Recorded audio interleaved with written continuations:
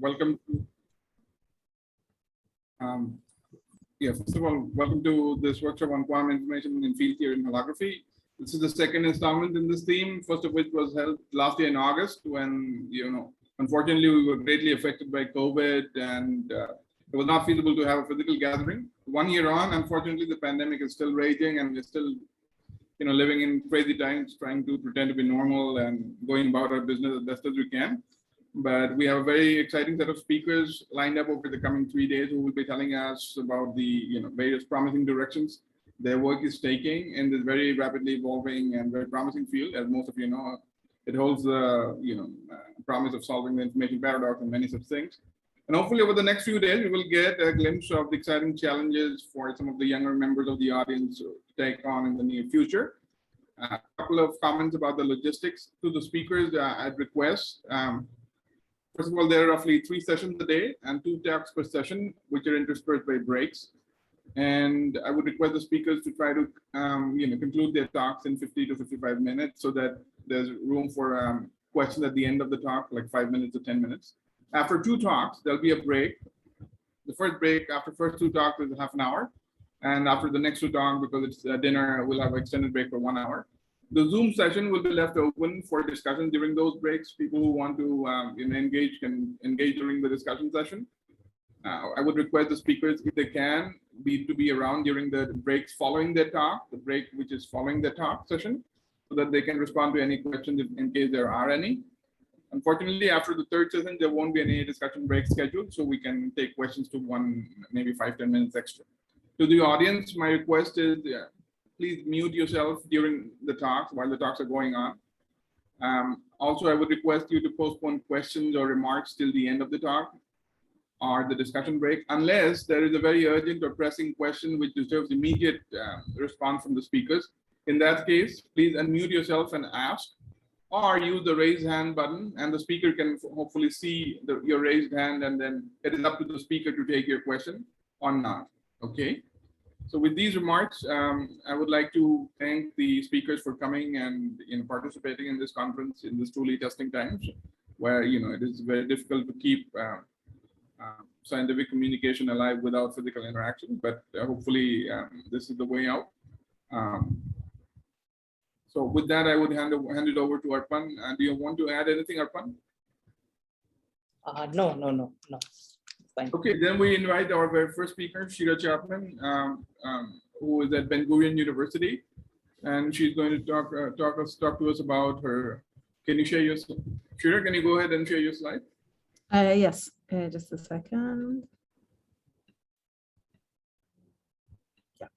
Right. We're going to talk about complexity for conformal field theories in general dimensions. Thank you very much. Take it away. All right. So, hi, everyone. Let me start by thanking Arpan, Shubhu, and Aninda for inviting me to give this talk. Now, I should say that in principle, if you have something that you don't understand during a slide, it's okay. I mean, it's okay to ask, don't worry. You can also interrupt me, I don't mind. So today I'm going to talk about a definition of complexity for conformal field theories in general dimensions. And this will be based on a recent work with Nicolas Chanier, who was a visiting student in Amsterdam and now started his PhD in Leiden with Konrad Zalm, Jan de Boer, and Claire Zukowski, who is a postdoc in Amsterdam. The story that I will tell you today is a part of a broader program which relates measures from the world of quantum information to gravity and to black holes. And this idea that black holes are related to quantum information dates back to the Bekenstein-Hawking formula, which gives us a very simple formula for the entropy of a black hole in terms of the area of its horizon. More recently, in 2006, Ryu and Takayanagi have proposed that within AdS CFT, the entanglement entropy in a quantum state has a very simple geometric interpretation or realization in terms of the area of minimal surfaces in the bulk geometry.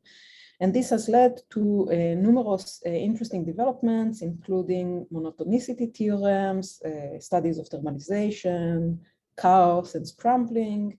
And it also served as a useful tool for us to understand the duality better. So which parts of the bulk are encoded in the boundary, where exactly, etc. Now, the next station in this story is actually a puzzle about the interior of black holes. And the point is that even though from the outside black holes appear to stay constant in size, the interior volume keeps growing bigger and bigger all the time as space stretches towards the center point. And so the puzzle is basically how is this growth encoded in the boundary theory. It's a very unusual behavior for a quantity to keep growing for a very long time. And the proposal by Susskind and his team at Stanford was that in holography, the volume is actually dual to a quantity known as a quantum computational complexity, which roughly speaking is a more intricate measure of quantum entanglement in a state. And that often goes under the slogan of entanglement or entanglement entropy is not enough. And what people mean is that it's not enough to capture the features behind the black hole horizon. Now, quantum computational complexity is going to be basically the star of today's talk. And so in order to understand the proposal by Susskind better, and let alone if we hope to prove or disprove it, we better have a proper working definition of complexity within quantum field theory. And so a lot of progress has been made starting 2010 for the complexity of Gaussian states of free quantum field theories with these works and many, many others. And then later on for nearly Gaussian states, so for weakly interacting field theories by two of the organizers of the conference, actually.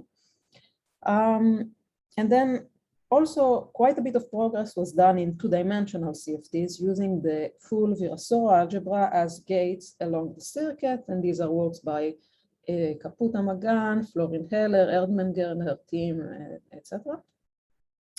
And the question that we were trying to answer was how can we define complexity in CFTs in general dimensions? So that was the purpose of our study.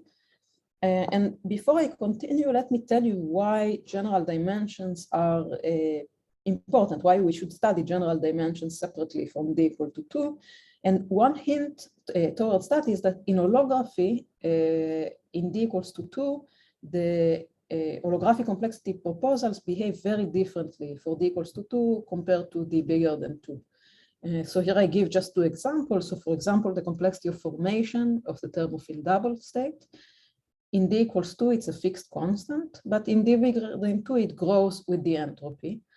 And for example, the reaction of complexity to defects from the complexity equals action proposal in d equals 2, the complexity does not see the defect. In d bigger than 2, it does see the defect. So you can see that there is really some significant difference of the behavior in d equals 2 and d bigger than 2 in holography. And so this justifies why we don't to look separately or study separately the d greater than 2 case, in addition to, of course, like extending the techniques, etc.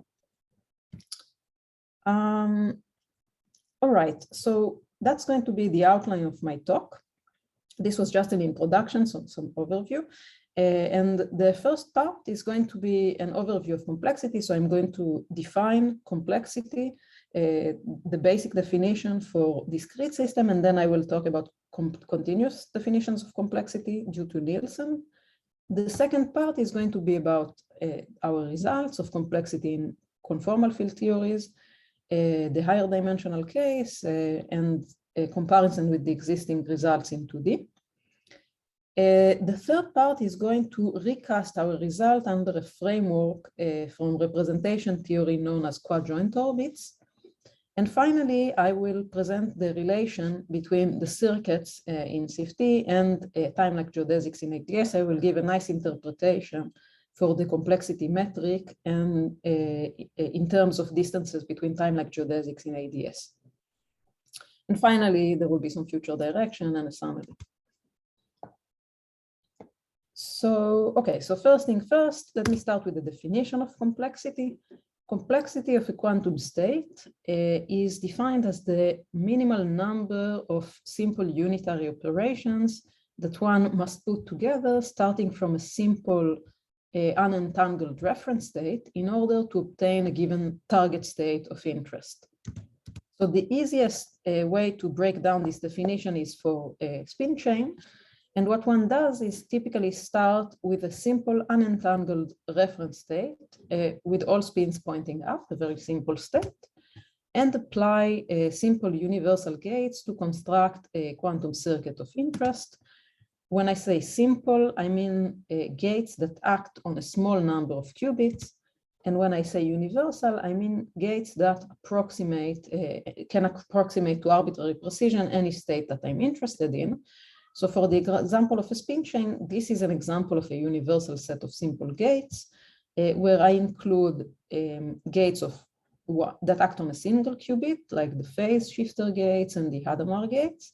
And there are gates that act on 2 qubits. These are required to introduce entanglement in quantum states.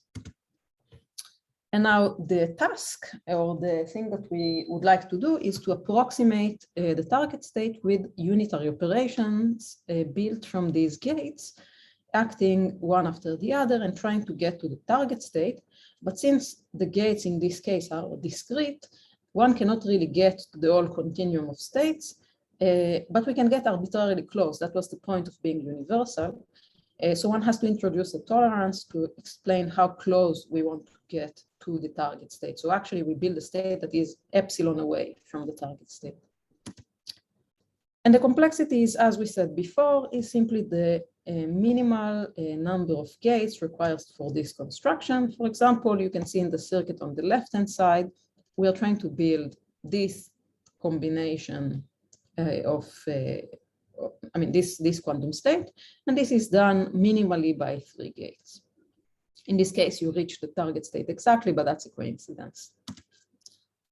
And before I continue, I should emphasize that the complexity depends on various choices, in particular on the choice of the reference state where I started. Was it 0, 0? Was it 1, 1, etc.? And it also depends on the choices of gates. We will see this later also when talking about continuous complexity. There will be these choices coming in, but certain properties of complexity are expected to be universal. And yes, and the last thing I want to say before I continue is that quantum computational complexity is a quantity that didn't grow up in the community of people interested in black holes, but it's actually a notion of a great interest in quantum computation. Recently, that's very evolving field. And the point there is that simply quantum computational complexity replaces the classical computational complexity, which estimates how hard it is to perform a task or an algorithm. For quantum computation, the bottleneck is to prepare states. And so that's the important notion for estimating how hard it is to perform a certain quantum algorithm. So is there an estimate of how the complexity scales with the tolerance epsilon that you introduced? For a generic state, is there some understanding of what happens as epsilon goes to 0? Yes, there are bounds. I think it's called the Solvay-Kitaev theorem. I don't exactly remember how the scaling goes. Maybe it's logarithmic or something like that. But yes, there are definitely, I mean, as you can see here, of course, for specific state, you can also hit right on top if you are lucky. But there are bounds for a given tolerance. How would the complexity scale with the tolerance? Yes. Okay, thank you. All right. Okay, so the approach that I was describing now is a discrete approach to complexity based on counting discrete gates. But when we move to quantum field theory or to holography, we usually employ an alternative definition for complexity, which is continuous, and this definition is due to Nielsen and collaborators. So what Nielsen and collaborators suggested was that the problem of identifying the optimal circuit can be translated to a problem of finding minimal geodesics in some geometry. roughly speaking, what they did instead of counting gates was to make infinitesimal gates and use a very, very large number of them where each gate has a small cost. It's very, very similar to the process of turning a sum into an integral. And so basically, their approach is based on the fact that the Lie group of unitary transformation over n qubits, that's SU2 to the n, has a natural geometry or metric associated with it. And this idea generalizes to other groups too. So let me explain how it works. The point of Nielsen was just to provide a bound on the discrete circuit complexity, but from the holography or quantum field theory perspective, it's quite natural to talk about this a continuous definition as the basic definition for complexity. So that's going to be the approach. So the idea is that we start with the reference state and we apply a unitary that depends on the continuous parameter sigma. That's going to be U of sigma, acting on the reference state, and this will move us in basically a trajectory of states in the manifold of states. These states are going to be labeled again by the parameter sigma running between 0 and 1. And the requirement that we reach the target state at the end of this trajectory is the requirement that U at 1, acting on the reference state, basically gives the target state. Now, to make the problem tractable, one typically focuses on a limited basis of operators to construct the unitary circuit, and this limits the target states that we can reach starting from a given reference state, but we get a powerful group theoretic structure if these operators form a closed algebra. So that's what we typically do. We build unitaries from a closed algebra of operators, where H is basically the instantaneous Hamiltonian. So we path order an instantaneous Hamiltonian, which is constructed from a fixed basis of operators and control functions that turn them on and off, called the YIs. And that makes the problem of optimal say circuit finding, it makes it into a time-dependent Hamiltonian control problem of finding an optimal time-dependent Hamiltonian H of t that construct the desired unitary or target state. Now, in order to understand which Hamiltonian or circuit is optimal, we need to assign a cost to every circuit or to a given circuit. And that's done by means of what's known as a cost function. A cost function is, well, basically an integral over the circuit of the instantaneous cost function, which is fixed by the unitary, which is essentially the position along the circuit, and this control function yi, which is essentially the velocity u dot along the circuit. And so there are two different definitions now. So one can ask the question of what is the complexity of a given unitary. So just asking that u at the end of the trajectory, since this cost function depends on u, is some target unitary that I'm interested in. That will be the complexity of this unitary and minimizing that. Or state complexity, which would be minimizing over all the unitaries that when they act on the reference state give the target state. And since typically there is more than one unitary that does the job, this involves an additional minimization over the family of unitaries that bring me from the reference state to the target state. And so that's basically it. So if we give some coordinates on the manifold of unitaries, the cost function introduces a geometry on with these coordinates and give a metric. And so what we have to do is basically find geodesics in this geometry. And different choices of cost function give different definitions of complexity. They correspond to basically choosing the cost of each gate. So they are essentially talking about how the different gates are weighted. The gates don't have to cost the same, and so this cost function basically encodes this the cost of each gate. All right, so okay, so let me introduce the cost functions that we considered in our study of conformal field theory complexity. I want to say that these cost functions are by no means the only ones possible.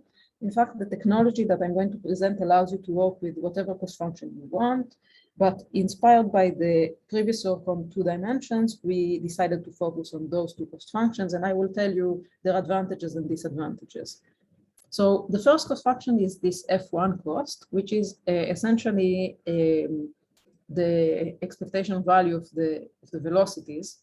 Here it is given in terms of the unitary, and here it is given in terms of the state along the circuit. And it's actually very much related to what's known as the Berry phase along the trajectory. And so if you imagine a very, very simplified situation in which all the generators commute and all the generators have expectation value 1 in the state, that's a very, very simplifying assumption, but just to give a feeling, then this cost function is essentially the absolute value of the sum of the control functions. And the reason I'm emphasizing this is that's different from what is typically being used in Gaussian states, which is usually a proper norm, so the sum over the absolute values of the yi's. And we will see that the use of this const function actually carries a lot of problems, so it's not a very natural measure for complexity. We have not yet studied, the proper F1 norm, but we think that's definitely worth a study. Another option is the Fubini-Studi norm. That's a proper norm. It's essentially the variance of the instantaneous Hamiltonian. It has the advantage that it removes the effect of overall phases. If I just modify my state by an overall phase, this cancels out. And here it is written in terms of the unitary acting on the state. So the Fubini-Studi distance along a given circuit is basically the integral of the Fubini-Studi line element given above. Okay, so that was the introductory part. And now I will move to tell you a little bit what we did basically of evaluating complexity in CFTs. If there are questions, that could be a good time to stop me.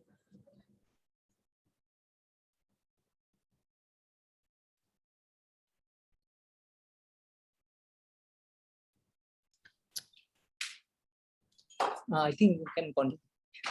Okay, sounds good. All right, so here's what we did. So the idea that we took was to look at the generators for the conformal group to build unitary trajectories along the conformal group, and I will explain this a little bit better in a second. So we used the generators of the Euclidean conformal algebra in higher dimensions. These are translations, dilatations, rotations, and special conformal transformations. And we work in radial quantization such that P dagger is K, L dagger is minus L, and D dagger is D. And as the reference state, we consider a spinless primary with conformal dimension delta, which is its eigenvalue under dilatations, and which is annihilated by the special conformals and rotation, since it's spinless. Now, the primary states and its descendant form a reflection positive representation of the Euclidean conformal algebra. This is by the daggering conditions that I chose or that I imposed. And so under a weak rotation, this maps to a unitary representation of the Lorentzian conformal algebra. So if I work with this P dagger is K, etc., what I'm actually doing is I'm building circuits in a unitary representation of the Lorentzian conformal algebra. And this is quite similar to what happens with the spin group with the SU2. When we construct representations of SU2, use J plus, J minus, raising and lowering operators, but we still are constructing unitary representations of SU2, not of SU11, etc.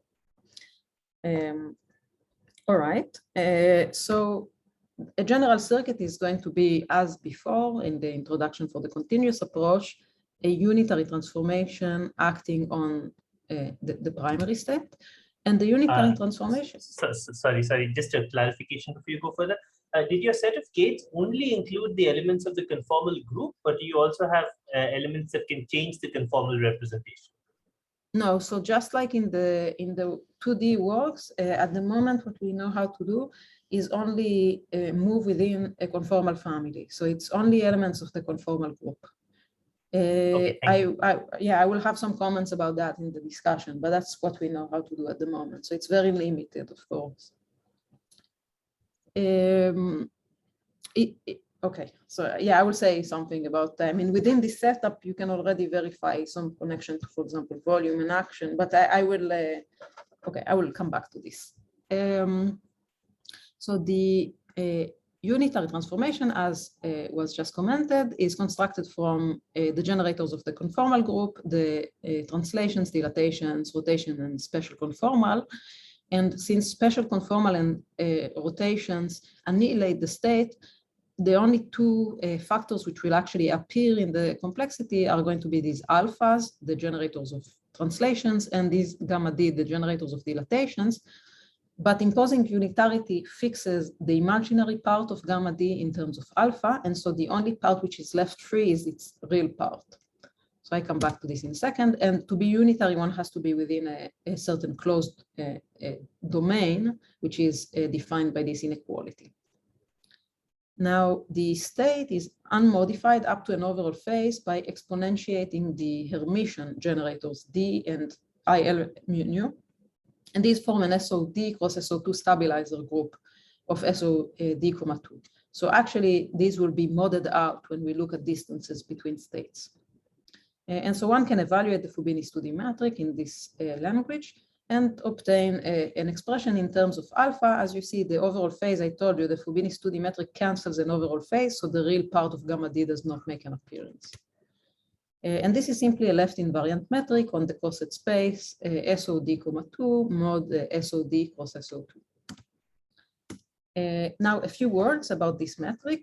So this metric has certain properties. It's very symmetric, of course. If one would want to go in a more realistic case, one would have to turn penalty factors. But at the moment, there is this very symmetric metric, which is Einstein-Keller, meaning that its reach is proportional to the metric with a certain proportionality factor, and it can be obtained from a Kähler by differentiating twice a Kähler potential. And in addition, I will tell you that all sectional curvatures are negative. That means that geodesics are deviating from one another. And in particular, geodesics passing through the origin can be expressed as straight line geodesics. So one can check that this solves the equations of motion for this metric. So straight line geodesics are actually those passing through the origin. Now, one can also evaluate the F1 norm, which was also used in the past, for example, in D equals 2, the one that I told you, the one that is not really the F1 norm. And so we obtain the following expression, which depends on alpha, but also on the phase. So there is actually dependence on the overall phase. That's quite problematic already. In addition, this metric has many, many null directions. In fact, it has as many as 2D minus 1 null direction. For example, when alpha is proportional to alpha star, we get a vanishing distance, although the state is actually changing. And so that's not a norm. So I'm just here highlighting the problems of this norm. However, of course, if we choose a more proper definition of the F1 norm, it will have a less natural geometric interpretation, of course. All right, so let me compare this to what we know in 2 dimensions. I'm going to focus on the finite part, so the global conformal group in D equals 2, which is the product of a holomorphic part and an anti-holomorphic part, where the holomorphic part is formed by 3 generators, L0, L1, and L-1 in SO2, 1, and the anti-holomorphic part is formed by a barred versions.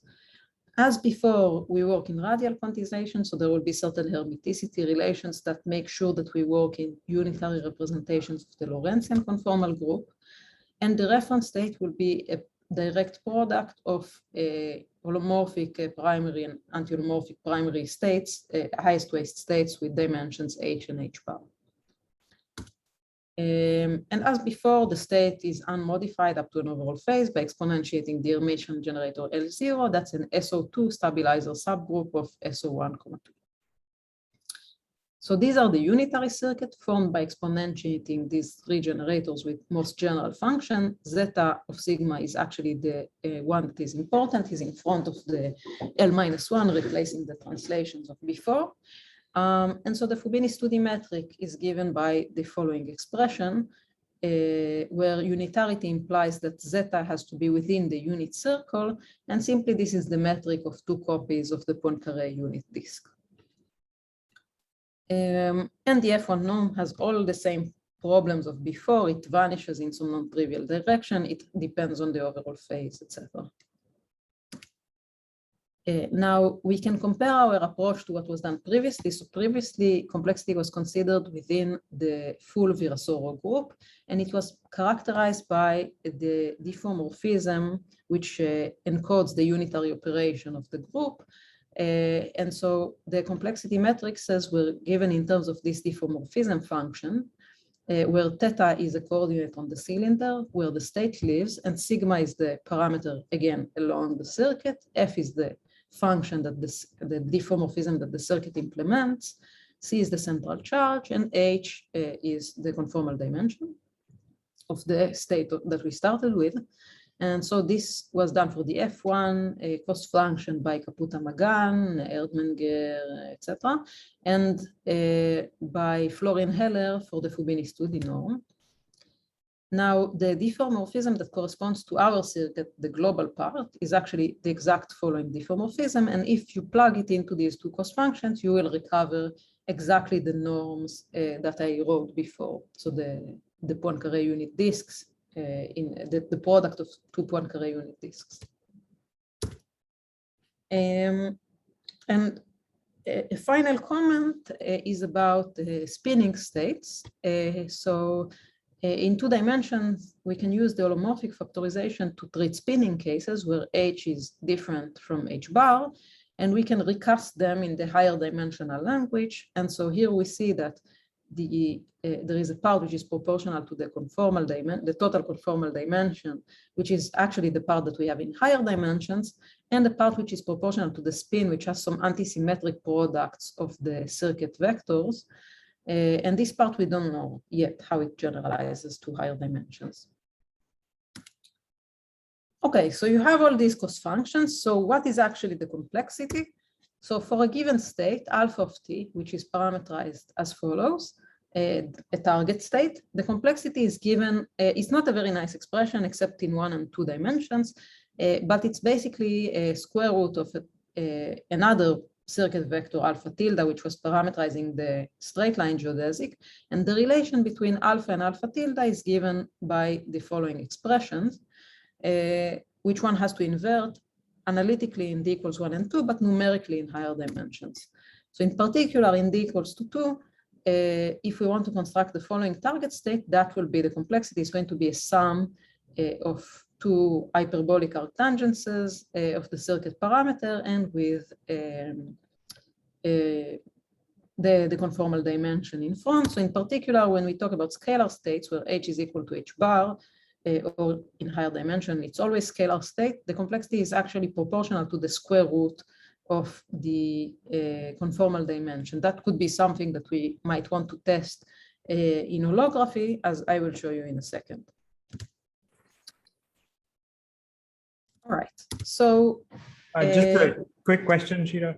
Yes, so this complexity that you calculated is for a particular geodesic, and do we know whether there are other geodesics that can sort of shortcut your result? Or? So in this specific geometry, there are no conjugate points. So geodesics don't re-intersect at points. So there is I see. to go, but definitely once you start introducing penalty factors, you might see different things. But in this case, this problem doesn't arise. I see. And there are also no like non-trivial loops. Even ignoring conjugate points, like you could imagine like non-trivial loops, but even those are not present in this geometry. No. Okay, great. Thank you. All right. So, okay. So now I have a small side section that I want to tell you that is very nice. It's actually how to recast these results in terms of a nice corner of mathematics that is called quadrant orbits. And then I will tell you how to translate them to geodesics in AdS. So quadrant orbits are structures from the theory of representations of Lie groups, which put a natural geometric notion on coset spaces, such as those that appeared in the circuits in the previous part of my talk. So the setup basically starts with a symmetry group G, a Lie algebra G, small g, and a dual space G star, which is basically consists of functions from the algebra to the real numbers. In the case of matrix algebra, it's very easy to identify elements of the dual space with elements of the algebra. And so I'm actually not going to be very careful about the distinction. This is done by, you remember, G star are functions of G elements in the algebra. This can be done by the trace. So I can just identify this with an element, say Xi of the algebra itself. Okay, and I'm going to illustrate all what I'm going to say on this example of SO3. It has 3 generators, L1, L2, and 3, and a general point in the algebra is going to be a point on this, in this space, where the length along the axis determine how much they are turned on or off. That's the algebra. Now the adjoint action takes a point in the algebra and basically moves it around by conjugating with the matrix U from the group. And that moves U from one point to the other in this space of the algebra. There's also an equivalent action for the algebra by an algebra element by just looking at commutator. Now that's the adjoint action. The coadjoint action is essentially the same. It's just conjugating inside the function, basically. So conjugating, if zeta is a function in the dual space, conjugating the element inside the function by the adjoint action.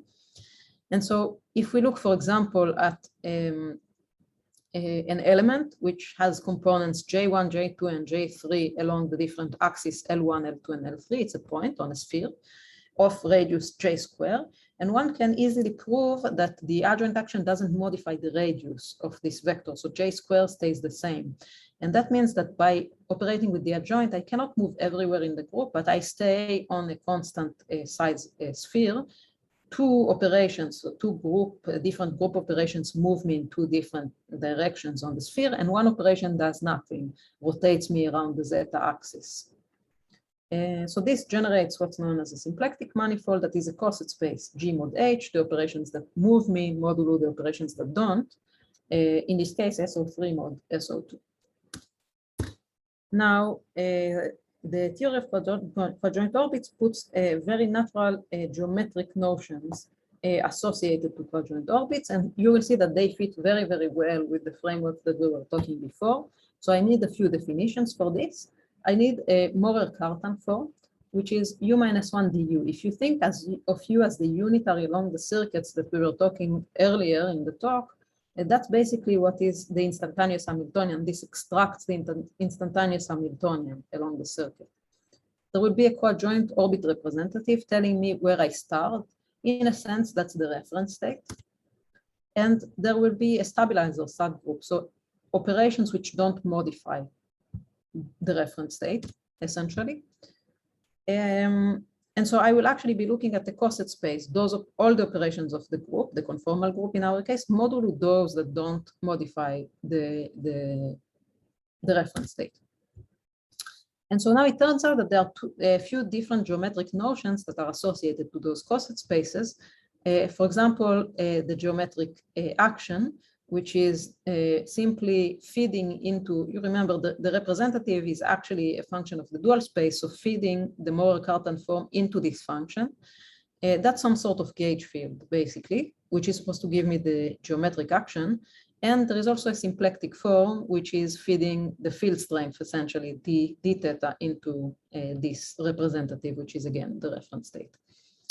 And finally, I can use the symplectic form to extract a metric by a small rotation in the direction of a complex structure. Now, going to our notation from the beginning of the talk, theta is U minus 1 du. So essentially the instantaneous Hamiltonian. The representative is a function on the group elements, which is simply the trace of ket bra psi r, the reference state. The coadjoint action is simply a motion of this state along the circuit generators U and U minus 1. The stabilizer are those elements of the group, of the conformal group, which act trivially, just put a phase onto the reference state. These are dilatations and rotations. The coadjoint action is simply integrating lambda of theta, so we have to feed here theta, put here theta.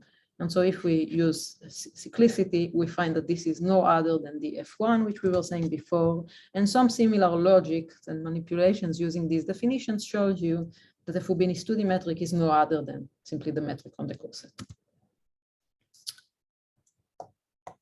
All right, so now I want to tie all this to holography. So all I told you now was just in field theory, and I got some nice metrics, I got some distances, some complexities, but now I'm interested to relate this to holography. Eventually, this was the whole motivation.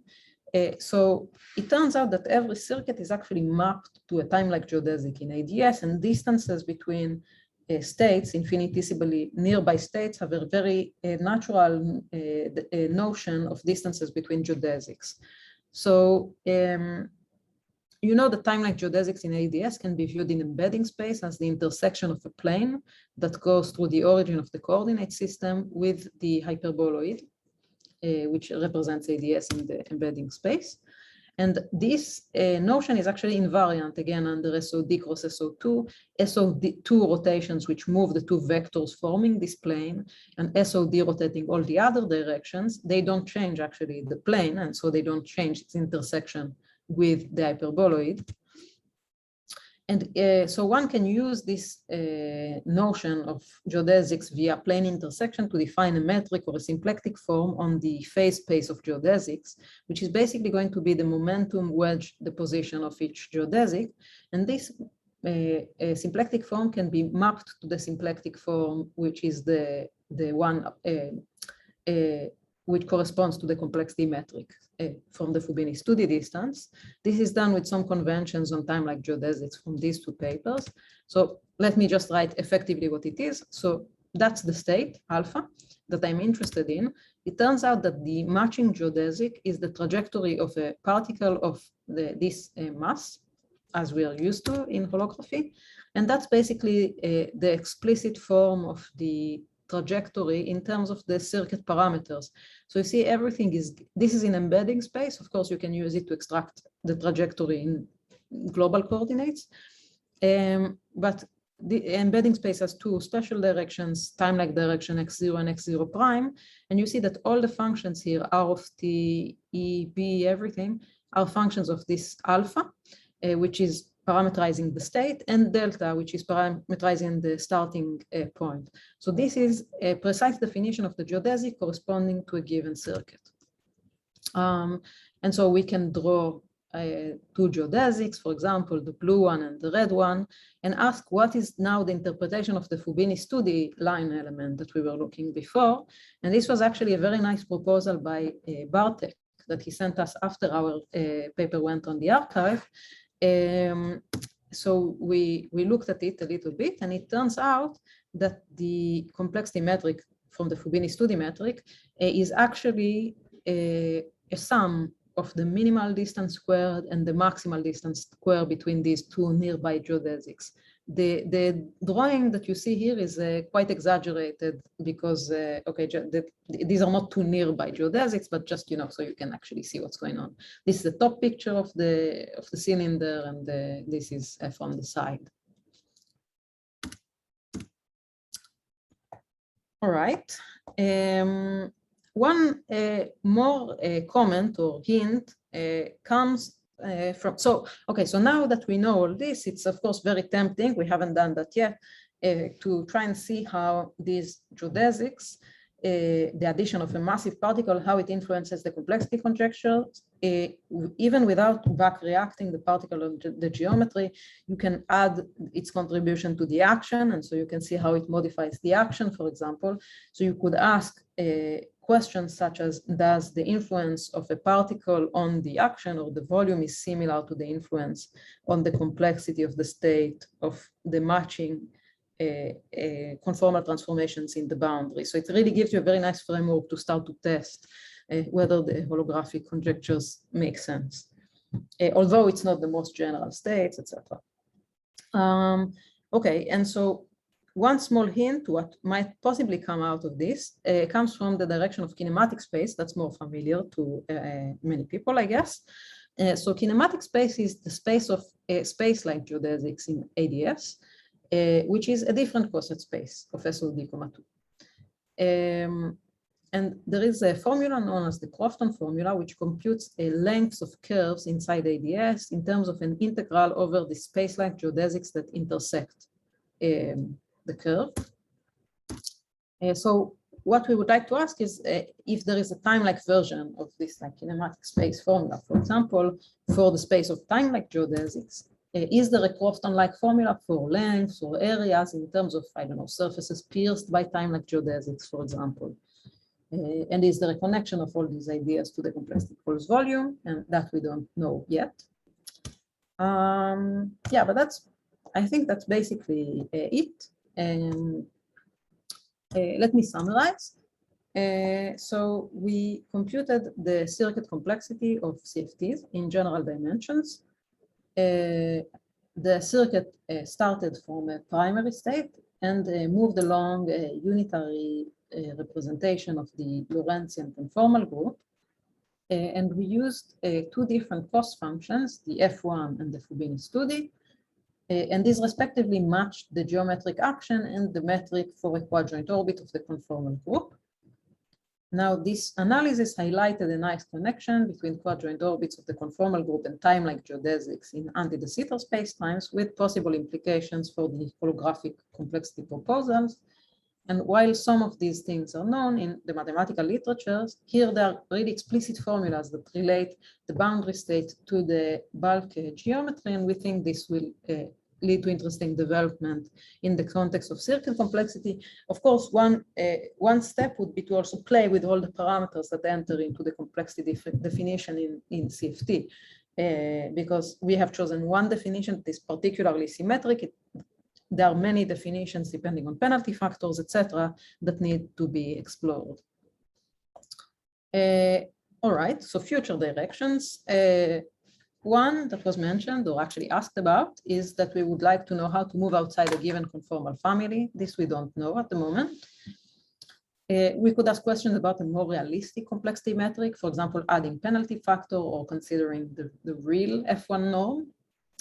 And we could also look at more general states, for example, mixed states, thermal states, abridgents of the vacuum state, etc. In conformal field theories, states created by other smearings of stress tensor insertions, so not just the conformal generators. This could help reveal the role of the central charge, perhaps, and of the OP, which at the moment within the global conformal group don't play a role. And also some questions about spinning representations. How can they be done? I mean, they can be done with a similar technology, but understand what they yield in higher dimensions. And of course, very important, connecting to the CVCA proposal and some physical implications for phase transitions. Can we use all these measures to study phase transitions in condensed matter, etc.? Better than with entanglement is the entanglement pattern that complexity reveal. Is it more intricate or more interesting than the one, or different in certain circumstances than the one revealed by entanglement entropy, which is very often used as a diagnostic of phase transitions in Quadrant.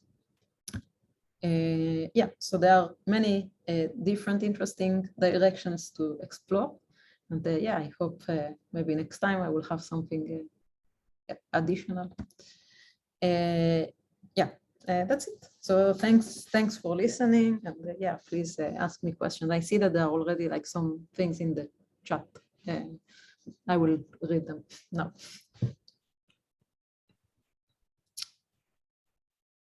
Shira, thank you very much for the very nice talk. I'll open the floor for the questions right now. People can unmute themselves and ask questions.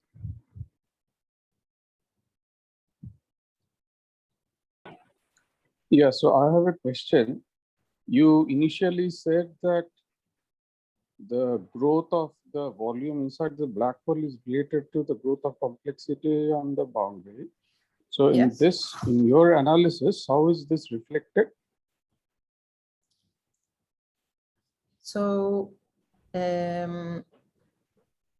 I think at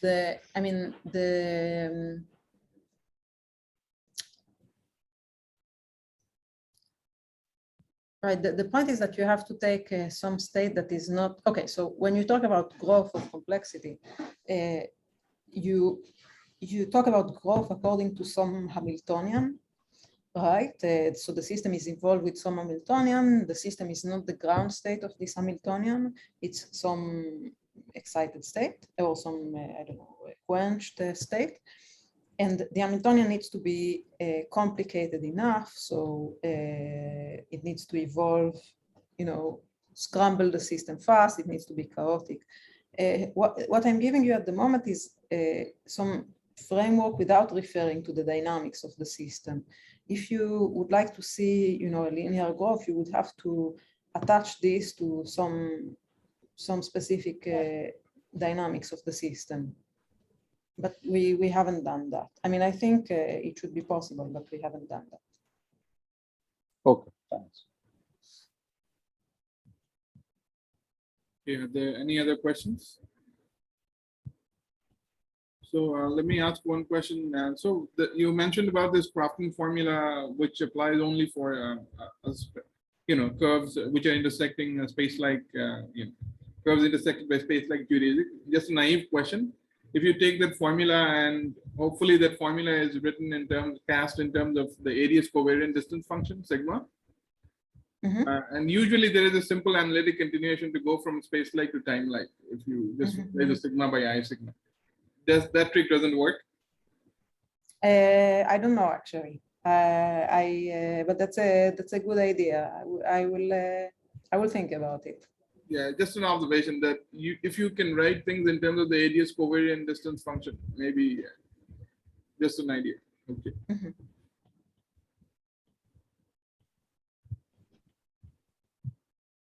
So there are some questions in the chat. Let me. Does properties like charge, flavor, etc. of nearby particles affect the complexity of time-like geodesic? So I think that's an interesting question. I don't know. I mean, typically you add some structure, right, to treat the charge. I don't know how things would react with the addition of charge. That's very interesting. Or additional symmetries in general. How would the action change for operations acting on a SO3 group with separate topology? I'm not sure I understand the question. Maybe Deepan wants to explain. Deepan, can you explain what you mean by? Maybe you have. I saw that you have now. You actually have two different questions, so you can just ask. Am I audible? Yeah, please go ahead. Yeah. In the SOC group, we had shown over there. You had shown one unit sphere. If we had something like and if we keep the norm conserved, and we have something like a donut or something with more holes in it, how will the action change in that kind of situation? So, yeah. Okay, let me say something that I'm not sure is really answering your question. I mean, I think, you know, SO3 has a certain topology and it fixes the topology of this space. But you could, for example, ask if there is a natural adaptation of these notions from the mathematical literature of quadrant orbits to things like, you know, the metrics that usually are put on quadrant orbits are very symmetric. They correspond to the Fubini study. But I could think about metrics with penalty factors, and I could ask, does this correspond to some adaptation of this notion of quadrant orbits to squashed spheres or things of this kind? So that I think is an interesting question, but I don't think the topology would change. Thank you, ma'am. Thank you, ma'am. Couple of participants have raised their hands. Let me see.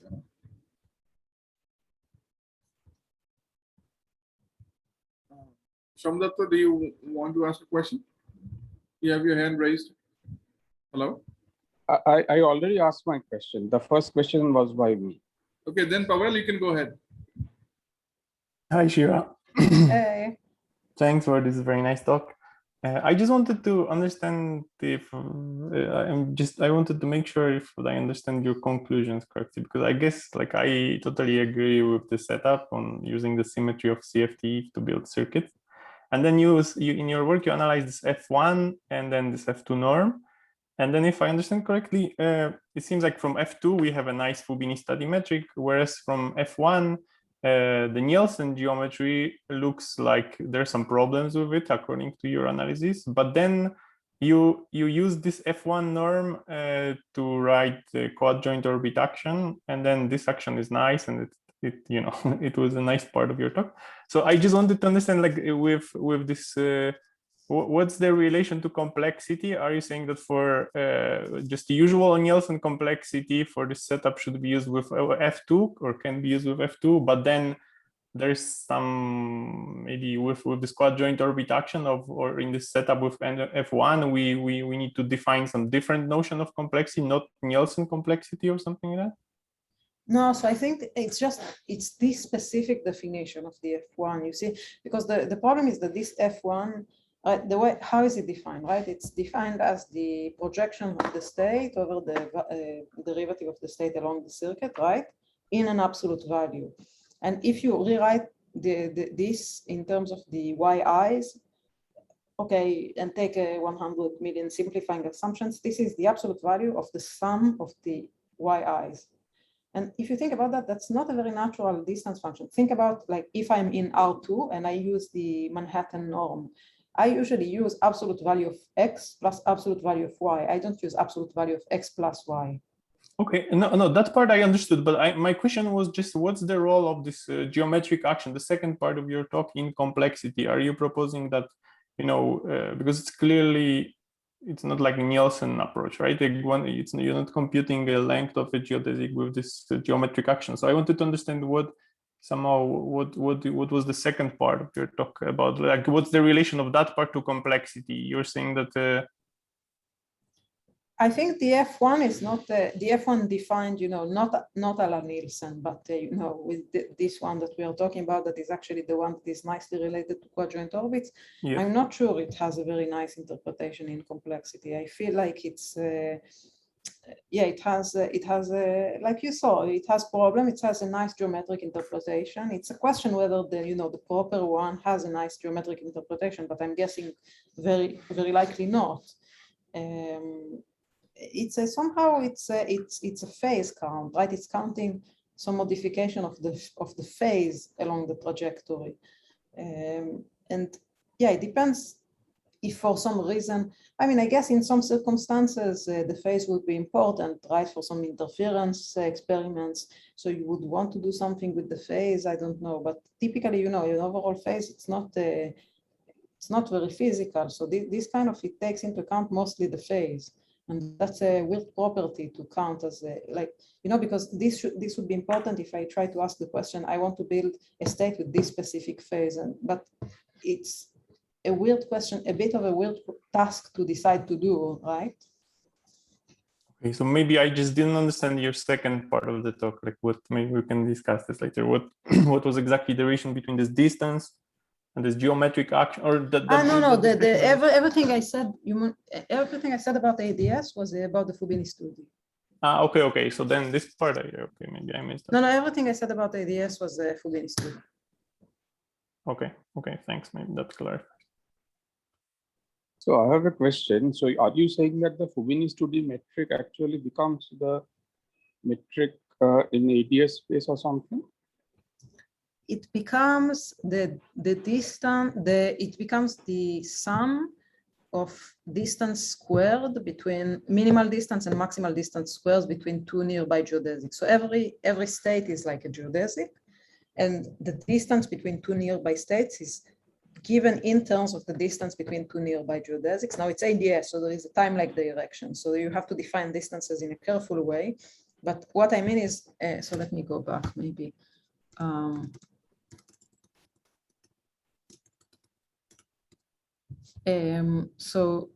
Distances are actually, maybe I can annotate. Can I annotate?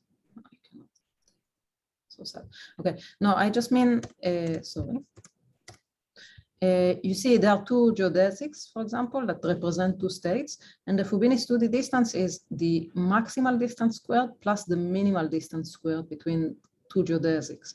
So what I do is say, imagine I start with the blue geodesic, and at every point I look at the perpendicular plane to the geodesic.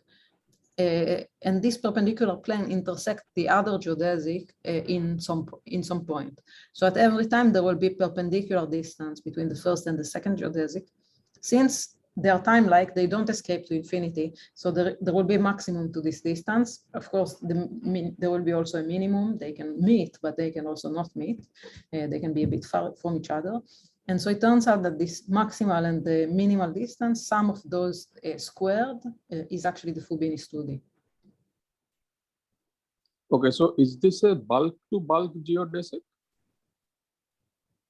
That's a bulk-to-bulk geodesic, right? So essentially you're giving a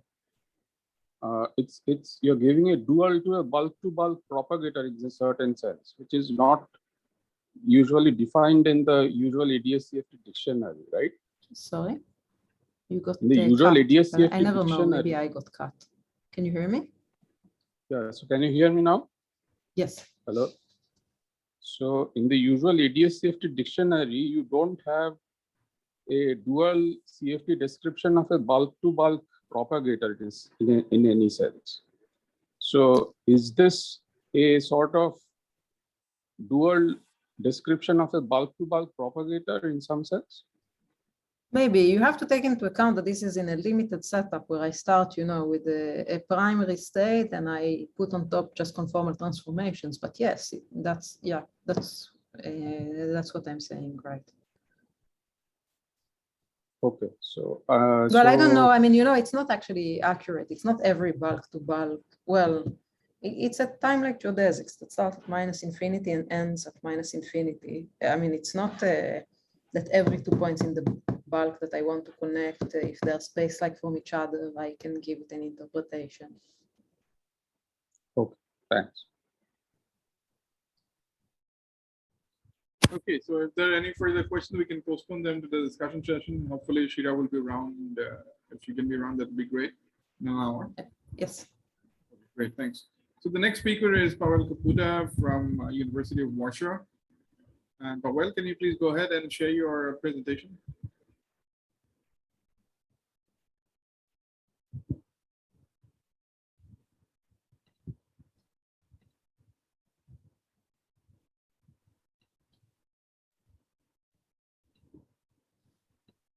Right, so he's going to talk about the holographic optimization. Thanks very much. Please take it away. Oh, sorry. Can you hear me now? Yes, we can hear you. Okay, Yeah. great. So thank you very much to Arpan and Anida and Shubho for inviting me to this wonderful workshop. Indeed, today I'll be talking about holographic path integral optimization. Sorry, can you see my cursor as well? Yes, we can see your cursor. Okay, great, perfect. So first I'll give an motivation and then somehow a brief review of the path integral optimization procedure. And then I'll discuss in most of my talk more recent work on Hartle-Hawking wave functions in AdS and their relation to path integral optimizations.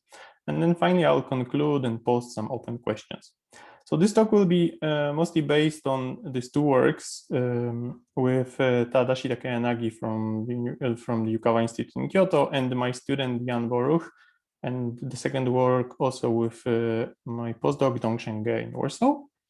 And if I have time, I'll also mention some work in progress with Shumit Das from Kentucky and Deeptarka Das from IIT Kanpur. And the review part will also be based on works that are already a bit old from 2017, also with the group in Kyoto, namely Tadashi, Masamichi, and Kento, that were students at that time, and Nilay, that was a postdoc, and now is also in IIT Kanpur. So please stop me at any point as well, and then ask a question during the talk. I'll be happy to discuss or answer them here. So let me just start with a brief motivation for this program. Basically, as probably most of you are familiar, in the AdS CFT, we are faced with a quantum mechanical system that is exactly dual to a gravity system in one dimensions more. And somehow when we check this duality, we are faced with the holographic dictionary that relates certain quantum states to different space-time geometries. For example, we have a vacuum state that is dual to some empty AdS space-time with generally some internal spaces in the AdS. And also we have a thermal state like in the CFT, and then this thermal state corresponds to black hole, and there's everything in between and all the excitations above. So in this dictionary, we can, in usual AdS CFT, we can do elaborate checks of this dictionary by simply computing observables on one side and then relating them to observables on the other side. And you have heard already about entanglement and complexity by Shira. But what basically this picture generally tells us is that in particular states in this holographic quantum mechanical system should have encode the geometry of dual spacetime in them somehow. And the goal of basically this program is how do we extract this geometry. So I can see. So in particular, for my talk, what will be important is the definition of states of quantum mechanical system by Feynman path integrals. So as you are probably familiar, in all quantum mechanical systems, including quantum field theories and CFTs, we can define states or wave functions by simply doing Euclidean path integral with some Euclidean action as a functional of generally all the fields of a CFT or QFT. And we impose a prescribed boundary condition at the boundary of Euclidean plane or Euclidean geometry. And then while doing all the possible, while doing the path integral with this fixed boundary condition, we basically obtain the wave functional, that is functional of this boundary condition in the quantum mechanical system. So basically what I was saying in the previous slide is that in holographic CFT, this particular definition should hide the information about the dual AdS spacetime. And the main question of the program of path integral optimization is basically how can we extract this information starting from the definition of a quantum state based on path integral. Okay, so our proposal that was dubbed as path integral optimization from 2017 is as follows. We start with the original path integral on the Euclidean geometry. Let's say I'm going to discuss the vacuum. So we do this path integral on a half space. We impose some boundary condition at the boundary of Euclidean time. And with this boundary condition, we perform the integration over all possible field configurations.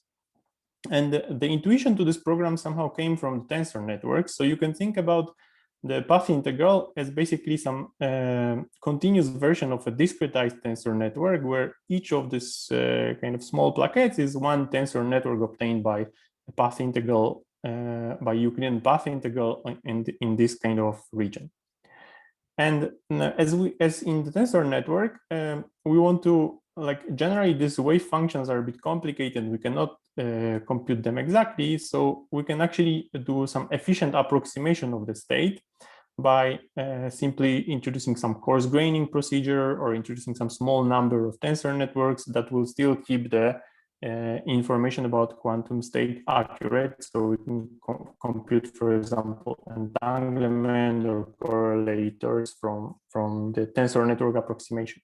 So applying these ideas to path integrals, or this intuition to path integrals in the continuum, we propose to introduce a metric G on the path integral geometry on the Euclidean plane with the condition that we fix the boundary condition that we started with, such that the wave functional that we prepare by this procedure is exactly the same one that we are interested in. So we're still preparing the wave functional of, say, ground state of a CFT, but now we do it in an approximate way, in a sense that, well, in a sense that when we do this Euclidean integration over this geometry in the Euclidean geometry with metric G, as we go in the direction tau, we do less and less and less of this integration in some sense, as you can see from this picture. And that's this condition basically is at the end will reproduce for us what we expect from tensor network approximation in some sense.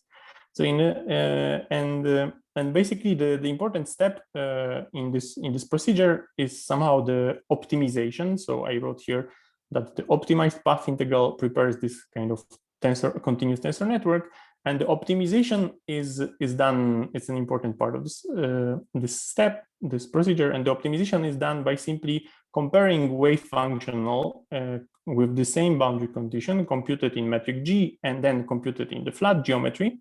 And we define this ratio of wave functional as exponent of some functional I, that is the functional of this metric G only. And this functional is called the path integral complexity. And the optimization of the path integral, this path integral optimization, is done by simply minimizing this path integral complexity functional with the boundary condition that is geometrically noted here, that somehow as this metric should be chosen such that as we go to the boundary of Euclidean time, this metric should exactly match the original metric of the Euclidean flat plane that we started with. And then finally, in this procedure, we define the so-called path integral complexity of a given state psi, or the wave function psi, as simply the minimal value of this action, of the path integral complexity action, minimized over all the choices of the matrix G. So this is a cartoon. I will show you an example. If you have not seen this before, I will show you an example how it works, and hopefully this becomes clear in a moment. Okay. So this procedure it's very easy to visualize in two-dimensional conformal field theories. And in that case, all possible backgrounds can be written as some reference metric G hat and then a Weil factor phi in 2 dimensions.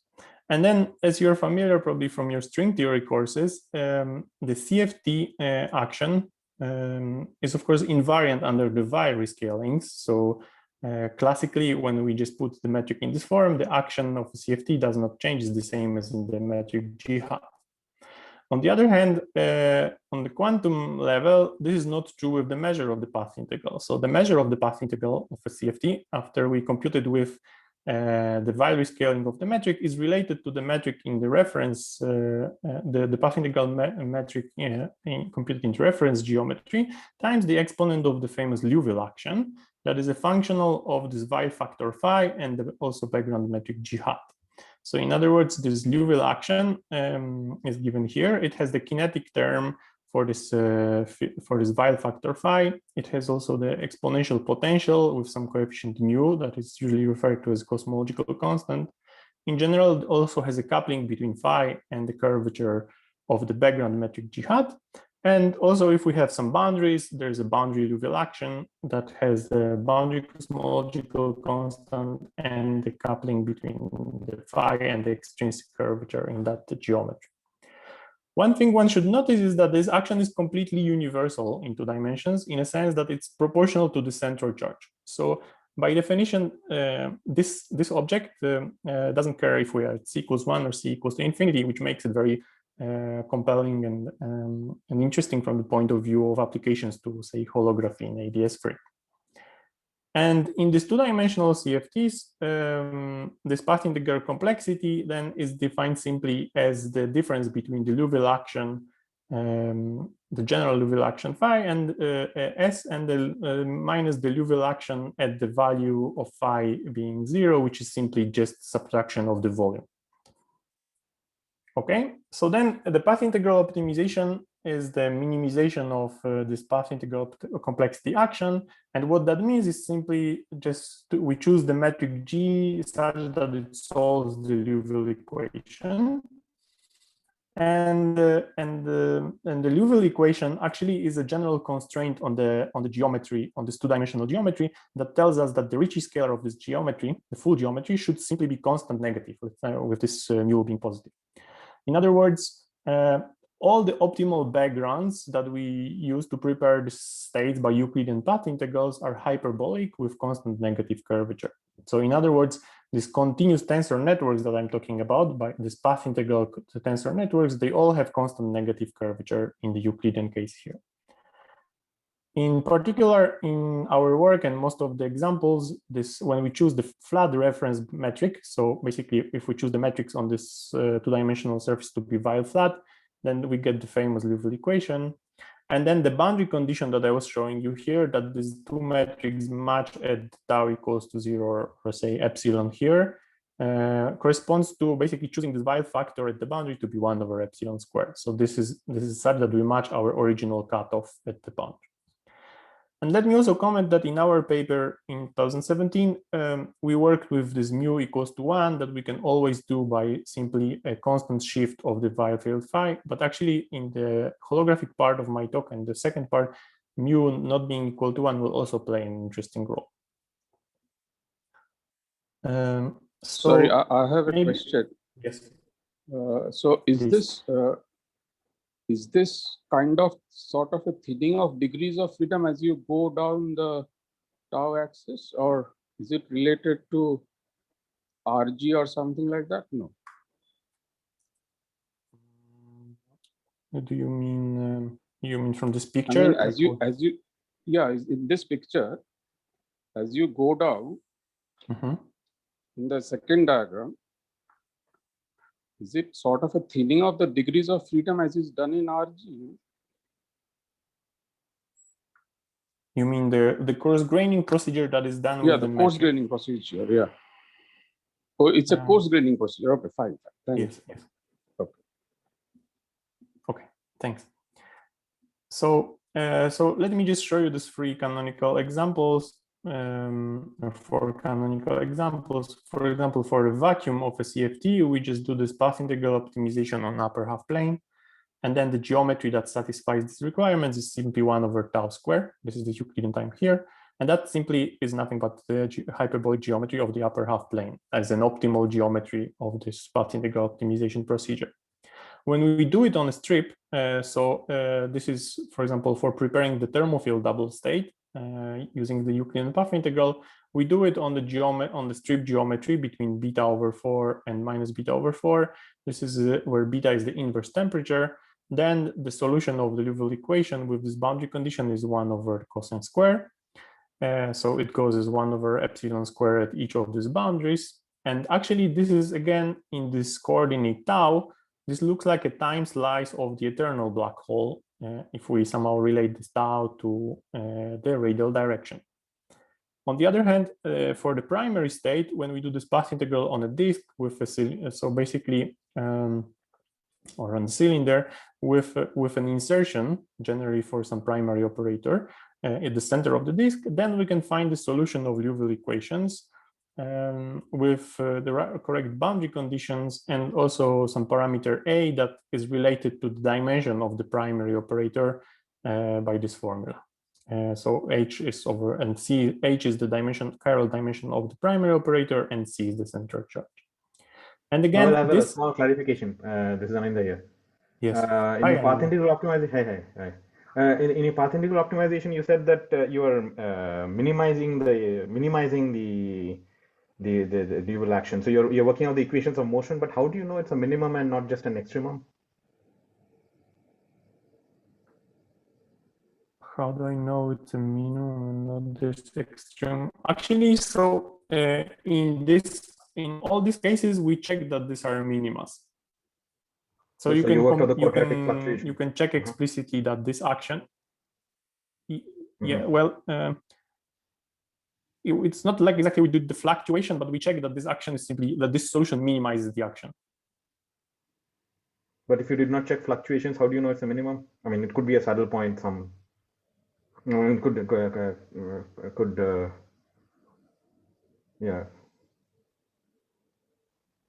I mean, it's definitely there's definitely an. I mean, you could, in some sense, you could think about. It's relevant. Maybe you could think about these solutions as basically some fluctuations of the original one.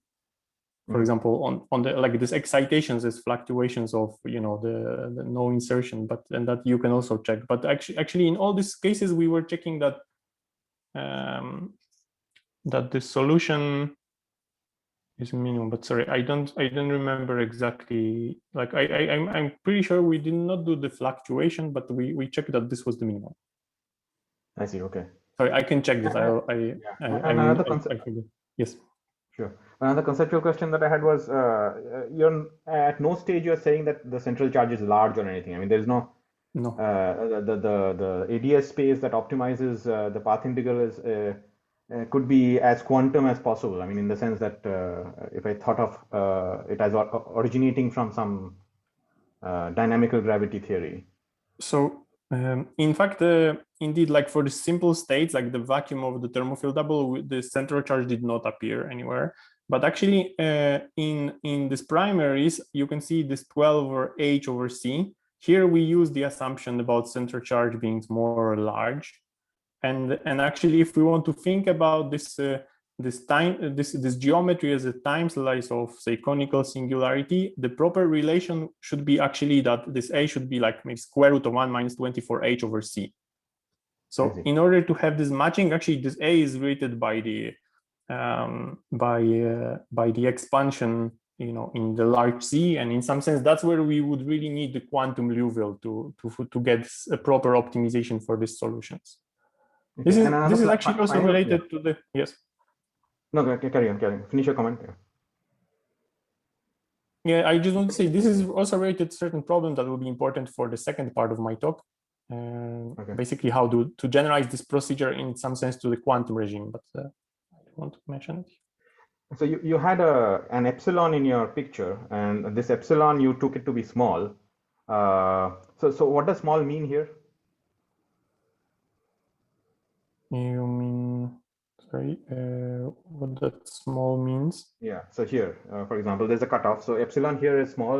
What does small here mean? Is there a way to quantify what is meant by small, and when? I mean, what does epsilon going to 0 mean here? So when do I say epsilon is small? I mean, in this quantities, I guess the epsilon was like it's just the smallest. You're asking if this was like epsilon over. Yeah, exactly. I guess that's my question. That is there a secret key there somewhere? Yeah. So in some so your question is related to this value of mu. Like when we said mu equals to 0, sorry, mu equals to 1. This is basically like that introduces certain dimensional issues in this in the potential. So I guess I'm not sure like I have anything more useful to say. If you're asking if mu is like I guess we are comparing in some sense mu to epsilon to mu, but if we say it to 1, then like I see. Okay. Yeah, in this unit. Okay. So I have a question. When you are saying that you are post graining as you go down, can you go back to that slide where when you had the two pictures?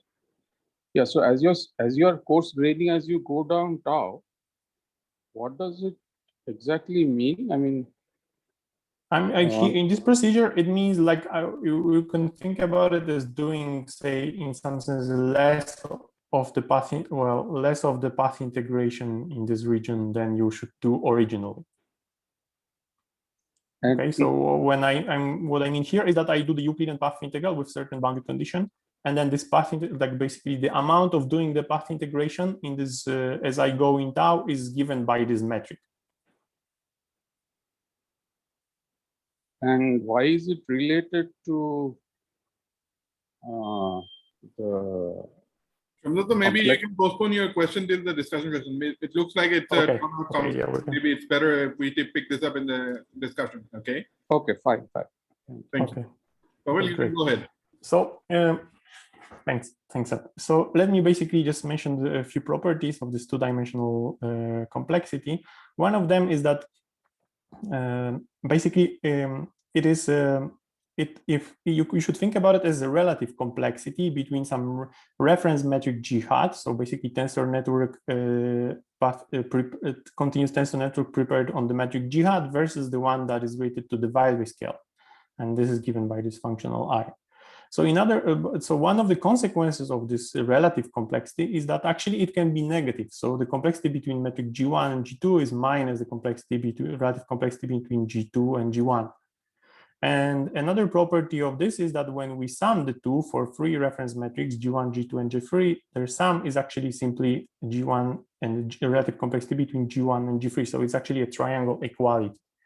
And this negativity here of this is natural from the tensor network perspective, but actually it shows you that it's not simply some distance measure, in a sense that, you know, if we define complexity a la, I don't know, Nielsen or whatever by some distance measure, then simply, you know, by definition, it's not negative. But actually still, like in 2 dimensions, there was some tensor network attempts to interpret this using tensor networks, for example, Mera by Bartek-Czech, and also some arguments by choosing appropriate cost functions a la Nielsen and counting gates and trying to get Liouville action, or this geometric action by simply counting of some gates. On the other hand, there were actually very interesting generalizations of this work by Tadashi, and he pushed it to general slices of AdS, even Lorentzian one, as tensor networks. And moreover, he argued that actually in static cases, one can check the equivalence for some states between the Liouville action and the Wheeler-DeWitt action in the region of the ball. So I'm not going to talk much about it, but I send you to this paper, single author paper from 2018 by Tadashi. And as the last part of this review, I wanted to mention the generalization of path integral optimization into higher dimension. And this generalization, basically, in some sense, in our work was phenomenological, or we conjecture that actually, if we wanted to generalize this procedure to higher dimensional CFT such that we get the same outcome in some sense, so we again get like constant curvature geometries as optimal tensor networks. We also reproduce some consistency checks by matching, say, with some sphere entanglement entropy for spheres in D dimensions and so on. And plus this co-cycle properties that I discussed here. Basically, we propose that the action that would do the job is actually given here with the appropriate coefficient n in the dimensions that was chosen such that we match this entanglement entropy for spheres. And then we also quickly notice that this action can actually be written as nothing but the Einstein-Hilbert action in AdS. So simply just a Ricci scalar and minus the cosmological constant in AdS, but actually in D dimensions with some general parameter mu. For the metric that is given by in D dimensions, this e to the 2 phi times the general reference metric G hat AB dxa dxb. So in particular, from that perspective, it's clear that the optimization, when we vary this action with respect to the choice of the Weil factor only, for example, we are getting nothing but the trace of Einstein's equations. So the optimization condition should be that the Ricci scalar of this D-dimensional optimal geometry, if we take this action as our ansatz for path integral optimization or path integral complexity in higher dimensions, basically the optimization just gives us that the Ricci scalar of this geometry is constant negative as well in D dimensions. About some aspects of this and generalization and maybe in relation to anomalies or maybe another route that we could have taken, I send you to the talk by Pratik that we'll be talking about tomorrow about maybe slightly different route or general curvature expansion when we can take another action closely related to anomalies, namely the Q curvature action. Okay, so after this review, maybe it's actually a good time to stop here for more questions if there are some. Okay, there were already several. So if not, then actually I can go to the second part of my talk, namely the question, how can we understand this path integral optimization in AdS CFT? Or in other words, what are we actually doing in this coarse graining procedure or in this optimization procedure from the perspective of gravity dual? And that's what I'm going to be talking about in the rest of my talk. And for that, I just wanted to mention one tool, and that is also probably familiar, but maybe good to mention before I start, namely the Hartle-Hawking wave functions. And basically, Hartle-Hawking wave functions are nothing but the wave functions that I talked about in my first slide, but applying to gravity. So Hartle and Hawking were simply interested in wave function of the universe, where you do the same as in quantum field theory, but in gravity. Namely, you take the path integral, some kind of quantum object in gravity, assuming that you could do it, and then taking the gravity action with this Einstein-Hilbert plus the Gibbons-Hawking term here that I'm writing. With this gravity action, I do the path integral over all possible configurations of the fields in gravity, namely the metric.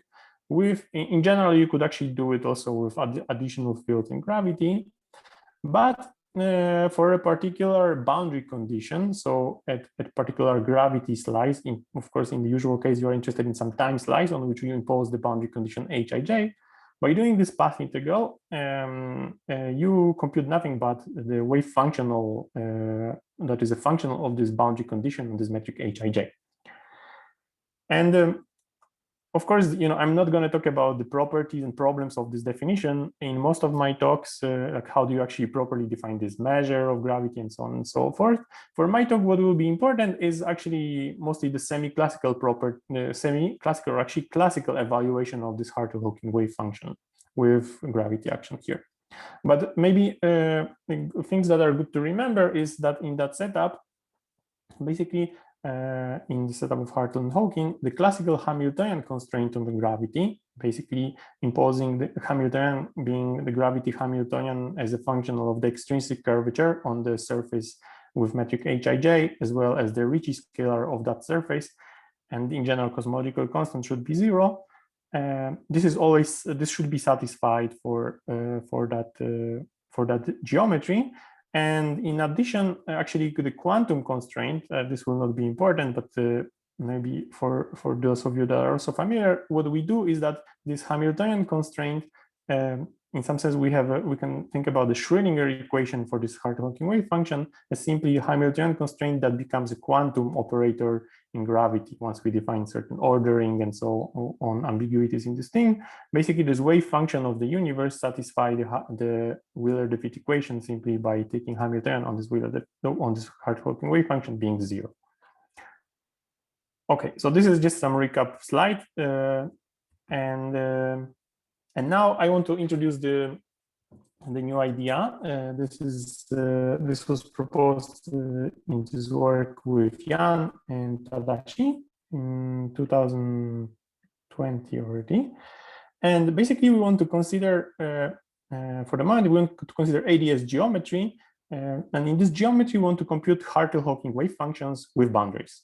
So consider the following setup. We take the AdS metric. In general, we can actually do it in general dimensions. Here for the picture, we have AdS3. This is the radial direction of AdS-Z. This is the Euclidean time tau. In that geometry, we consider a region M between some cutoff surface sigma, that is the cutoff that starts at cutoff Z equals to epsilon, and the surface Q that goes into the bulk of AdS. And this surface is such that it meets the cutoff surface sigma at point Z equals to epsilon. And then in general goes into the bulk, stretches to infinity and so on. And this function, this surface Q, is specified by a certain function Z equals to tau. For simplicity, we take this surface to be homogeneous, but in general, we can study more general surfaces that are inhomogeneous as well. And the important point is also that on this surface, it is convenient to introduce a certain conformal time W, such that basically the surface Q will meet surface sigma at the value W equals to 0. And then in general, this W goes to infinity along the surface Q. So this shaded region is called the region M. And in this region M, we're going to be interested in computing a Hartle-Hawking wave function.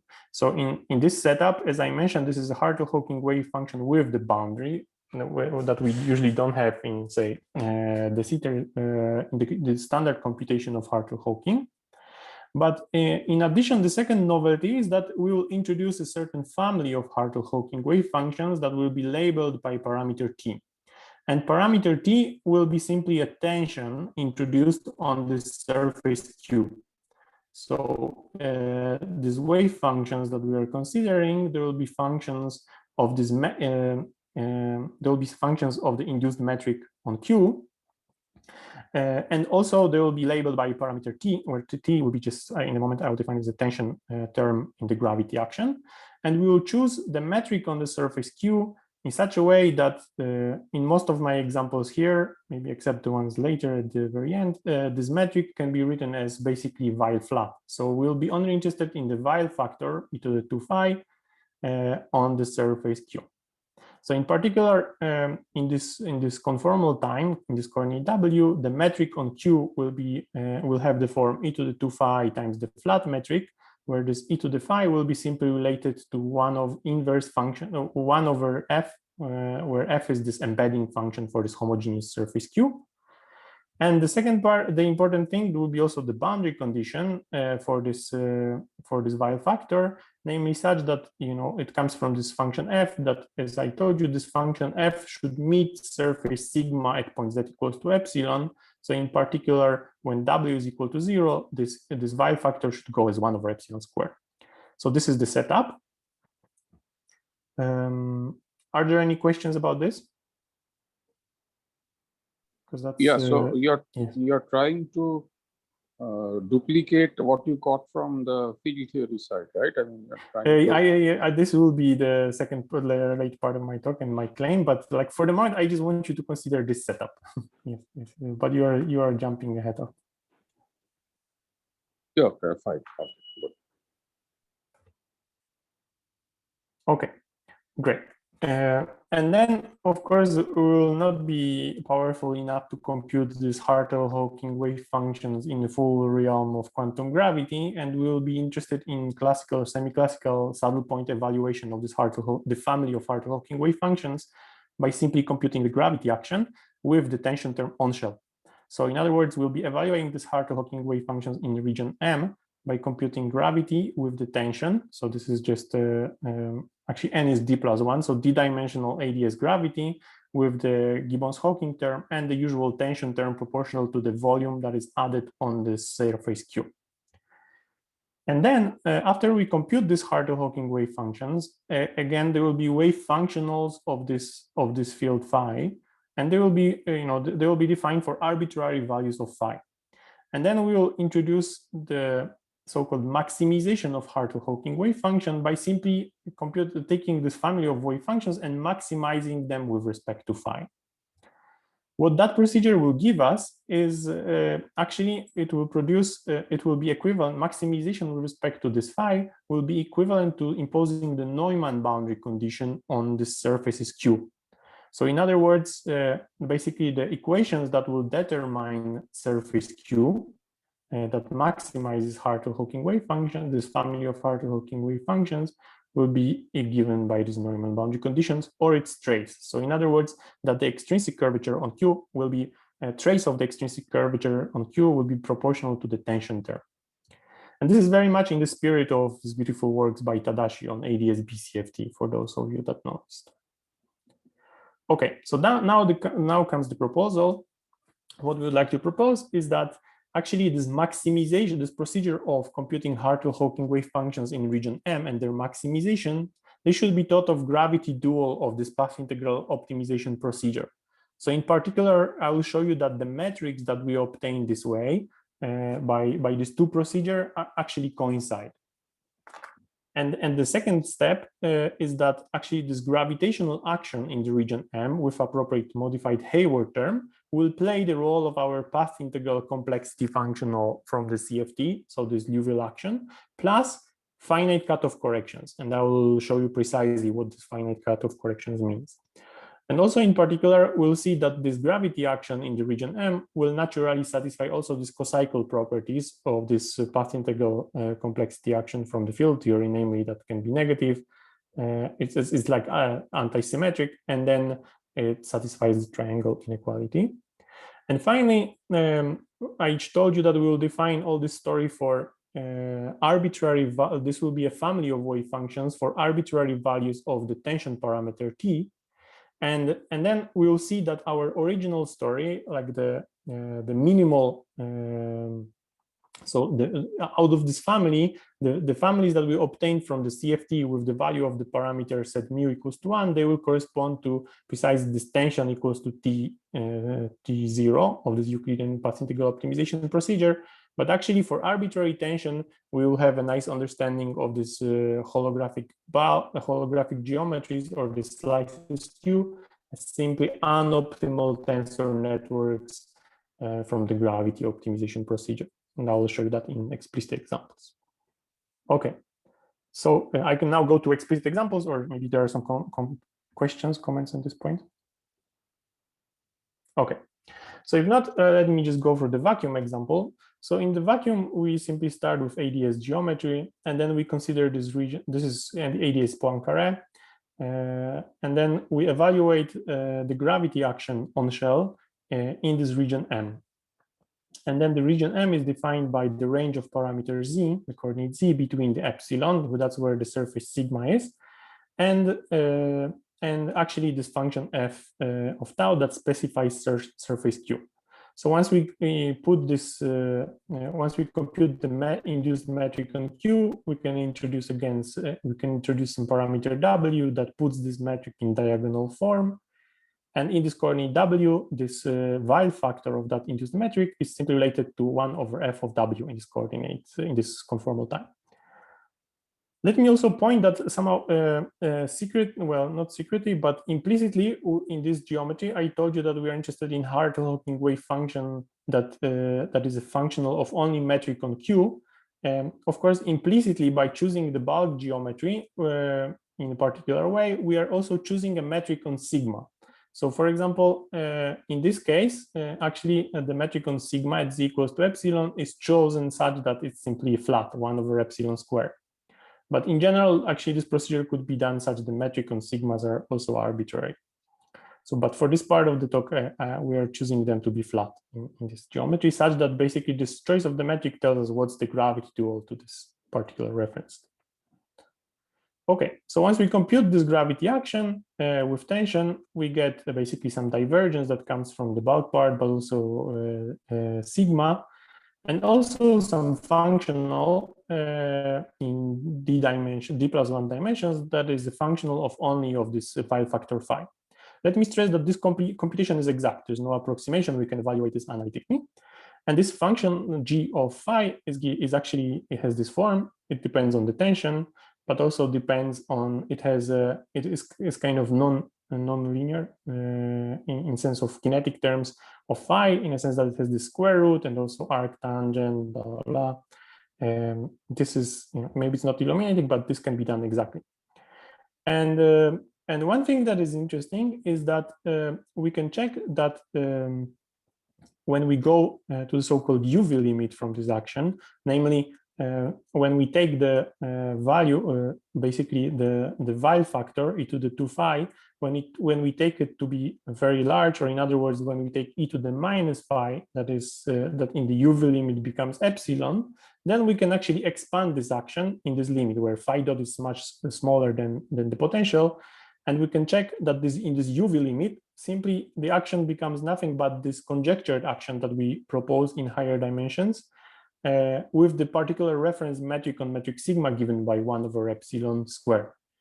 So this is precisely the conjectured action as obtained by the UV limit of the gravity action. And also we get a boundary piece that actually, as you will see in a few slides, can be cancelled by adding appropriate modified Hayward term, such that the action has certain properties appropriate for complexity. So I'll discuss in a moment. So I have a question. Yes. So your phi was the Liouville field in the boundary theory, right?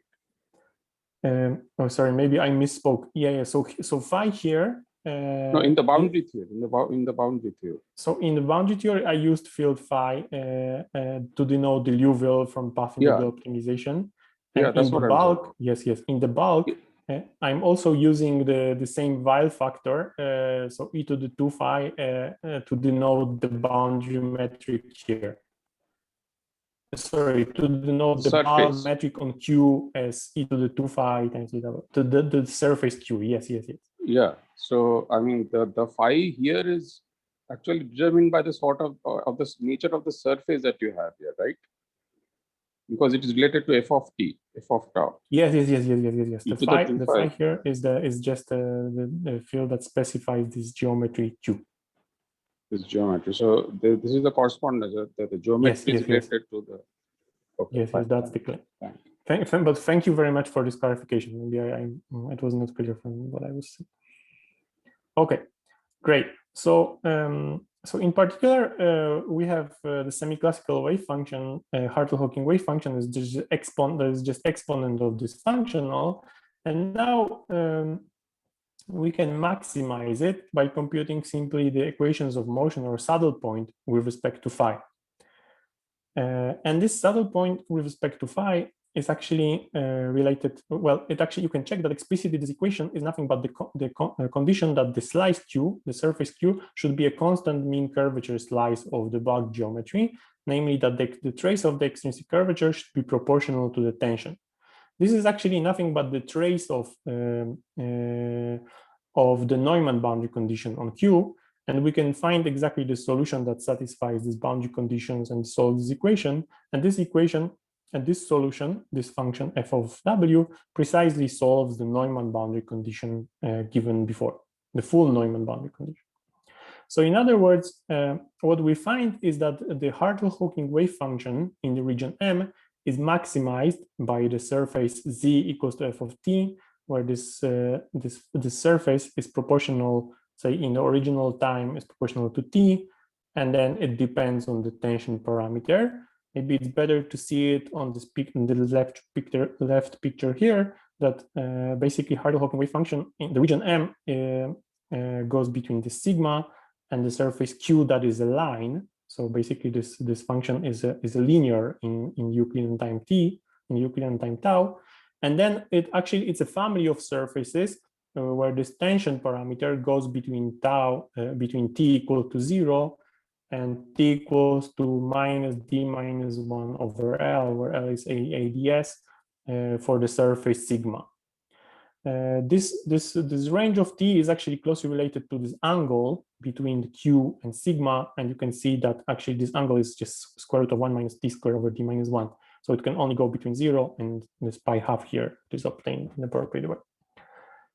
And in particular, we can, as I was telling you, in the limit of t going to 0, we can recover our original path integral optimization, where basically the original path integral optimization, we are interpreting this metric, we are interpreting it as a time slice of the dual bulk geometry. And indeed, when t goes to 0, the surface Q approaches this t equal to 0 slice of AdS Poincare. Yes, maybe how much time do I have? Yeah, maybe I still. You have 10 more minutes. Oh, okay, great. But, so this is followed by a discussion break, so it's okay if you take. Okay, perfect. So let me discuss now how one can evaluate complexity, but now in the bulk from these Hartle-Hawking wave functions. So first, let me point that this on-shell gravity action, when we now evaluate it for the on-shell value of this geometry Q, after we did the maximization of Hartle-Hawking wave function, when we now evaluate the on-shell action, this region M, just the gravity action, actually it has this form. It again depends, it's like divergent due to this divergent metric on the surface sigma, and then the subleading the divergence also depends on the tension parameter that simply comes from this surface, from this family of surfaces parameterized by tension. Let me also comment that this is interesting when we take the gravity action plus the tension term. Actually, this tension, the role of the tension term is that on shell it actually cancels this piece. So basically, if we took the gravity action, and the tension term together, we would not get T dependent. So that's one of the reasons why actually in evaluation of this Hartle-Hawking complexity from the Hartle-Hawking wave function, we are dropping the tension term in the action. Okay, so basically this is one fact. When we just evaluate the gravity action in region M, we get this formula. On the other hand, in the region, so it would be tempting to actually define the complexity for the Hartle-Hawking wave function as simply the gravitational action in this region M. But actually, this is not the end of the story, because simply the region M is not smooth. In particular, in M, we have a corner. So in order to have a well-defined variational principle and avoid certain boundary issues, we actually we should add the Hayward term into the gravitational action.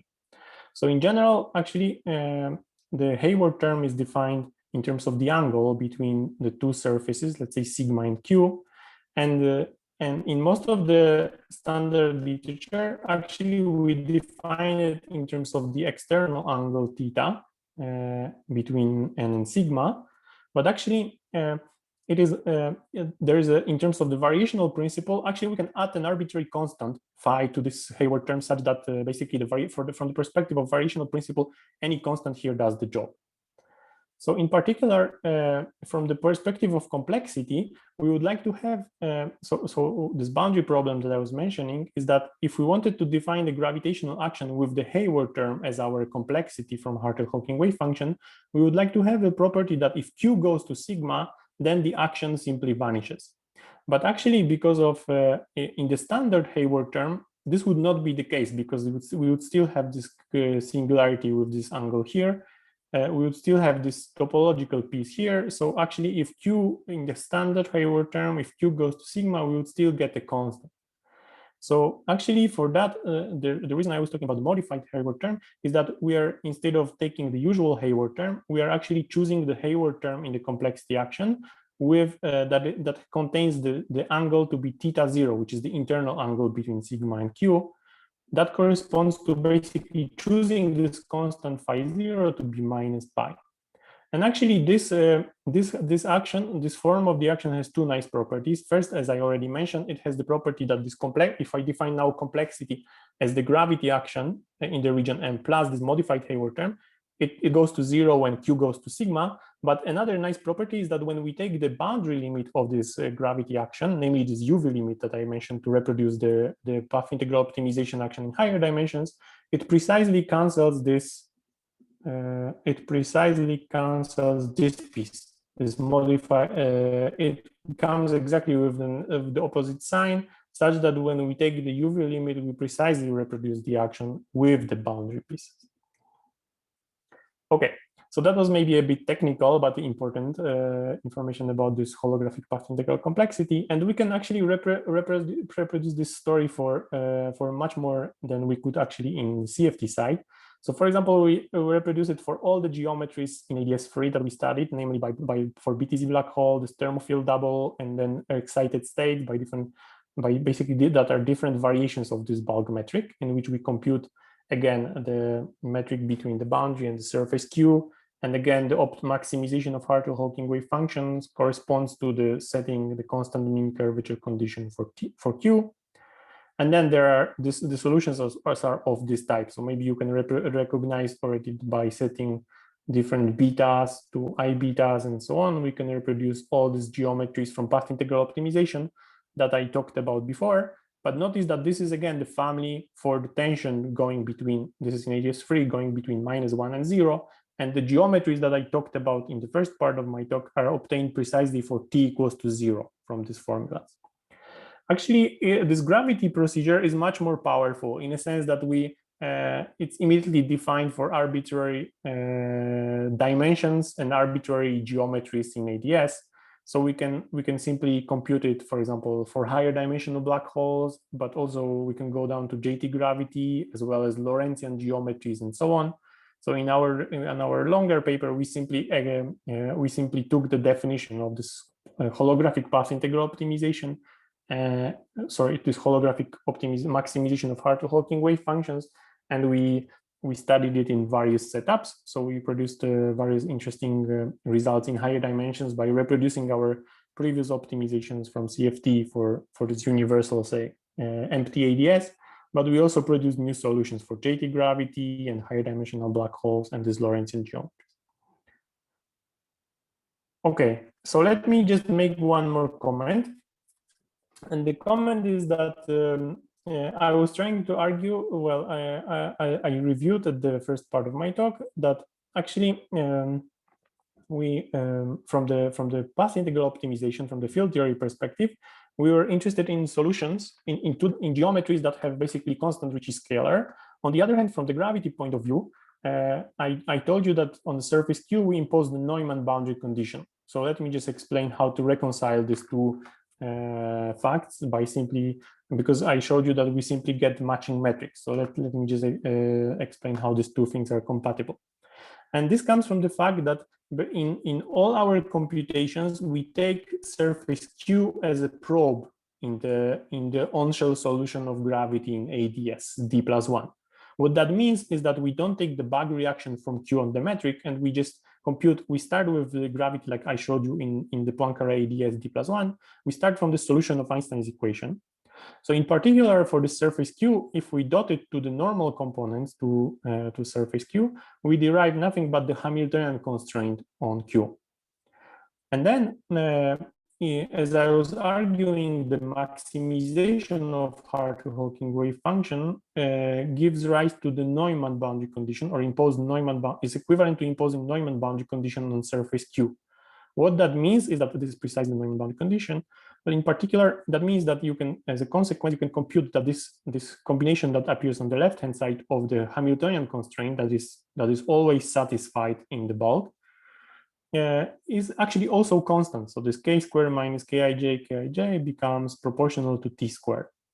And what that means is that, as you can see, the right-hand side, the Ricci scalar of that surface Q, together with that left-hand side constant and cosmological constant, becomes simply proportional to, basically, this is proportional to the cosmological constant times 1 minus t squared over d minus 1 squared in arbitrary d dimensions, d+1 dimensions in the bulk. On the other hand, I told you that the path integral optimization with this boundary action that we conjectured in the previous works corresponds to solutions of equations that the Ricci scalar in d dimensions is proportional to the cosmological constant in d+1 dimensions. This is actually a numerical fact by taking the trace of Einstein's equations in d dimensions, that the Ricci scalar of d dimensions becomes actually proportional to the cosmological constant in d+1 dimensions as a consequence of tracing. And basically, if you compare these two formulas, you get immediately the relation between this parameter mu, that for example, in the Liouville case, this was the coefficient of the Liouville potential, and the bulk piece, basically 1 minus the tension. So in other words, this mu is given by 1 minus t squared over d minus 1. So in particular, in d equals to 2, this is our first paper in our work where we said mu equals to 1. That was precisely the surface that was corresponding to t equals to 0. Okay, and then I guess I'm almost out of time, so let me just quickly mention that, as I told you, that this gravity procedure can be generalized to arbitrary dimensions as well as Lorentzian signature. And in particular, we could compute this Hartree-Hawking wave functions for surfaces Q in Lorentzian AdS and DS spacetimes, and then do again maximization of Hartree-Hawking wave functions up to, for example, time-like or space-like surfaces Q. And again, we find similar interesting constraints that these surfaces should be constant mean curvature slices of these geometries. And also in particular that they should satisfy that the Ricci scalar should be constant, but in these cases we could have actually positive and negative one. And this motivated us to also speculate about Lorentzian path integral optimization. So in first part of my talk, everything I talked about was mostly based on the Euclidean path integral optimization. But using this bug results, we could actually define the Lorentzian path integral optimization by simply comparing the transition amplitudes now that compute, say, transition amplitudes from some value of some particular wave function to another state, but simply by computing two different let's say Weyl or Minkowski flat, Weyl-Minkowski geometries, and again define certain gravitational certain actions that would reproduce as this metric. And in particular, we could get by this procedure the Lorentzian Liouville action, or actually for the CTER, it was more natural that this action was the time-like Liouville. Well, Pawel, is this global de Sitter or just the static patch? This actually example was in the static patch. Nice. Okay. But it can, I mean, in some sense, this could be done in arbitrary geometry. So in some, because it's just covariant gravity action, so we could do it in various other metric, various other forms of the metric. Yeah. Okay. So maybe this and this from this as a part of discussion from these Lorentzian computations as well as the Euclidean results, we came into this interesting question, namely, how could we think about time from tensor networks? Basically, time in the gravity side or bulk time as emergent from this tensor network geometry, tensor network geometries as basically results of this path integral optimization. And we noticed actually this tension parameter T quantifies how much we optimize the path integral. And as I told you, this is closely related to mu. So if we go with T to -1, say, this goes to the surface sigma that is very much unoptimized, the original surface with the original geometry. But when T goes to 0, then for Euclidean cases, the surfaces, they are fully optimized with mu equals to 1. So in other words, this basically the CMC slices and this like basically the amount to which we maximize or optimize the states from this two procedure seems like a very natural notion of time in the bulk.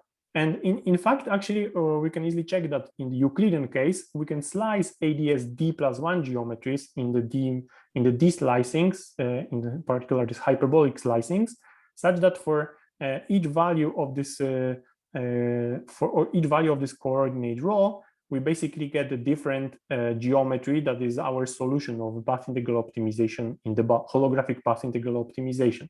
So in other words, this is like this constant mean curvature slicing of the bulk, that for when we fix rho, that means actually this rho is directly related to the tension parameter by this tangent hyperbolic rho. So basically fixed rho corresponds to fixed value of the tension parameter in this range here. And similarly also in Lorentzian AdS and Lorentzian ds geometries. So for example, for time-like surfaces and for space-like surfaces, we can also do the slicings of AdS bulk in such a way that for each value of rho, we basically have a given value of the tension parameter. So this suggests that there is a natural interpretation of this tension parameter, or in other words, the amount to which we optimize the path integral as somehow time in the bulk. And this smells like very much related to the discussion of York time by Belin, Leukovich, and Sharoshi. And this is something we think it's worth exploring for the future. Okay, so I think I'm almost done, out of time. So maybe I'll not have time to talk about this time-dependent geometries in Kastner. Maybe if somebody asks me at the discussion, I can mention more about this. And let me conclude. So in this talk, I was trying to explain the path integral optimization as a very interesting and new tool to extract geometry from CFT states. And also as a product of this optimization, we have this path integral complexity that is a natural definition of CFT complexity for based off path integrals in quantum field theories, but actually it's valid for arbitrary seeds. So it's not like in most of the Nielsen approach just for free theories or slightly interacting. It's really in the regime of holography. And in fact, in the gravity, we can take this discussion all the way to AdS CFT and discuss the path integral optimization and its gravity dual procedure that we propose as this maximization of Hartle-Hawking wave functions. And in particular, I was showing that this path integral geometries can be thought of as this constant mean curvature slices of AdS spacetimes. I didn't have much time to talk about TT bar construction, which is in somehow a little bit inverted. It's like attacking the problem from more the bulk side, not from the boundary, not from sigma, but from the deeper in the bulk. And this was, but actually using TT bar, we can construct the same slices Q that are on shell. And this was done in the work with Onkar Parikar and Yorit Krutov. And there was also a similar discussion by Chandra et al. On using TT bar to think about path integral optimizations from the bulk.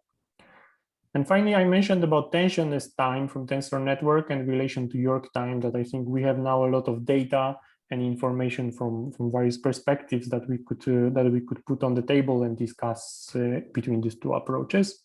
And finally, I didn't have time to talk about singularities in the bulk and path integral optimization. This is an interesting time-dependent example that we are working on now. And finally, other applications in AdS CFT are still there. This is very new computation and proposal, so there's still a lot to do. So thank you very much for your attention and questions, and that's all I had to say. Thank you very much, Pawel, for the nice talk. Open the floor for questions. Please go ahead. We will take questions to Pawel's talk and then Shira's talk. Yeah, so I have a question. I mean, when you're optimizing for the path integral, what happens if you didn't do the optimization? I mean, even for a general CFT, there is a gravity dual, right? I mean, so you can always define a Hartloging wave function using that gravity dual. Yes, you're talking about. So if you have a general CFT, you have a gravity dual in any case. So, okay. I mean, what happens if you just took the Hartloging wave function, the analysis that you did using the Hartloging wave function for the gravity dual?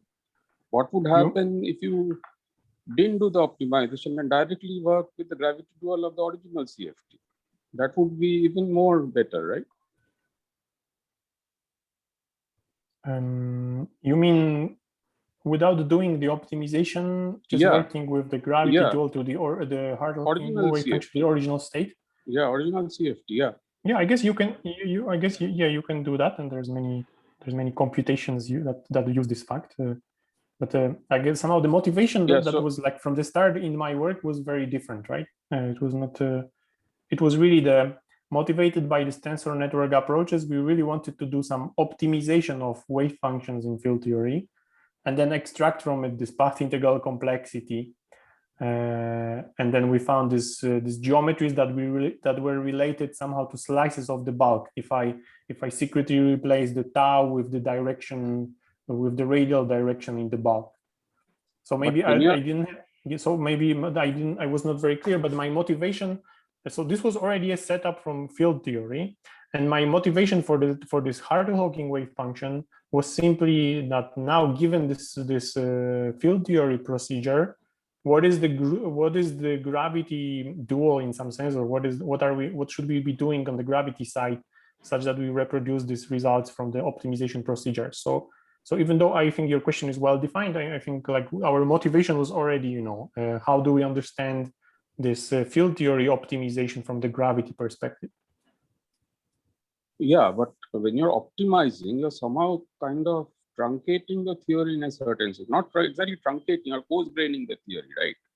In a certain sense. So you can think about it as doing some kind of space, like position-dependent cutoff.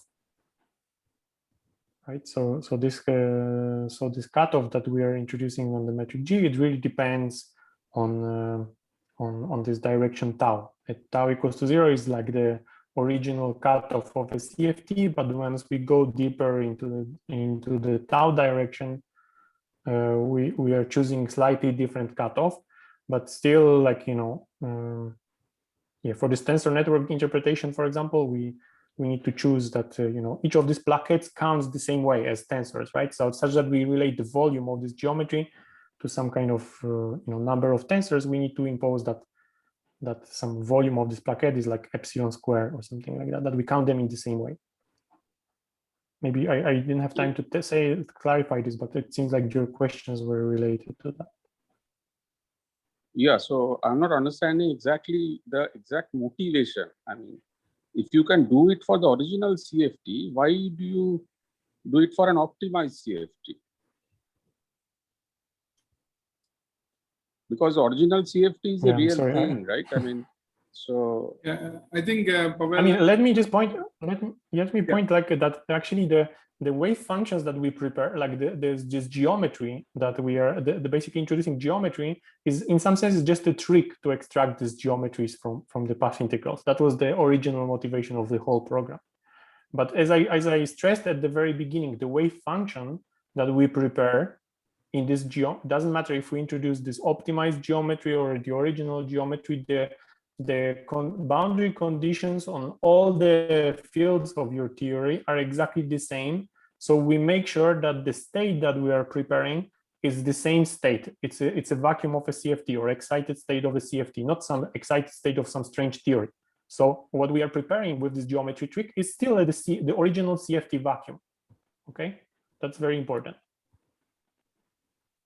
okay, so maybe I didn't understand that. Okay, right. Okay, Pawel, I have a question regarding this teased us about the singularities. Can you tell us a bit of a highlight? What is this work on? Okay, thank you very much. So yes, so basically, maybe let me just quickly tell you about this slide. So this is some work where I've been doing with Shumi Das and Deeplarka. And basically what we would like to test is this Hartle-Hawking maximization, or this proposal of holographic path integral optimization in more complicated, maybe time-dependent bulk geometries. And one family of such is given by so-called Kastner AdS geometries, and these are geometries that generally have some singularity in the bulk. And they were actually studied in a very nice series of works by Jose Barbon and Rabinovici, also Jose and Martin Garcia. And actually there were many works where Barbon in particular was exploring them from the perspective of complexity or Barg reconstruction. So they serve as a perfect testing ground for this holographic path integral optimization. And in particular, the question is, okay, how does the complexity, bulk complexity, or some definition of field theory complexity behaves close to singularities? What should we expect? Should the complexity go down? Should it be smaller? What is the CFT state, and so on? So this is what we've been studying in this Kastner setup. But maybe just to show what changes or how things evolve, it's actually good to study some simple example, which is the three-dimensional Kastner geometry, or the three-dimensional Milne geometry, which is just a Lorentzian AdS with some position with some x that actually can be compact or non-compact, and this x has basically t square in it. So when t goes to 0, basically this is a kind of singularity for compact direction, and then this basically geometry goes to, the spatial geometry goes to 0. So again, we can compute actually Hartle-Hawking wave function. We can define region M, and then we compute gravitational Hartle-Hawking wave function with tension. And again, by running this procedure of maximization, we can find the homogeneous surfaces in this geometry, in this time-dependent geometry, that satisfy this k being proportional to tension. But in this case, actually, the surfaces are slightly different than just the linear ones that we had. And basically, they go as a square root of t square plus beta square for time-like, and for space-like, basically square root of t square minus beta square, where basically this beta here is chosen in such as it actually depends on epsilon as well as on a certain t0. And basically on this picture, you can see we choose these surfaces such that basically they meet the surface sigma. Again, this is the radial direction z, and this is time tau. And then basically the surface is q, they meet surface sigma that I didn't denote, but it's just this line here at various points t equals to 0. And this surface sigma is given by z equals to epsilon. So basically all these solutions, they satisfy this boundary condition. That means that beta is dependent on epsilon as well as on t0. And actually what we can check is this t0, basically we choose it to be negative, say from minus infinity to 0. At 0 is the point where the metric becomes pathological, or there is some singularity generally in higher dimensions. we can check that this surface become in particular way. So they kind of go closer. This brown one here on my picture is just a null surface. So this time-like or space, this violet are space-like, these blue ones are time-like. They go closer to the null surface as we go with t to 0. But in particular, we can analytically again evaluate this holographic path integral complexity in the bulk with modified Hayward term and so on. And we can actually check that as you would probably expect, it decreases as t goes to 0. So indeed, this holographic path integral complexity tells you that the state relative to the surface sigma becomes, well, in some sense simple, closer to a product state, because this complexity of the state really decreases. So that's the main message, and then we can also generalize it to higher dimensional Kastner and also Kastner with some scalar and so on. And this should appear at some point. I see. And is this this diminishes as t goes to 0 as you approach the singularity? That behavior has already been displayed in, I think, papers by Barbon and Ravnovici, just if you use CA or CV as well. But yes, the exponent of the decrease, matching with this path integral optimization complexity you have. Do you get the agreement between the exponent, the rate at which complexity decreases? That's a good question. We have not checked exactly at which rate this exponent goes yet. So okay. We have not looked at that yet. Thanks a lot for this. But your study is entirely space-like singularities, space-like naked singularities. Am I correct? Or you have looked at a time-like singularities as well? In this case, we looked at space-like ones, yes. But in general, I think the procedure in the bulk from this holographic path integral optimization can be done for arbitrary singularities. Okay, thank you. Is there any other question for Pawel? But yeah, thanks. Oh, no, sorry, go ahead. I cut you short. So if there are no other questions. No, I finished. Yeah, if there are no other questions, then we can move to Shira's questions. Questions for Shira Star.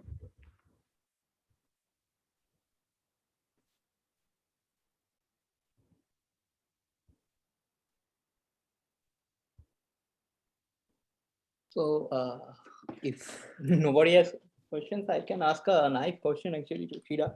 So when you write down the state, so you have a particular combination of the generator, right? So you write first exponential of P, then L, and something like that. I forgot actually. But these generators don't commute with each other, right? Means if I change this ordering, does it matter actually in your case? I mean, this would be just a reparametrization, but yeah, you're right. They don't commute, and that gives you different difficulties, and that's why it's actually written as a product. Because, like, you could have asked me, you know, all these constraints, for example, from unitarity that I give, they all look very complicated, and the reason they look complicated is because I didn't put all the generators on the same exponent, like, you know, a function times P plus a function times K and everything on the same. That would be simpler. But then, you know, to differentiate, for example, and see what is the velocity vector would be very complicated operations, because at different times they won't commute. And yeah, so you have to definitely deal with the algebra. Yeah, it would be a change of variables to change the order, basically.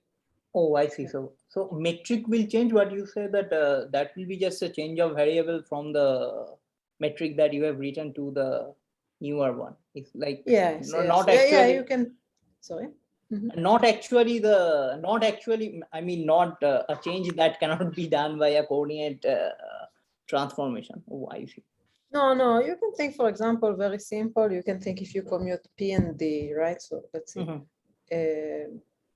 I cannot, let me see if I can do this, maybe.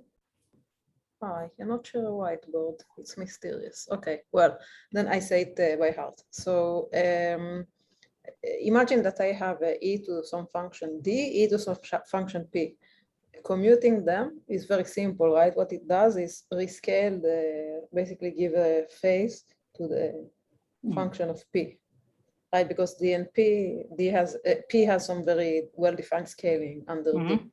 So there the change of variable is obvious, but also in other cases, like you can work with the computation relations and you will know what should be the change of variable to go from one to the other. Oh, I see. I see.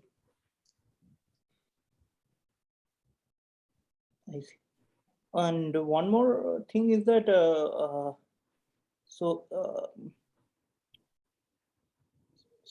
do you think it is possible to do it for something like the simplest case of say n equal to 1 supersymmetry where you have this super q bring in into those apart from the, because that those supersymmetry charges, they will actually bring you outside your the conformal family actually, because it will mix the boson and the fermion, which in your case you didn't do actually, right? So you are stick to one particular conformal family. Right.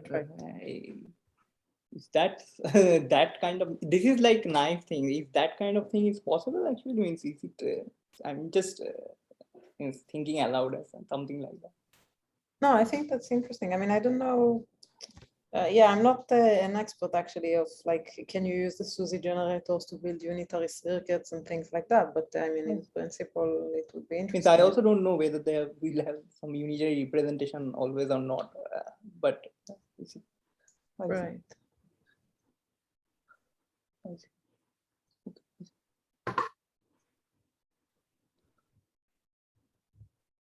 And I have actually one question to Pawel. So you were talking about some anomaly or something like that. So can you little bit elaborate on that? So yes, you made a comment about some anomaly right? Beginning of your talk. Some in presence of anomaly, this effective action looks like or something like that. No, I mentioned that there will be a talk by Pratik. Oh, I see. Oh, I see. So I mentioned, maybe that's what you're referring to, that he will talk about this, because basically the way the way I was arguing about the level action was basically just looking at the transformation of the measure. I see. Okay. And in, for example, in even dimensions in 4D, you can also compute the integral of the, so the level action, as you know, is the integral of the Weyl anomaly. And in 4D, actually, you can also do this, and this is the so-called Q curvature action. Oh, I see. This Q curvature action, again, you can see that it plays a similar role as Liouville, and it has like the hyperbolic solutions, but in addition has a lot of other stuff, and we've been trying to interpret this more in the tensor network language or other things. So, but I will not spoil. I will not spoil the talk of. I see. Pratik, but I think I got the feeling, because this Q curvature action did appear when people try to prove extend this Dirac effective action in higher dimension to prove this A theorem. They couldn't do that, but indeed you integrate over the corresponding anomaly, and I see. Oh, I see. Okay. Then I should wait for the talk. Yes. Okay.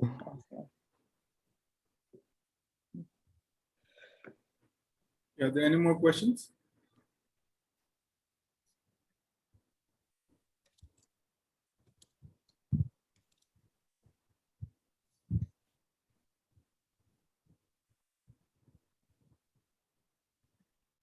Okay, sounds like there are no more questions. Then we can.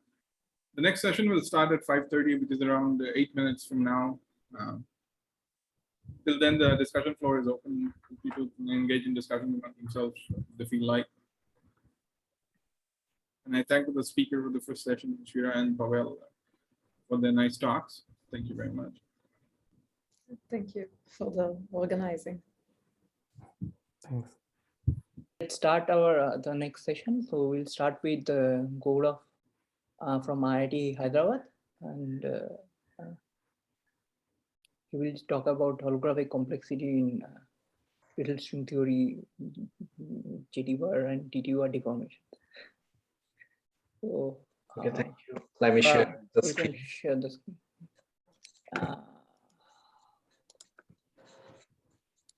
It's disabled. Okay.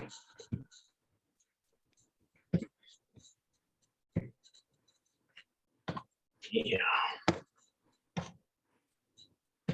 I hope you can see the screen. Yeah.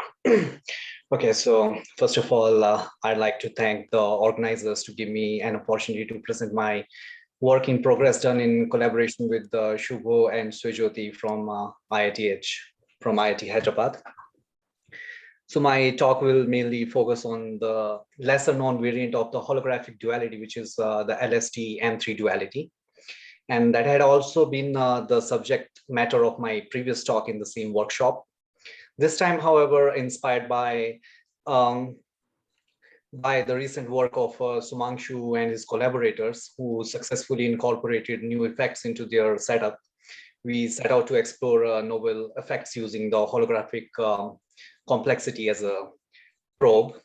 So my talk will consist, the outline will be, first of all, I'll introduce the computational complexity, the complexity volume conjecture. Then I'll introduce the worldsheet sigma model and its irrelevant deformation. Then I'll go over to discuss this bulk M3 background and its KK reduction. Thereafter, we'll present some CV computations. And further on, we'll go ahead and show some computations regarding the subregion volume complexity.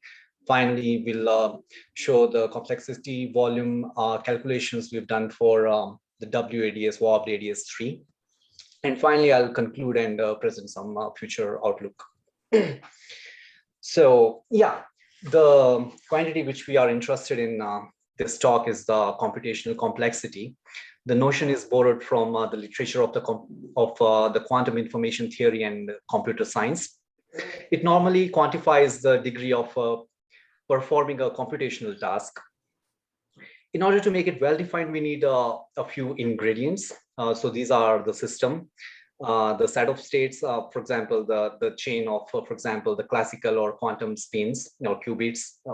The set of states will be like the initial reference state O, the final target state psi, together with the allowed set of simple operations to tweak those states. In quantum mechanics, complexity is just the difficulty of creating a quantum state.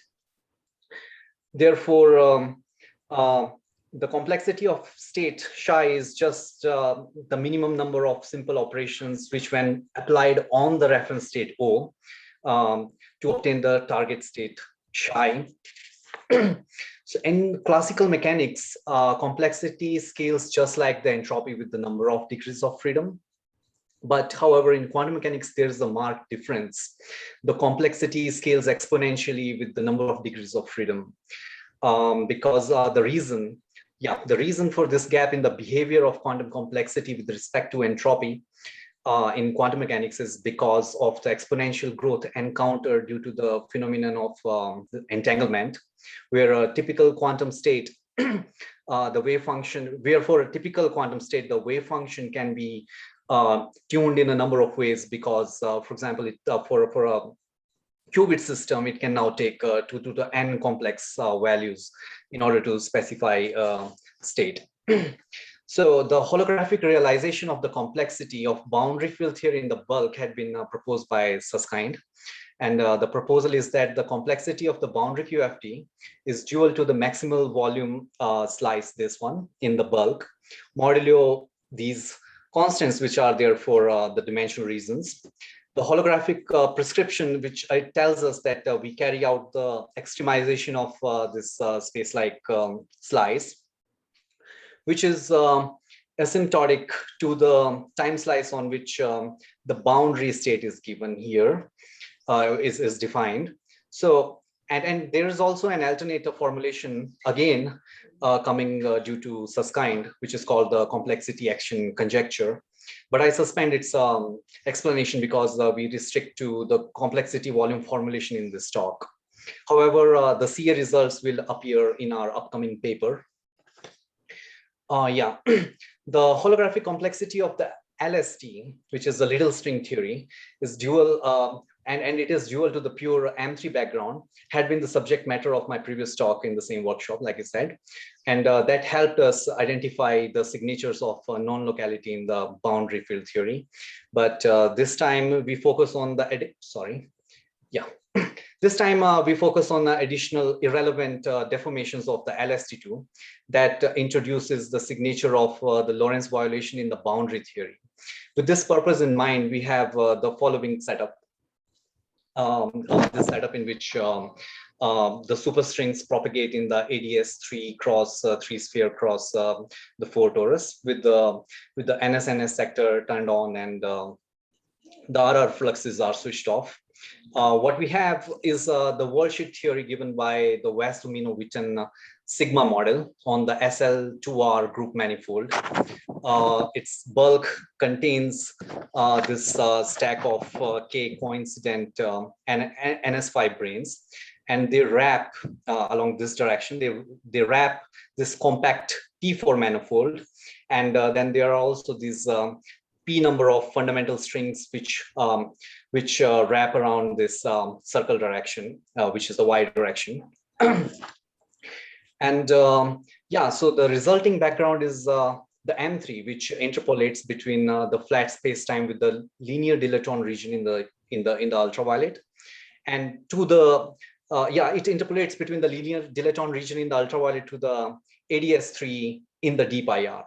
In the IR region, corresponds to the near horizon geometry of the F1 strings, whereas the UV region corresponds to the near horizon geometry of the NS5 branes, which are lying far from the F1 strings.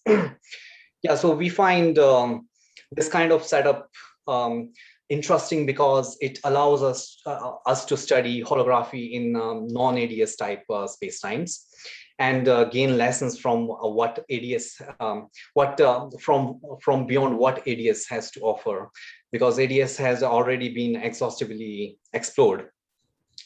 There's a disclaimer that this is just a caveat that perturbative string theory has not been worked out in very gory detail in our work. Therefore, we just refer to the work of these following papers of these experts. However, my aim is just to present convey a very heuristic picture. So the boundary theory, which is dual to the M3 background, is the CFT-II deformed by the single trace TT bar, JT bar, TJ bar irrelevant deformations. The introduction of these currents, the introduction of these currents chooses a direction which breaks some boost symmetry in the space-time. The single trace irrelevant deformation is equivalent. This one is equivalent to adding these local operators to the worldsheet Lagrangian, and with the following range of validity of parameters. I mean, these are the parameters, and this is the range of validity. This first condition, it assures that the background geometry does not contain any pathologies, as like, for example, the closed time-like curves when the longitudinal X direction is chosen to be compact. But however, for our concern here, X is just non-compact. X is a non-compact dimension. So we merely mention it for the sake of completeness. And the second condition, this one, it stems from the requirement that the circle direction is a space-like direction, which is like the Y direction is a space-like. This third condition, it makes sure that the spectrum that we get is regular when the this Lorentz violating couplings, these epsilons, they are turned off. So yeah, so corresponding to the bulk interpolation between in the deep IR to the AdS to the linear dilaton in the UV, the boundary theory now interpolates between the CFT-II in the IR to some irrelevantly deformed LST2 in the ultraviolet region. At high energies, this theory exhibits the Hagedorn density of states when our entropy in this theory becomes proportional to the energy. Moreover, this theory has no massless spin to excitation. It has no gravity, and it also has these well-defined off-shell Green's functions. Yeah, so over to the bulk background. The bulk background, when reduced over this compact 4 torus times this 3 sphere, this gives us this following metric, where these red terms are manifestly Lorentz violating terms because the Lorentz transformations don't necessarily preserve their form. Also, we note that they come with the coefficients, like these coefficients, which are linear in the epsilons, which are the Lorentz violating couplings, so that they can be turned off to get the Lorentz non-Lorentz violating theory, means the Lorentz invariant theory. Next thing we notice is that we have this non-trivial dilaton in the background. This dilaton captures a lot of physics, means because due to its presence in the UV near boundary where it blows up, the physics can be a lot different from from our regular QFT. Gaurav, can you tell us where is the boundary? What is the value of the parameter U when it approaches the UV and IR? Yeah, so U tends to U at infinity is the boundary, and U equal to 0 is our the AdS, the deep IR AdS region. Yeah, because this is like a Poincare patch. So in the U coordinates, where U equal to infinity corresponds to the boundary. Yeah, so U equal to 0 is the Poincare horizon. Am I right? That's right. That's right. Yeah, this becomes 0, and the U equal to infinity is the linear dilaton region. So in this deep IR, when U goes to 0, this dilaton, it becomes constant, and the regular physics governed by the CFT is restored.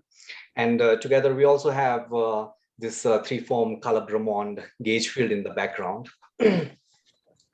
And we also further carry out this consistent Kaluza-Klein reduction of the previous background geometry on the Y circle. And the resulting 3D geometry we obtain is the following, where again, these highlighted terms, they appear to be manifestly Lorentz violating in this 3D metric. Together, we also have these KK gauge fields and a KK scalar. The background dilaton retains its same unmodified form because it is not the member of the KK sector. However, the Calabre-Drummond gauge field, it takes this 3D form. And you also have an additional one-form gauge field from the Calabre-Drummond as well, right? Yeah, this one is from the metric. I understand that. This one is from the metric. Oh yeah, sure. But perhaps you don't have it on the slide. Yeah. Calabre-Drummond also has one form gauge field. Anyway, please go ahead. Yeah, so yeah, in the 3D picture, yeah, you're right. Yeah, that's right. Okay, so using our previous 3D background, we go ahead and evaluate the CV, where this additional exponential factors you see here, these modifying the measure, are there because we are in the string frame metric, and this overall constant factor in front of the integral there is to restore the correct factors of the G Newton. And after solving the variational principle, the variational problem for the maximal volume leads us to this exact result. So we note that complexity is an extensive quantity, therefore by its very definition is a cutoff dependent quantity in nature. And the cutoff here is represented with this epsilon, yeah, these ones, not this epsilons, but this just plain epsilon. And this plays the role of the lattice spacing. Note that this divergence structure, it departs from the conventional quantum field theory, where the extensive quantity should be proportional to the number of lattice side, or that is, it should go like inverse with epsilon, this UV cutoff. But the appearance of this quadratic and the logarithmic terms here, it hints at the boundary theory being a very non-local as well as the Lorentz violating, because we can see that their coefficients, these coefficients being dependent upon the deformation parameters, these A's and B's. Now, to facilitate examination, we produce here the UV-IR limits of the previous result. And in the UV, as expected. Sorry, I have a question. Yeah, sure. So can you go? Yeah. So in this exact result, yeah, can you see how it's growing with time or something? The complexity, or is that a reasonable question to ask. Yeah, that's right. But we don't have the time dependence here, because when we pulled back our metric, we specified the temperature, this T as a function of U, and then we solved it. And this is the result which just outlines your divergence structure. So we have written it in such a way that its divergence structure is manifest. So time has gone into U yourself. Yeah, that's right. Yeah, because it's the surface is governed by T as a function of U, and for T as a function of U, we have set up the variational problem and solved the differential equation. So you don't have time here, but you don't have U also here in any sense. Yeah, because we integrated U in the end. Okay. So that's where these limits come, and you have this UV divergences appearing. So let me answer this question in a little bit different way from Gaurav. Samyukta, what you can do is this theory in the boundary is not boost invariant. So there's a preferred frame in which you're seeing this answer. Now, if you boost, then these coefficients will develop time dependence. Do you understand what I'm saying? Yeah, somewhat. So he wrote down a coordinate system. In that special coordinate system, indeed, after externalization, there is no time dependence. Now you can boost it to a different inertial frame in the boundary. Then these coefficients will pick up time dependence. So you can think this is a very special frame in which we don't have the time dependence. But yeah, you're right. In general, if I do a boost, or if I go to a different frame, there will be time dependence. Okay, thanks. Thank you. Thank you for the remark. Okay, so next, to facilitate the examination, so we produced here the UV limits and the IR limits of the previous result. So in the UV, as expected, the theory is highly non-local and Lorentz violating as well, as is evident from this novel quadratic and the logarithmic divergence structure. The term inside this parenthesis captures the signature of the Lorentz violation because of this overall coefficient sitting here. So, and we are disappointed in a way that this Lorentz violation has no separate signature of its own.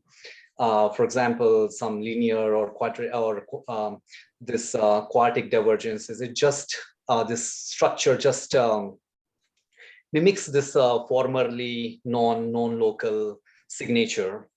And to make a consistency check in the end, we obtain the familiar physics here, governed by the CFT when we take the cutoff larger than this characteristic length scale in the LST, which is this Hegeton temperature, given by this formula. And yeah, in which case it doesn't see the UV physics at all. It is entirely dominated by, the UV physics, which is like dominated by the non-locality and the Lorentz violation. So this is just a local field theory result coming from the AdS-III. And in the same way, with the hope of discovering something new about Lorentz violation, we set out to evaluate the complexity of the subregion of the boundary theory, whose CV formulation instructs us to evaluate the volume, this volume trapped inside the intersection of the RT surface and the maximal volume to give the subregion complexity. So we have here redone the analysis by Shumangshu and Hashimoto in their entanglement entropy paper, which they have done with the aim of studying entanglement entropy, like I said, and with the following boundary conditions, these ones. Given at the turning point, this leads us to this RT curve, where this U0 is the turning point of the RT curve. And after solving for U prime here, we plug it back in this CV expression written here, modulo the factors of G Newton. Gaurav, with U prime du dx, what is U prime? Yeah, so yeah, so this is the RT curve.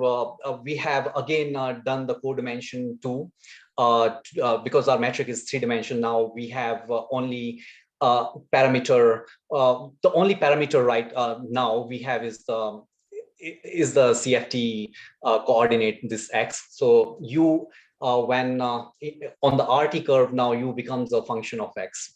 So this gives you the condition on the RT curve condition. So yeah, this one is the RT curve condition. And now we use this condition into this integral. We plug it back here. Yeah. So then we get this result, but this integral, however, it turned out to be a bit intractable for us to do. And but we had like two choices.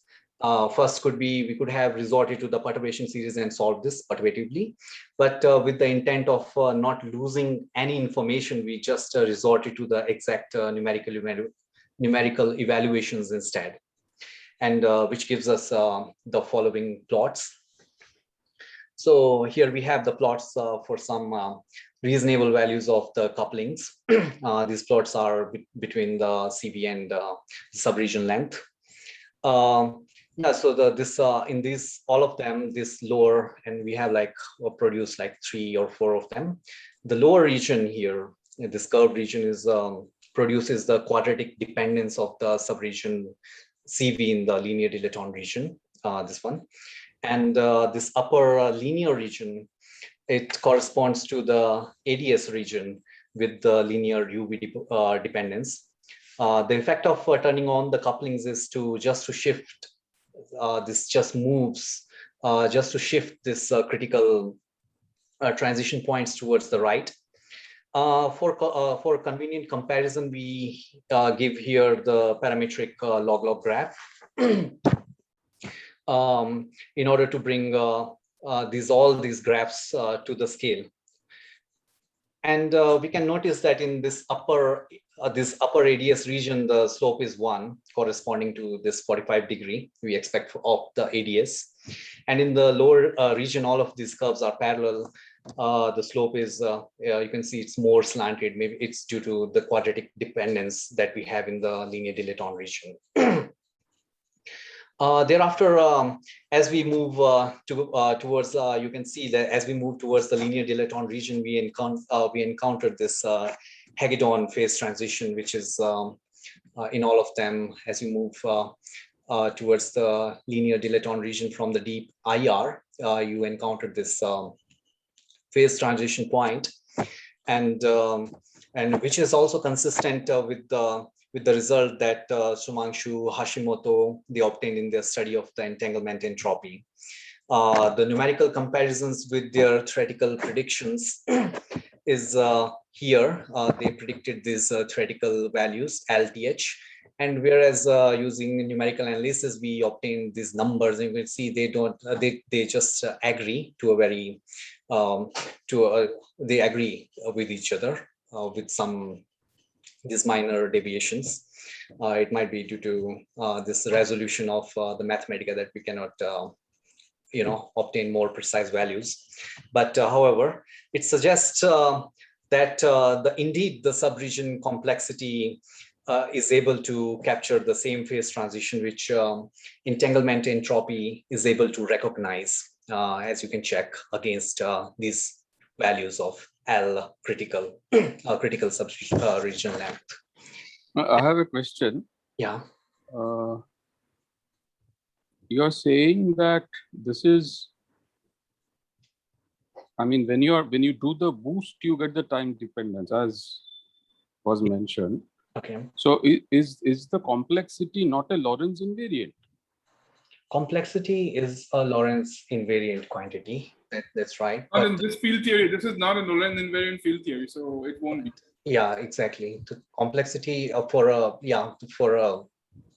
this is not a Lorentz invariant field theory. So for this, you can't expect that. Okay.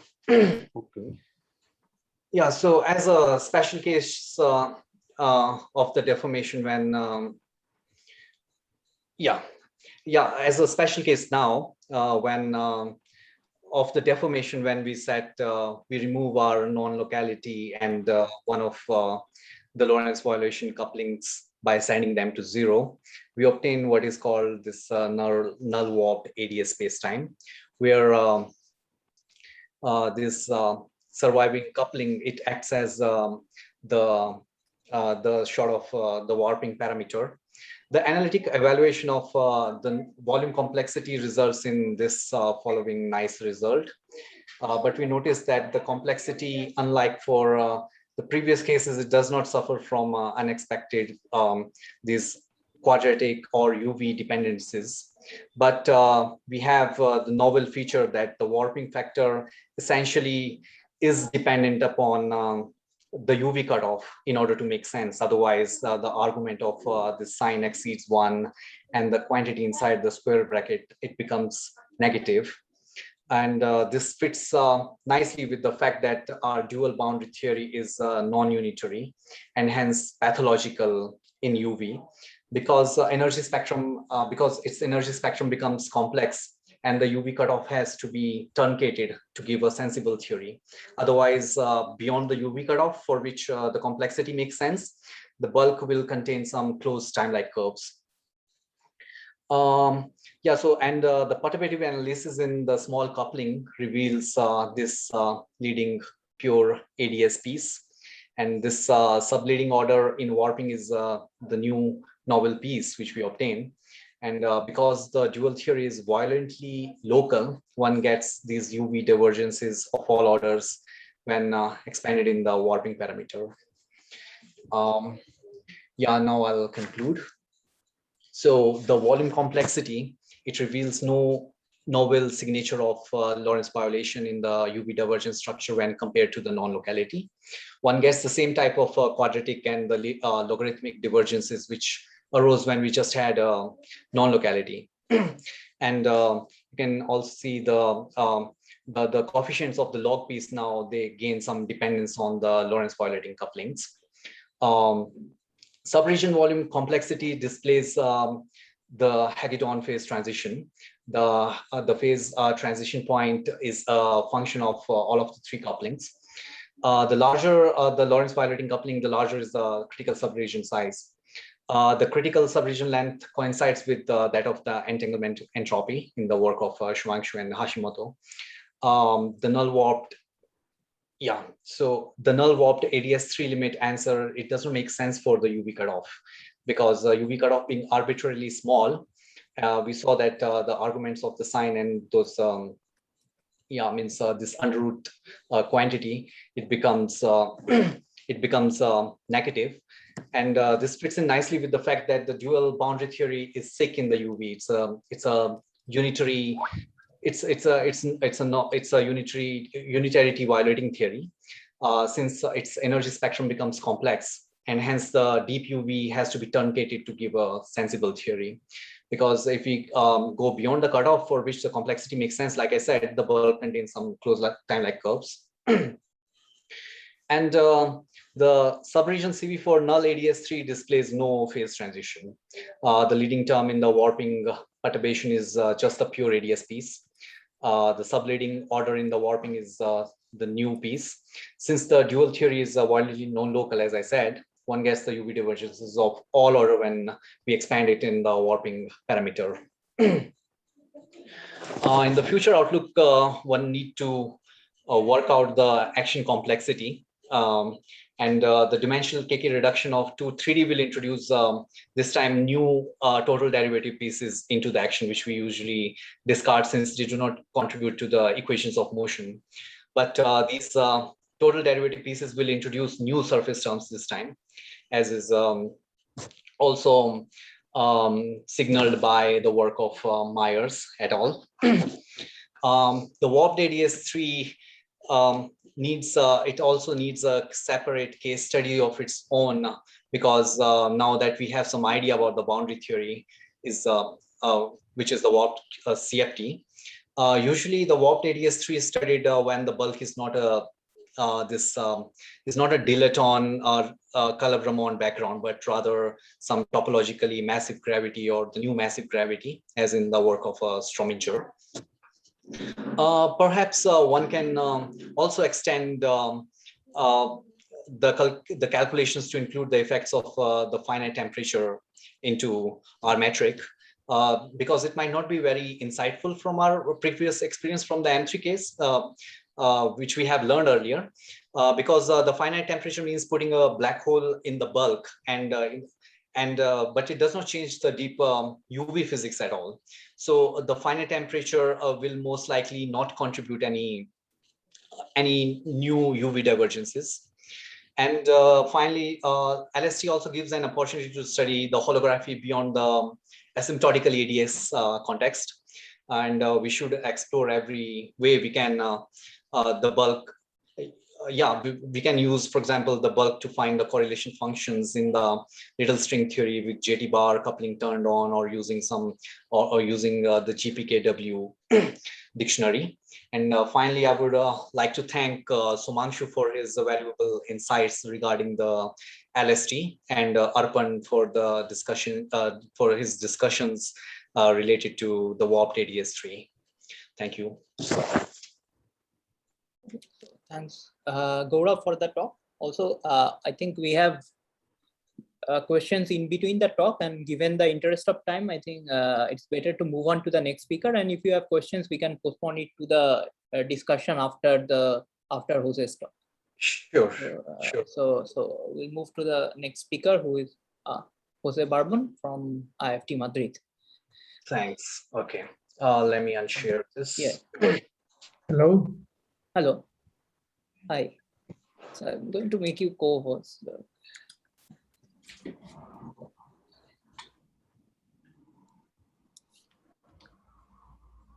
Hi. So I think you can start sharing.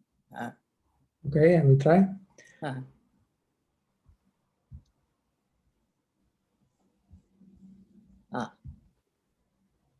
Do you see the? Yeah, we can see the full screen. Sure. Do you see the cursor? Yes. Everything. Okay. So we are very happy to have Jose Barbon from IFT Madrid, and we will talk about the volume complexity, bulk momentum, and gravitational clumping. So welcome, Jose. And, okay, thank you very much. First of all, thanks to the organizer for inviting me to this very interesting meeting. So I'm going to discuss some recent work, maybe not so recent already, on relations between volume complexity and bulk measures of standard bulk quantities, like in this case, bulk momentum. And in the background, ideologically, you could say that what is at stake is to establish some general relation between the dynamics of complexity and gravitational clamping. Something that is very natural, but the question is whether one can make statements which are as formal as possible in a mathematical sense. Okay, so this work is mainly the work of my students, Javier Martín García and Martín Sasieta from Madrid. It's appeared in 3 papers published already. And as I said, the main slogan is the idea that gravitational clamping should increase complexity in whatever, or in reasonable definitions of complexity of the dual quantum state, when you describe this in terms of some holographic system, some holographic dual variables. Okay. In fact, if you think of the complexity as fine-grained, in the sense that it doesn't involve some coarse graining of degrees of freedom, any kind of averaging of degrees of freedom over short distances or anything like that, if it is kind of an exact characterization of a quantum state, you would expect that you would expect reversibility. So you would expect that gravitational unclamping should decrease complexity of the dual quantum states. So in this case, when the apples go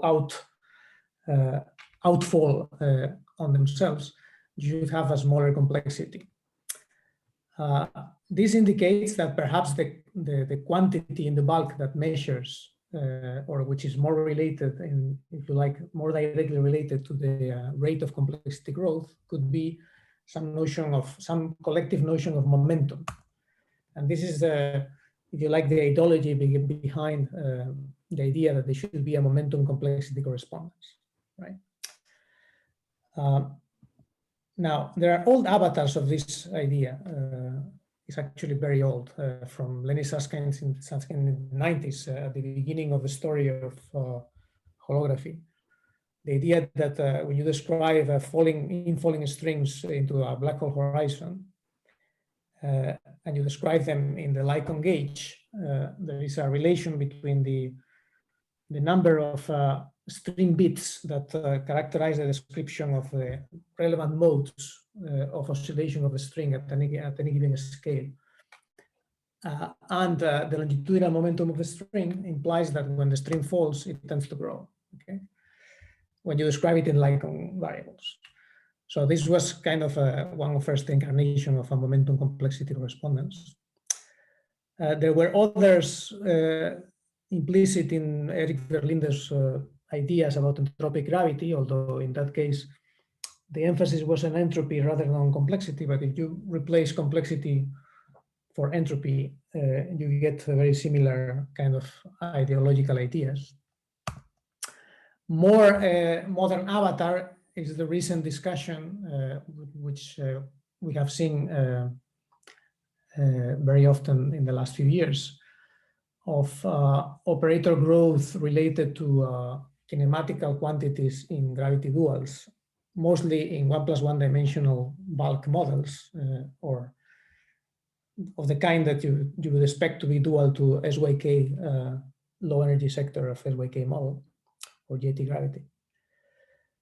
In this case, you use the fact that if you have fastest clumpers and you have a small operator that is growing, size is basically the same as complexity for something that is growing exponentially fast. So operator complexity is a proxy for operator size in this case. And operator size can be reasonably easily calculated directly in these models of SYK random fermions.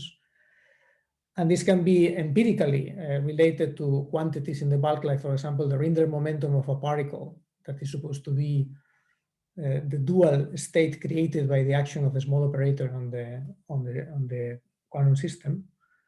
The fact that this particle falls with some momentum approaching the horizon can be related quantitatively just by the time dependence. It's just an empirical fact that you can compute on both sides and you get the same. You get relations of this kind. Okay? So this is a list of people that have worked in these low dimensional models recently along these lines. Now, the context for this talk will be a little different. I'm going to concentrate on a particular definition of complexity, just volume complexity, okay? So extremal volumes. Everything I will say, if you replace the word complexity by extremal volume, you're fine, in the sense that I will not say anything very deep about complexity, because everything I will do is bulk analysis of extremal volumes. So to the extent that extremal volumes, according to the complexity equal volume proposal, measure some type of complexity in a dual holographic system, then this has to do with complexity, okay? But very little of what I'm going to say really depends on anything more than just the notion of extremal volumes, okay? So I remind you that this proposal holds that there is a notion of complexity which you can associate to quantum states that admit a holographic description, by which the volume of extremal surfaces in the bulk that are anchored at some boundary data, which in this case is just a codimension 1 surface in the boundary manifold, that is a fixing of time. This extremal volume is a measure of complexity of the quantum state at this time, right? So it's a very natural codimension 1 generalization of the Rita-Kayanagi type form for entanglement entropy. There are a couple of heuristic pictures that go hand in hand with this proposal that we already know, we know very well. I will not discuss this, but it's known to everybody. Basically through the interpretation of geometries in terms of lattice approximations by tensor networks. So the idea is that the network itself is like a lattice approximation to the spatial cuts of the bulk. And then complexity is naturally, in tensor network representations, is naturally associated to the size of the network. And this leads naturally to the notion of volume in the bulk. There is another picture in which this is even more direct or more explicit, with the picture of the tensor network representation of the growing volume complexity of a thermophile double state. As described in the bulk, it's just the growth of the maximal volume section of the wormhole. And as described in the CFT or in the tensor network approximation to the CFT states, it has to do with the growth of this intermediate quantum circuit that appears in the entanglement of the two sides, okay? Describing the entanglement of the two sides. So the idea is that the amount of entanglement doesn't really grow, but the complexity of this entanglement grows because the tensor network that connects the two sides is bigger and bigger. Okay. Now, many discussions of momentum complexity relations in holography focus on effective 1+1 bulk dynamics. This is clearly the case in all these models in which you can afford more explicit calculations on the quantum side, on the boundary side, like for example SYK models. But even in higher dimensional models, within the context, for example, of complexity equal volume proposals or calculations, the physical content of this correspondence, this general notion that there should be a relation between bulk momentum and rate of complexity growth, you can establish it in explicit calculations involving very idealized situations like a spherical collapse using, for example, thin shells. Okay, this has been studied a lot in the literature in the recent years. And because of spherical symmetry, you also have an effective 1+1 dimensional model of dynamics. So you have some extremal hypersurface of which you want to compute the volume. You have some shell that is collapsing, right? The shell could have different dynamical status. It could be a brain, it could be some shell of dust, it could be null dust. You know, it could be complicated. It could have some equation of state in it. So the trajectory of the collapse could be very varied, but if you have a situation like this, people has been analyzing, for example, I mean, because of spherical symmetry, you can write down an effective 1+1 dimensional Lagrangian for the motion of the shell like an effective particle, right, in 1+1 dimensions. And there is usually a momentum conjugate to radius, which is related to the rate of increase or decrease of extremal volume. So you get relations of this kind. Okay. The type of relation that you get, the details of these relations, depends a little bit on your particular parameterization of the problem or even the nature of the shell, whether, like I said before, whether the shell is made of null dust or is just a brain with tension, whether it has some internal pressure, you know, all those things affect a little bit the form of these expressions, but morally they are the same type of expression, right? And then the question we would like to ask is there a form of this PVC relation? PVC stands here in this talk for momentum volume complexity correspondence, okay? So PVC is a relation of this kind, this formal kind, where you put here some measure of radial infold momentum in the bulk, and here you get the rate of growth of extremal volumes. Is there some relation like that could admit generalizations, could have a general form that would not depend on the details, either on your choice of coordinates, whether you like one set of radial coordinates or other, or would not depend on the nature of the equation of state of the matter that is falling down. And we have, in our first paper on this subject, we found a candidate for such a formulation, still working with shells, spherical shells. It turns out that for all the shells that you can imagine, which are thin shells, but undergoing a spherical collapse, there is a relation you can write down, which is totally kind of universal. valid for all these kinds of shells, in which the momentum that you are computing, the infall momentum, is defined, is defined by this integral. This is an integral over the extremal surface itself. So you have to think of a space-time as being foliated by the extremal surfaces themselves, and the extremal surfaces provide space-like surfaces over which you define quantities.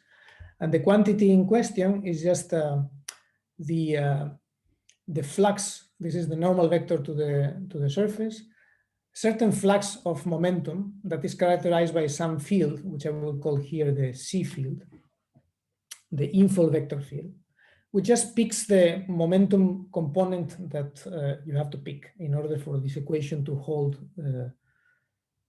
in such a generality. Okay, so this C field, for example, if this C field would be a vector field which would have some rotation property, then you would be picking up some angular momentum, for example. But this is not going to be the one that works. The one that works is some C field that is basically a radial field. Okay, so it gives a notion of infall momentum. So it defines a center of collapse. And the normalization of the field is important in order for the relation to be as general, to look as general as this, depending only on the energy momentum tensor. Okay, so we were able to find a C field that does the work for any possible shell, independently of whether what is the equation of state on the world volume of the shell. And this. Sorry, I have a question. Yeah. This is defined only for black holes which are in the process of forming, is it? In the process of formation. In the process of formation. Because you're saying that infalling matter. Here, this is just defined. No, this is just defined for shells that are falling radially in a spherically symmetric fashion. Yeah, but so this could be in vacuum, or this could be in the background of some black hole. Yeah, true. But when a black hole has formed already, there's nothing infalling anymore. Yeah. So then what? Yeah, there is a more general situation in which you can have also that situation, for example, in a two-sided black hole or whatever, right? But this formula, as I write it here, you have to think of it just as a bunch of concentric shells falling down on themselves, right? So it's just a set so of it shells. Doesn't describe the complexity of black holes as such. In principle, if this can be extended to arbitrarily long times, it will undergo a regime of linear growth, okay, in which you would say that the complexity you are measuring is the complexity of the black hole. But once the black hole has formed, nothing is infalling anymore. So the radial momentum that you're saying. Yeah, wait a little. Wait a little bit. Okay. So this C field, for now, let's just imagine that we are describing a shell that is imploding, okay? And you want to, and let's say that we are pretty safe from Schwarzschild radius still. So we are not saying that we have formed the black hole, okay? But still, yeah, you are interested in this kind of equation, okay, for formulation of the rate of growth of extremal volumes, whether you can write it as an integral of this kind in which all the details of the dynamical details of the matter are just encapsulated in the form of the energy momentum tensor. The reason why this is interesting is because then this kind of expression can be generalized, or looks like it could have a generalization beyond shells, okay? Because it only depends on energy momentum tensor. So you now can imagine smooth distributions of matter with fields, with continuous distributions of matter, okay? Okay, the infall field that works for the case of shells, and that empirically works, right, that has the right normalization for the formula to apply with that generality, is the following. Because of spherical symmetry, the extremal surfaces can be parameterized in a spherically symmetric fashion by a metric of this form. This is the induced metric on the extremal surface. This is a proper radial coordinate. And this is the function that determines how the geometry expands in the extremer surface. Okay. So R of I is a general function in principle. Now the C field for that parameterization is given by this field here. It's a radial inward pointing field whose modulus is given by the radius of the angular sphere. Okay, so that means that if you are considering a larger sphere, so a larger shell, if you like, the C field is larger for the larger shell. So here is a picture. You get the C field has this form. Okay, it's radially pointing, it's orthogonal to the angular spheres, and the size of the normalization of the field, of this infold field, is proportional to the volume of the sphere. Well, to the effective radius of the sphere. Okay. So with this field, you get such a general equation. And then suppose that you have formed the black hole. So you push this at late times. What happens at late times is that the extremer surfaces will tend to climb, will tend to accumulate in the interior of the black hole. Okay, so they will look like this. And then the fact that you get a linear growth of complexity has to be associated with the fact that you must get some saturation of this rate. So this rate has to go to a constant. And how an infold momentum can go to a constant for a shell that is falling like that towards the singularity? Well, the reason it goes to a constant is because this integral is being taken over the extremer surfaces themselves. So you are foliating space-time by the extremer surfaces themselves. Okay, and because the extremer surfaces will accumulate in the interior of the black hole, will saturate in some asymptotic fashion, you will get a frozen momentum out of this computation, and this is what corresponds to the fact that you get linear growth at the end, at long times. Okay, so this kind of formula extends also to the regime that you would call the black hole has formed, right? When the exterior geometry is almost constant now, and only the interior geometry is time dependent in any reasonable approximation. Now, the Newtonian interpretation of this formula is interesting. Okay, if you now forget about back reaction and you say, okay, I'm going to consider now a Newtonian set of particles. So T mu nu will be a Newtonian set of particles. This C, the C field, will be the C field associated to the flat space. Okay, so the one that corresponds to spheres in flat space. And I'm going just to compute this thing. So what is the infold momentum in the Newtonian limit? In the Newtonian limit understood as low velocity, so non-relativistic, and zero back reaction. So the back reaction of the geometry on the particles is supposed to be on the core of the particle. So the geometry is flat outside the particle.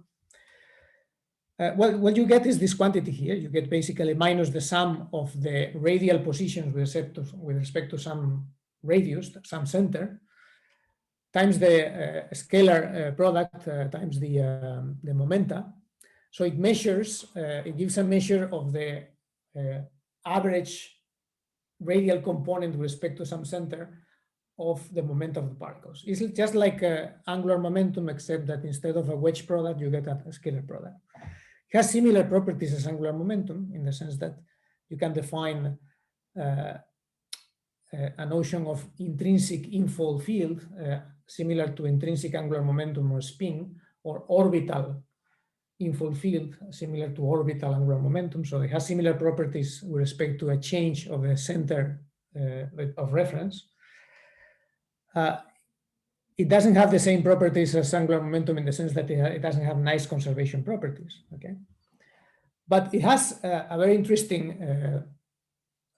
There's a very interesting fact about this quantity, which is that it is the time derivative of something that looks like an spherical moment of inertia. Okay, so this formula here, you see, is like the moment of inertia, except that x is not the distance to an axis, but the distance to a point. So it's like a spherical notion of moment of inertia with a minus sign.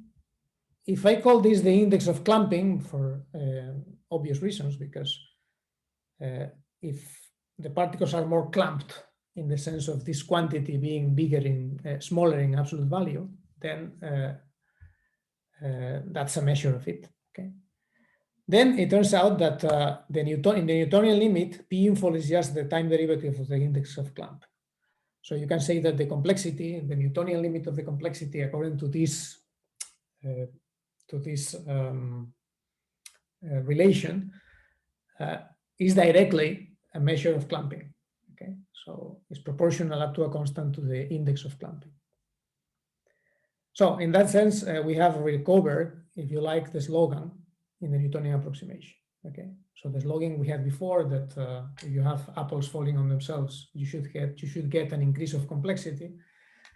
It turns out that you can derive a general formula, or you can obtain a general formula including back reaction in general relativity for spherical collapse based so far on thin shells, then generalize it to a Newtonian formula that would be valid outside the spherical symmetry. This generalization has not been proven. Yes, it's just a guess. But then you get a sensible thing. You get a sensible formula in which what you would call the complexity is directly related to a measure of the clumping of the matter. Okay, so that's very satisfactory. Okay, so the main thing I want to tell you about is, however, whether we can get PVC relations from just general relativity in more general fashion.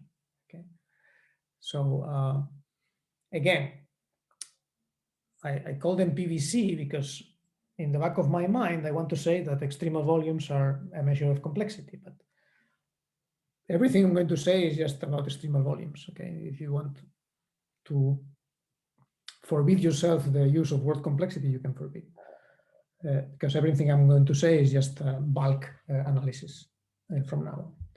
So the situation is this. You consider some solution of general relativity with some energy momentum tensor of matter inside, time dependent, and you consider a foliation by extremal volume surfaces. So this is a particular way of picking a space-like foliation of the space-time, okay, by space-like surfaces. So if you like a Hamiltonian picture with a particular choice of hypersurfaces at fixed time, right? Now I will call complexity as a function of time, just the volume of this thing, appropriately regularized. If I'm considering asymptotic boundaries of infinite volume, you have to perform some subtractions. But this is something that we do very often when we do this computation. So, and in any case, these subtractions will be, in general, unless I consider time-dependent boundary dynamics, they will be irrelevant for the question of the rate of complexity growth. But this is the situation that I want to consider in general, right? Then there is a formula. Yes. But you indeed have a time-dependent boundary, right? Because the shell is collapsing. Yes. In principle, yes. But I will try to tell you which things depend on it and which things don't. Okay. Okay. So in principle, I have a time-dependent boundary, and if I have a time-dependent boundary, I have to be prepared to, when I consider the rate of complexity growth, to have purely boundary terms without bulk interpretation. Okay. For example, if I have here flat space, let's say, zero energy momentum tensor, and I just pick a particular X submanifold that looks like a cone that is opening, then I do have a time-dependent boundary, which is totally fake. It's just my choice of boundary, right? And the extremal volumes will be growing, but there will not be, this growth will not be related to any particular bulk dynamics going on inside, because there is nothing inside. There is just a vacuum, right? So in that case, the growth of the extremal volumes will be completely given by a boundary term.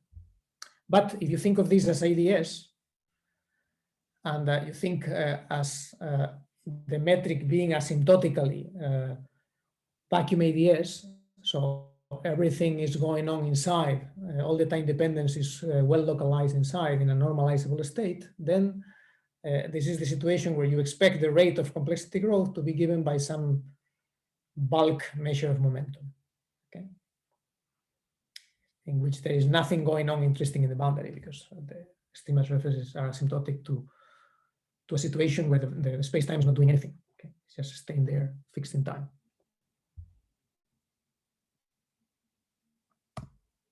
Okay, so first of all, for the rate, if you just consider the variation of the extremal volume, when you vary the boundary conditions in time, when you displace slightly in time the anchoring point, you can derive just by computing the first order variation and taking into account that you are evaluating it on an extremal surface, so the contribution that comes from the earlier Lagrange equations is 0.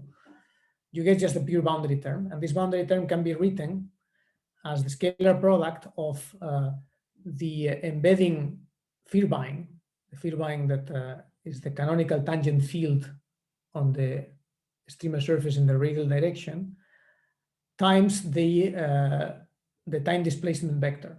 Okay, this time displacement vector could be a Killing vector or not, depends on whether you have boundary dynamics or not. Okay, if you have boundary dynamics, then this will not be a Killing vector. If you have a situation where you have asymptotically vacuum AdS, this time will be a Killing vector. Okay, but asymptotically a Killing vector. But you get a formula like this just for the rate of complexity growth that is just depends on an evaluation on the boundary of the integral of the angle basically between these two vectors. Okay, so this is like ADM-like formula because, in fact, if all the action is going on inside in some, say, region of compact support, and you take this boundary to infinity, like in AdS or in flat space, the angle at which this extremal surface will hit the boundary will be a 90-degree angle.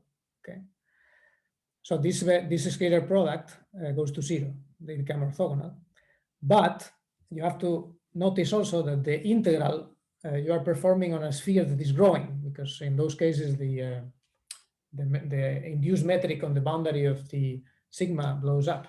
Okay, you have to integrate over an angular field that is growing up. So you have to pick the right component or the right term in the expansion in 1 over the radius. So it's just like in the ADM definition of mass, in which you concentrate on some asymptotic component of the metric, which is actually going down as 1 over the radius to the appropriate power, and the coefficient is the mass that you're interested in. In this case, something similar happens, and you have to pick up the corresponding quantity that makes this finite. Okay, so the figure of merit again is the scalar product of the time displacement vector and the tangent Vierbein field, which depends on the embedding of the surface, and that's just the time displacement vector pulled back into the surface integrated at the boundary. Now, in order to get a PVC relation, then the strategy is kind of clear, because you have a boundary term. The idea is to say that there exists a current in the extremal surface such that the integral of the current is equal to the integral of this time displacement vector, the pullback of the time displacement vector, and then use the Stokes theorem to write this integral over the current in terms of the divergence of the current integrated over the bulk of the extremal surface. And then choose the current in a wise way so that this is related to the density of momentum. Okay, the density of momentum that appears in the right-hand side of Einstein equations. So that's the idea. Just to be clever to find J, right? So what is a clever choice of J? What is a natural choice of J? Well, because we are after some notion of momentum in the bulk, there is a natural a natural place to look for, which is the place in which the density of momentum appears in the Einstein equations. Okay, in particular, the place in which it appears associated to some particular hypersurface, and that's of course the in the Hamiltonian formulation of general relativity, the momentum constraint is just one of the Einstein equations adapted to a particular choice of hypersurfaces, right? In which the density of momentum on the hypersurface, that is to say, the energy momentum tensor scalar product, the frame tangent vector and the hypersurface, and then projected on the normal to compute the flux, is related to the derivatives of the extrinsic curvature of this hypersurface as it is embedded in space-time. Okay, so this is the momentum constraint expressed in the form of in terms of the extrinsic curvature, K. And this is the quantity that we would like to use. Okay, it's the natural quantity to use. In any case, it is our proposal to try to get a more general version of this relation or putative relation between complexity and momentum. So if we do that, right, for an extremal surface, the trace of the extrinsic curvature is 0, so the momentum constraint simplifies and becomes just almost what we want, because we say that the density of momentum is related to the gradient of something, okay? But this something has an extra index here, right? And we want to integrate this equation over the extremal surface. So in order to integrate it, because it has an extra index, we need to absorb this index with some vector field. And that's going to be the vector field, the CA, right? Ultimately, this will be the CA that we found empirically for the case of shells. We would like to have a generalization of CA that is precisely the vector field which selects the component of momentum that we want to look at, okay? In the case when you don't have a spherical symmetry, the C field will not be obviously spherically symmetric, but there should be some C field which is adapted to the form of the extremal surface and the intrinsic geometry of the extremal surface, which will be the generalization of this notion of informal momentum field. So if we try to play this game just blindly, we take the momentum constraint. This is a true equation, it's valid in the bulk within the classical approximation of the bulk. And then we multiply it by this C field. We absorb all the indices and then integrate, okay? In the right-hand side, we have what we want. We have the informal momentum if the C field is appropriately chosen. And in the left-hand side, we have this equation here, and we want to have a total derivative, okay? So to have a total derivative, we just integrate by parts. Integrating by parts, what you get is a boundary term from the total derivative of this quantity, which is K times C, the contraction of the extrinsic curvature with C, equal to two terms. One is the informal momentum that I just defined before, and the other is a remainder term, which is the one that you get when the derivative hits C when you integrate by parts, okay? So the remainder term is this quantity here, in which you integrate still over the bulk, K times the gradient of C. Okay, this is just formal manipulation so far. But if we now want this to compute the rate of complexity growth, we have to make sure that the boundary term equals the ADM-like formula that we had before. Okay, so the idea is to choose boundary conditions for the C field so that its contraction to with the extrinsic curvature equals the pullback of the time displacement vector at the boundary. Okay? If you manage to do this, if you manage to choose a C field that satisfies this boundary condition, then you are computing C dot in the boundary term that you get from integrating the momentum constraint. And then you get some equation that looks like this. C dot equal the informal momentum plus a remainder term. So you almost get what you want if you could get rid of the remainder term, okay? The question is whether the remainder term can be get rid of or not, okay? But you get the structure of the equation that you want. Now, explicitly, for this to be true, you need to satisfy the boundary condition I just gave you, this one here. And you may ask, well, can I satisfy this boundary condition? The answer is that well, this could depend a lot on your choice of boundary, whether the boundary is time independent or not. You know, it could be complicated to answer this.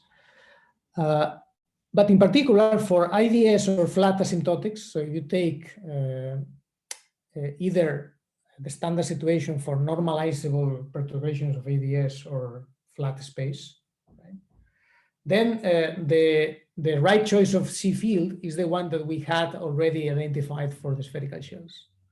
So this particular asymptotics for the C field that we had identified already for spherical shells works and satisfies the boundary condition.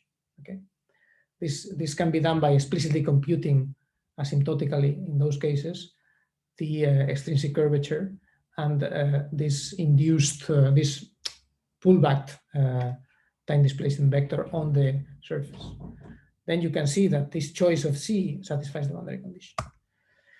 So in that case, we would have an almost PVC relation, right? This one here, almost meaning up to the remainder term. Okay. Now the question is, under what conditions can we get rid of the remainder term? By a clever choice of C. Notice that we have only fixed C asymptotically to have this boundary condition in order to be able to talk about C dot, about the complexity rate. But now we still, the choice of C, I still didn't specify what C is in the interior. So you may say, well, maybe I can just choose C so that I can kill the remainder term and I get a completely general PVC formula, right? Which is just momentum equal complexity growth. Well, the conditions for the remainder to vanish, one sufficient condition is that the integrand vanishes, and because K is traceless for an streamer surface, and because it's traceless, I can write this thing in terms of replacing the gradient by the symmetrized traceless gradient, which is just the conformal Lie derivative. Okay, that appears here. And the vanishing of the conformal Lie derivative is the condition to have a conformal Killing vector. So if the streamer surface has an intrinsic geometry, which happens to be conformally trivial in the sense that it has a conformal Killing vector, radial pointing conformal Killing vector, then the remainder will vanish and you will get a perfectly nice PVC relation of this kind like we had for the case of the spherical shells. Okay, so this happens, for example, now. So I have a question. Yeah. Is this relation, would this relation be valid for, say, the horizon of a black hole, this conformal Killing relation? For the horizon of a black hole?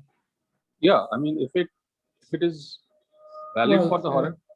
This relation should, the C field is a tangent to the streamer surface. The streamer surface will never be null. So it doesn't lie along the horizon of the black hole, it cuts it, right? So you have to think of the streamer surfaces. It's not obvious that, I'm going to discuss now that, but it's not obvious at all that this condition should be, I mean, in general, it will not be true. It will not be generically true that the extremal surface will be conformally trivial, right? No, I was just there are two cases where it is conformally trivial very simply. One is if you are in 2 + 1 dimensions, because then the extremal surface is 2-dimensional, and then it's conformally trivial, right? Up to topology. So if it has the topology of a ball, it will be conformally trivial. In other words, it will be conformal to the Poincaré disk, right?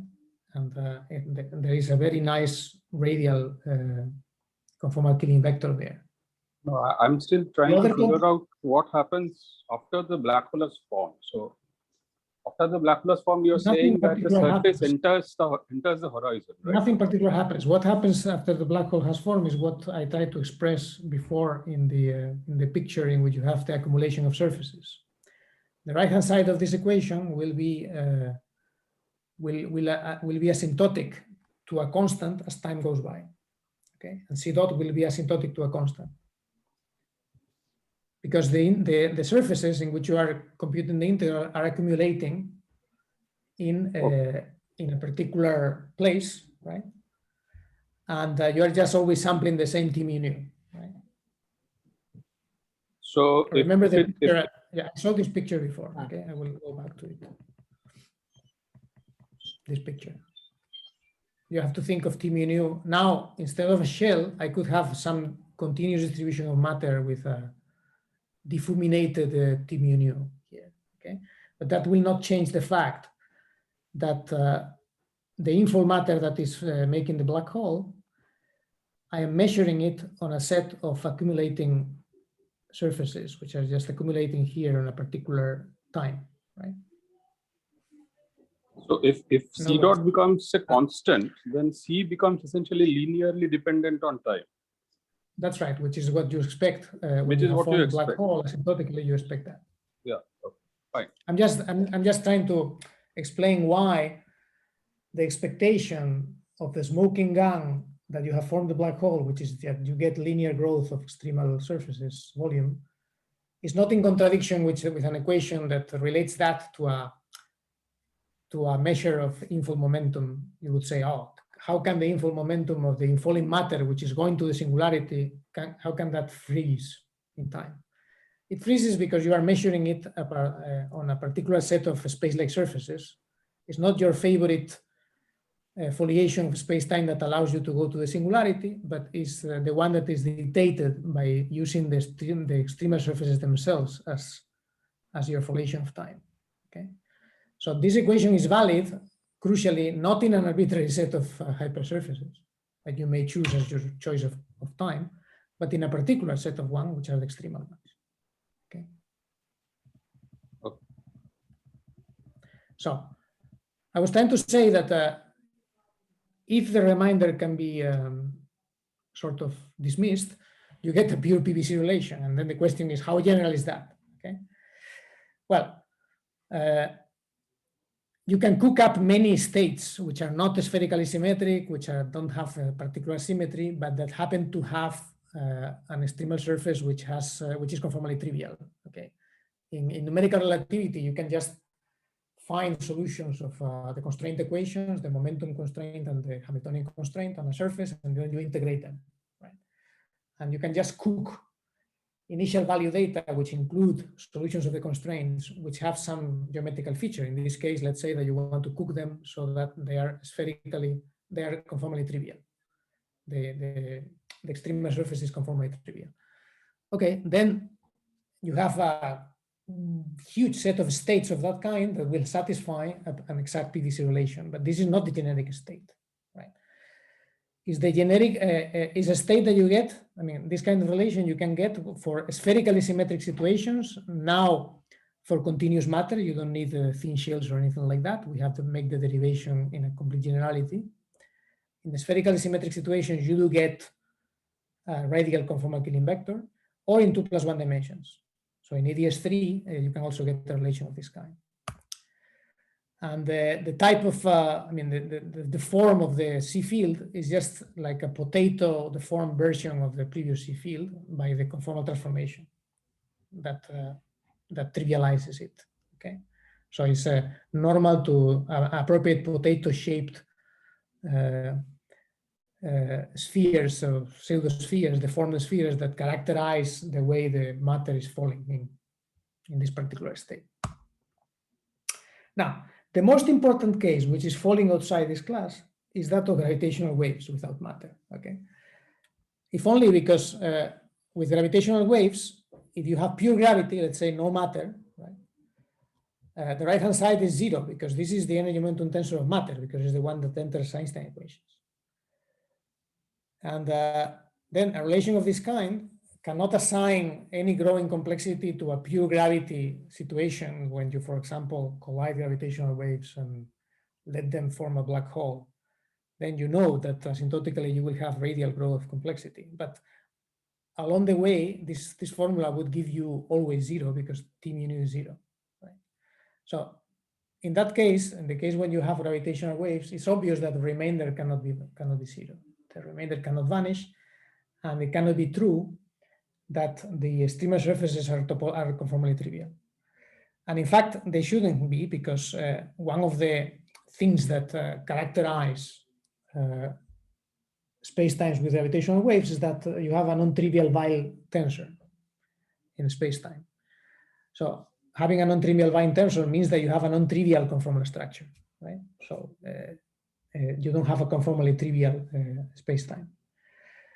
In the case of the relevant quantity for the PVC relation is actually the conformal triviality of extremal surface, not of the whole spacetime. But if the spacetime is not conformally trivial, there is no reason for the extremal surface to be generically conformally trivial.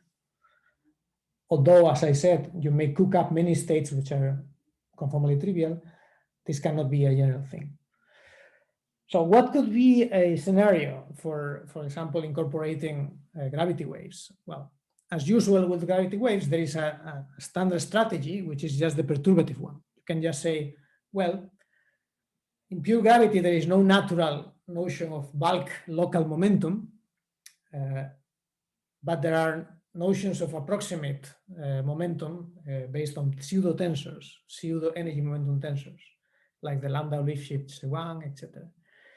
So you can imagine that there is a perturbative expansion for C dot, in which the first term is the matter term, the second term is the T mu nu of the gravitational waves, and this one you can expand in a power series in powers of the metric, right?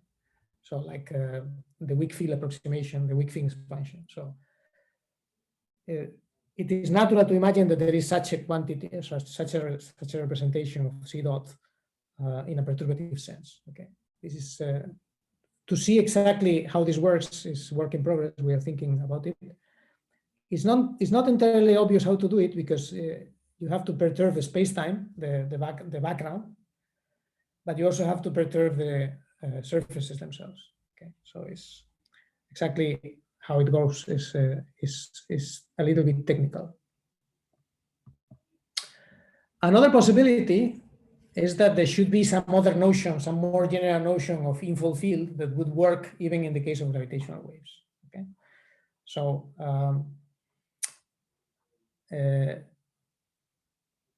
for sure, we know that, for example, as I said before, the formation of a black hole out of gravitational waves must have production and a copious production of complexity towards late times. And the question is whether there is a more general formalism or formal quantity that is able to capture this. And a natural thing is to look at the Weyl tensor as a typical place to search for such equation. And so in a sense, look for an equation which generalizes the momentum constraint, which contains the Weyl tensor. And if you just look around, the natural equation that you can think about is just the Codazzi equation. The Codazzi equation does have does contain the Weyl tensor, right? It contains the full Riemann tensor, in particular the Weyl component, the Weyl. I mean the one that remains after you subtract the Ricci component. And in fact, the momentum constraint is the trace of the Codazzi equation. So the natural thing to do would be to look at the Codazzi equation and try to repeat our analysis. Okay, so that would be like a notion of pure gravitational infall, trying to get a PVC relation out of the Codazzi equation, right? Using basically the same strategy. So now the Codazzi equation looks like this. You get again a gradient of extrinsic curvatures equal to Riemann. Okay, appropriate density with tangent projections and orthogonal projections to the streamer surface of the Riemann tensor. You can look at, in particular, the Weyl component of the Riemann tensor and the Ricci components. The Ricci components you can write down in terms of the T mu nu from Einstein equations. So you get a component which will correspond to the trace that will be like before, but then you get something which depends on the Weyl tensor. Of course, because now you are working with an equation with 3 indices and you want to integrate it over the streamer surface, you need to contract with a field with 3 indices. So instead of a vector infall field, you have a tensor infall field, okay, with 3 indices.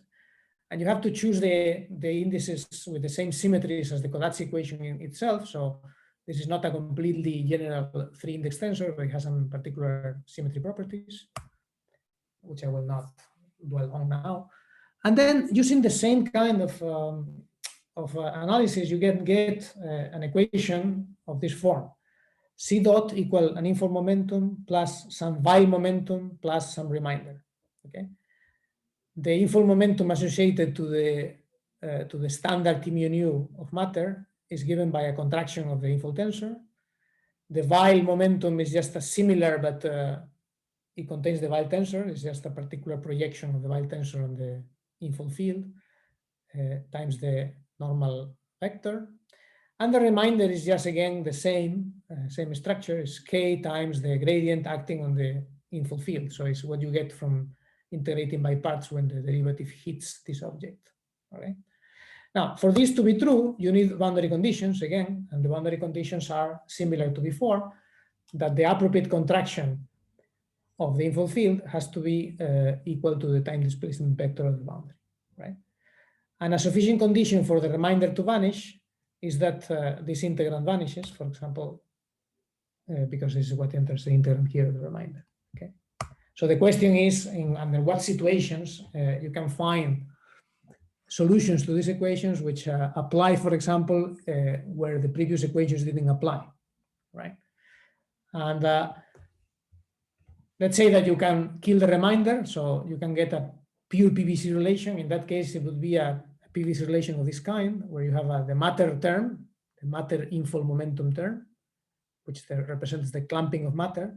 And there will be this while momentum, which represents the effective clamping of the gravitational waves, would measure the degree of clamping of the gravitational waves. Okay. But this quantity depends on this M field, unlike this, which depends only on the C field. Okay. So this is all formal. What we did is to study, just to fix a little bit ideas, to study a particular solution of pure gravity, which is an exact solution, in particular a PP wave. Okay, PP wave is a solution of exact nonlinear solution of Einstein equations. This is just a gravitational wave which is not perturbative, it's exact. It's very symmetrical, and it propagates at the speed of light to the right. The metric is given by this expression here in terms of some functions which depend only on the u coordinate for light coordinates u and v. So this is a particular solution of Einstein equations, which is very nonlinear, very symmetric, and it occurs in pure gravity. Okay, so T mu nu is 0, and if you derive an equation for the growth of extremal surfaces anchored on some boundary points here, for this particular solution, you can test if you can relate that growth to the while momentum that we have defined. Okay, and okay, so I have a question. Yes. So the remainder term you said has to vanish, but it will depend on some condition, right? Which has to vanish? The remainder term. The remainder term. You would, well, the question is whether you can make it to vanish.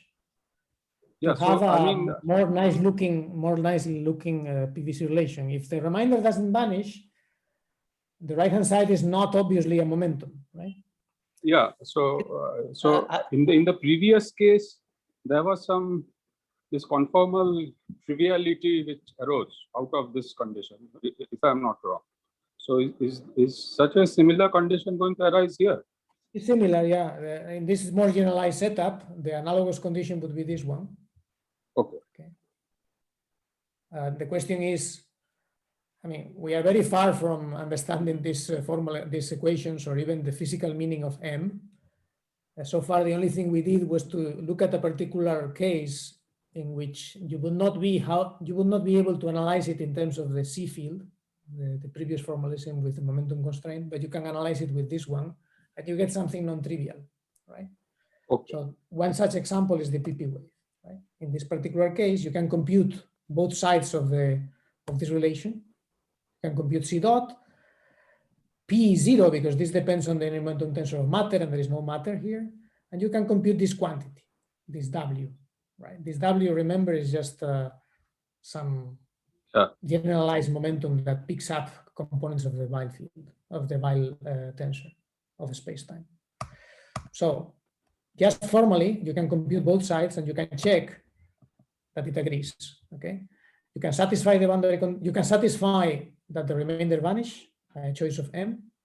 you can satisfy the boundary conditions, and you can compute both sides, and you find that they exactly agree. Okay, so the generalized PVC relation that I'm explaining here in terms of this tensor field is not vacuous. So there are cases that you can explicitly check in which it works, although you don't know really what it means, because this Weyl momentum is itself a very formal thing that we defined in order to have an equation of the right structure. Okay, but unlike the C field, which has a very natural intuition as being selecting the component of momentum that you are interested in order to be able to talk about infall, right? With this tensor, is more difficult to interpret what all these many components mean. Okay. Now, to finish, I don't know how I'm doing with time. Maybe I'm over time. Right? Please go ahead. I think means it's over time, but it's Okay. fine. Can I have 2 minutes? Yeah, sure. All right. So the last, so even suppose that you have solved this problem of the gravity waves, okay, and you have in your hands a very nice PVC relation, which is very general. It applies very nicely to every situation that is described by general relativity. You still have a problem, okay? So this is another limitation of the notion of momentum complexity correspondence.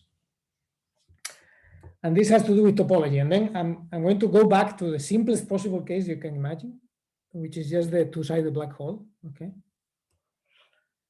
In the two-sided black hole, in the two-sided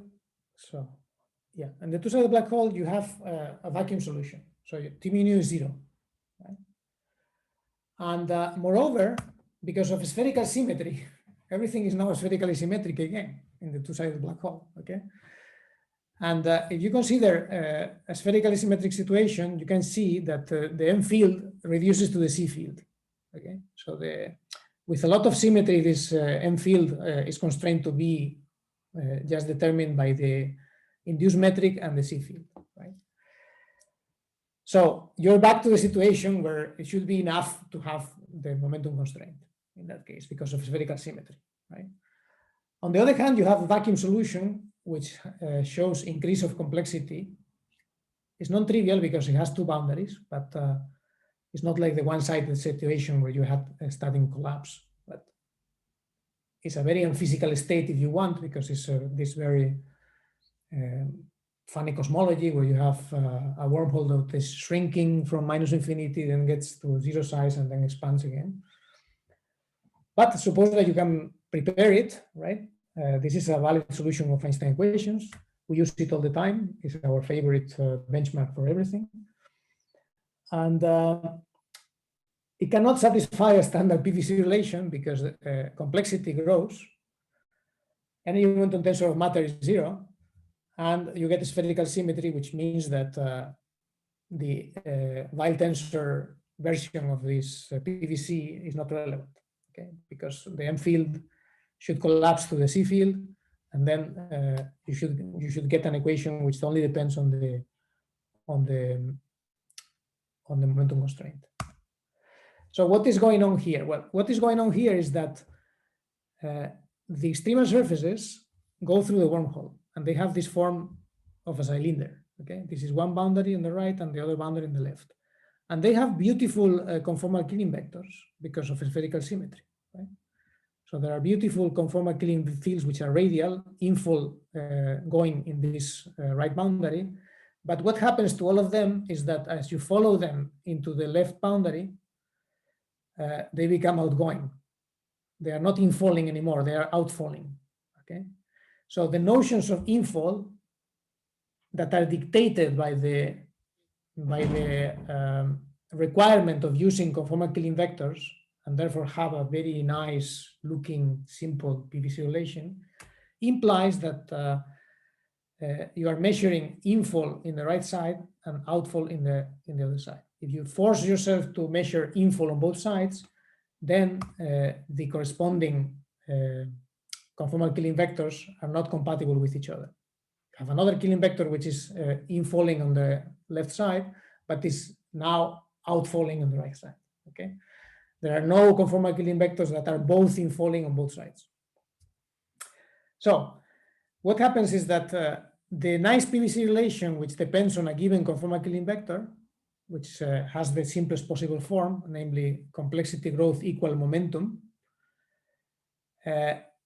uses a time which is dual to the left minus right Hamiltonian. So it's the Hamiltonian in which the time goes forward on the right side and goes backward on the left side. Okay, and with respect to that Hamiltonian, C dot is 0, as corresponds to the fact that the momentum is 0 because there is no energy momentum of matter inside, right?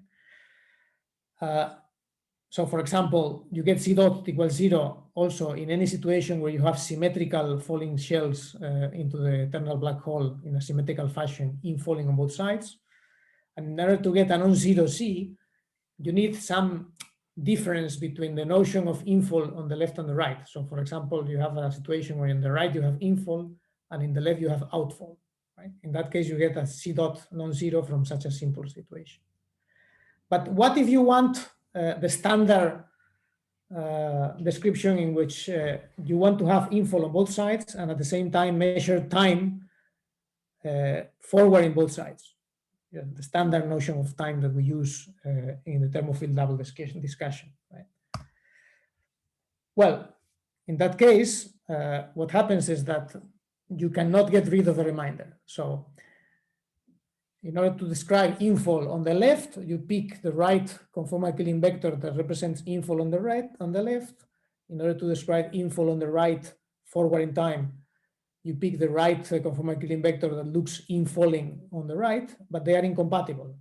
So you have to drop the conformal-Killing vector condition in order to make these vectors rotate somewhere in the middle, okay, in a continuous fashion or in a discontinuous fashion. Let's say that you do it in a discontinuous fashion. So as they get to the neck of the wormhole, you suddenly, with a Heaviside theta function, you just flip them, right? Then the derivative of the vector field will get a delta function, and that delta function will make a contribution to the remainder, to the integral. When you compute it, you get exactly 2m, which is precisely the right rate of growth of the thermofield double complexity.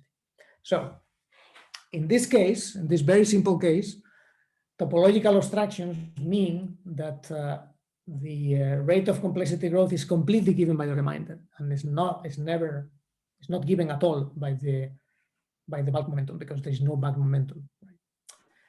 But does the bulk momentum go to zero? I think say that this is the notion of bulk momentum, a generalized one or something. So, I think let him finish and then we can. Okay. Yeah. So I'm finished. So if you like, I'm just go through the conclusions and that's it. Yeah, sure. Go through. All right. So I try to show that within complexity equal volume proposal, there's some kind of built-in kinematical momentum complexity correspondence, which is just a reinterpretation of the momentum constraint. You just integrate it and you get something which, under certain situations, in some very fairly generic situations, it gives you an exact momentum complexity correspondence. It formalizes the complexity info connection, the heuristic one that you have in mind. There are abstractions, right? For example, there is topological abstractions because of having various boundaries and various incompatible notions of infalling because of having various boundaries. Gravitons are the main dynamical problem for this kind of ideas as we have presented them, because to begin with, there is no natural notion of local momentum in pure gravity, right? And this is just a fact about Einstein's theory, about diff invariance, general covariance. And then you are bound to have problems in trying to make sense of things that involve local integrals of quantities that you call momentum, right? And we try to go around this by inventing a formal generalization that uses some components of the Weyl tensor. The price we had to pay was to work with a notion of infall, which is not so obviously characterized as with a vector field, but work with a tensor field. We still didn't study this very much. We think it's interesting to look at it, but it's less obvious how to do the physical interpretation here. But such equations exist, okay? So in some non-trivial cases, we have checked that they exist non-trivially. A different thing is whether they are physically interesting or not. So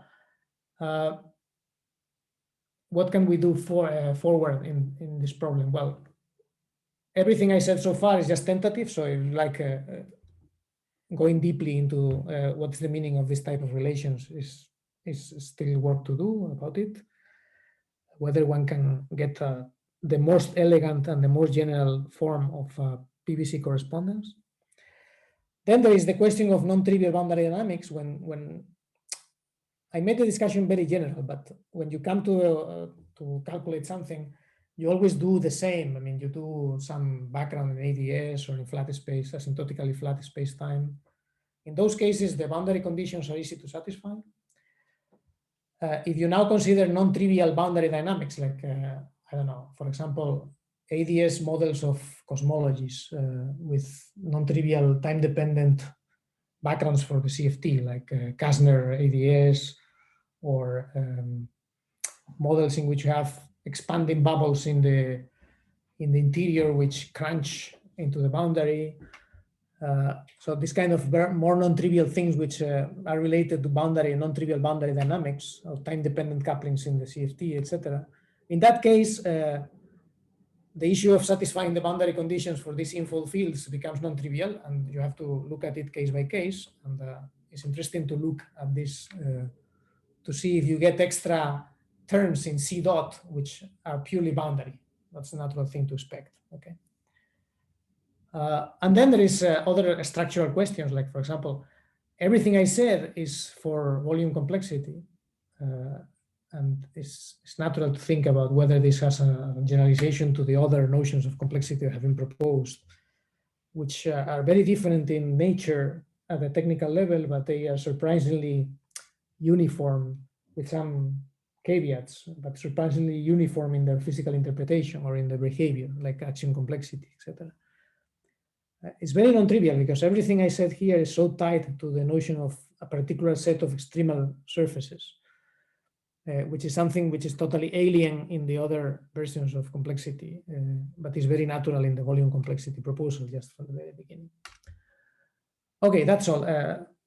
Sorry for going over time. Thank you very much. Thanks, Jose, for the wonderful talk. And we can now open the floor for questions. So if anybody have questions, please go ahead and ask. In fact, if any... Yes, sure.